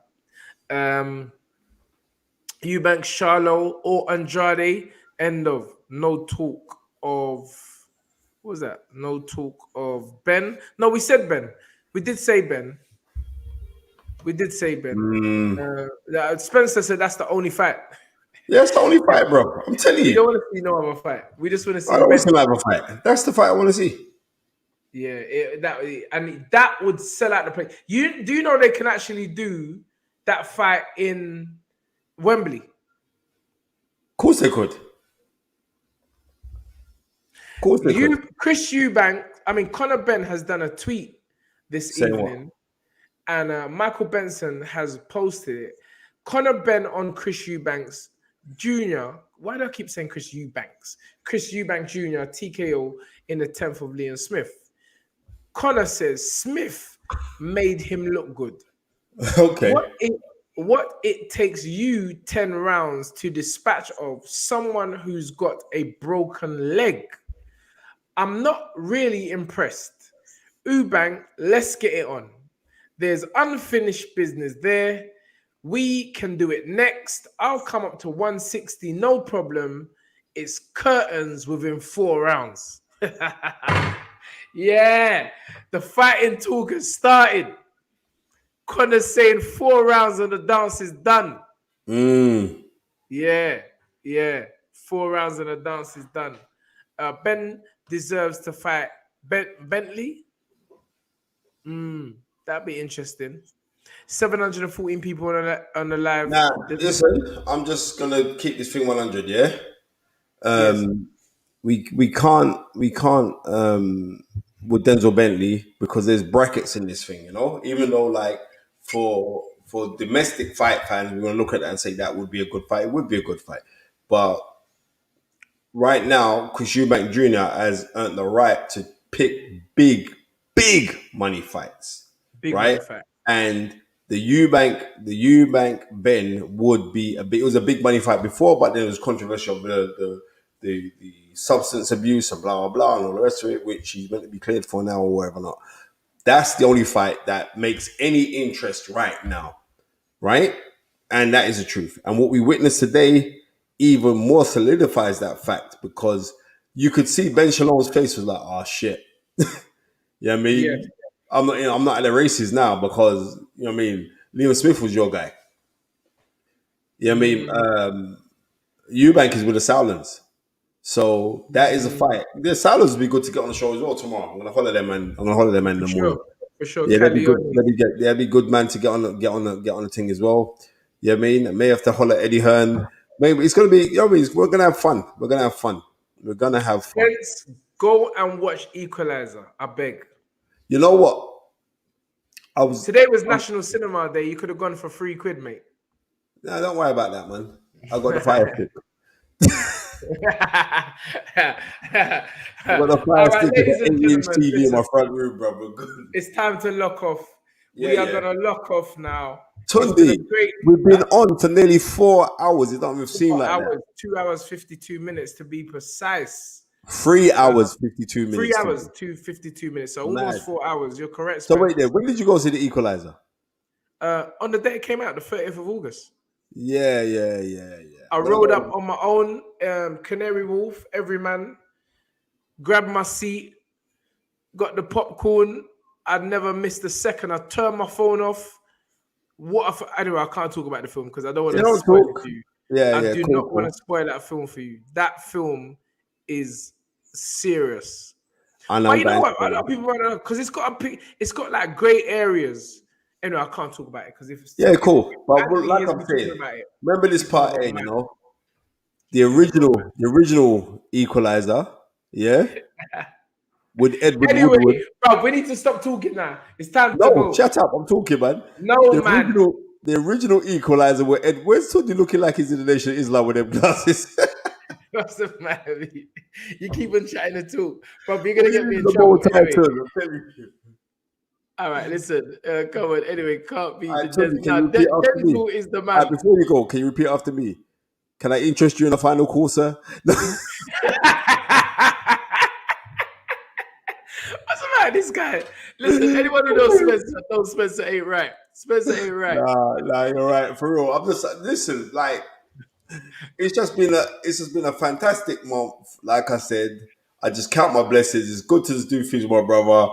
I'm just happy. I'm just so happy. It's my son's birthday tomorrow as well. I mean, I can't believe the boy's 12. Man said Wesley Ajayi. Man's looking like Blade up in there with them glasses. Yeah. Anyway, bro, no. This thing's got to lock up now. It's half, bro. It's Come half on, 12. look it up. Half 12. Ladies and gentlemen, it has been an absolute pleasure that you have stayed with us for almost 4 hours, 3 hours, 54 minutes, 20 seconds at the time of asking. And we will now sign off in the magical words. And let's say we'll be back 8 p.m. tomorrow on the dot. But let's sign off in the magical words of New Jack City Tundi. Dream it, believe it, become it. Come on up. Rastaman, your services are no longer needed.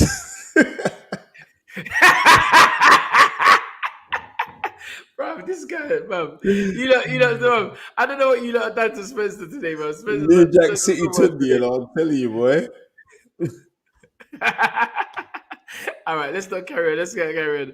Everybody, it has been I've said it over and over again. It's been a pleasure, man. And thank you for staying with us. And we can't wait to see you.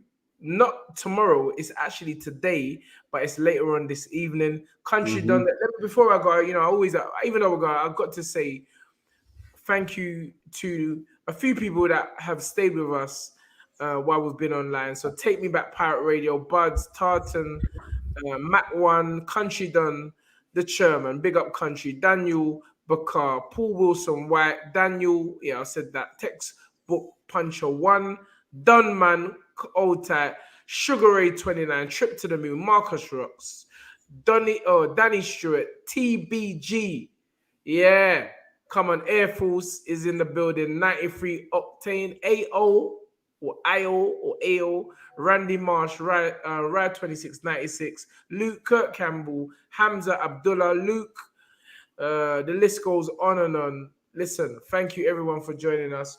And again, we will sign off once and for all, or at least until later on this evening, in the magical words of dream it, believe it, become it.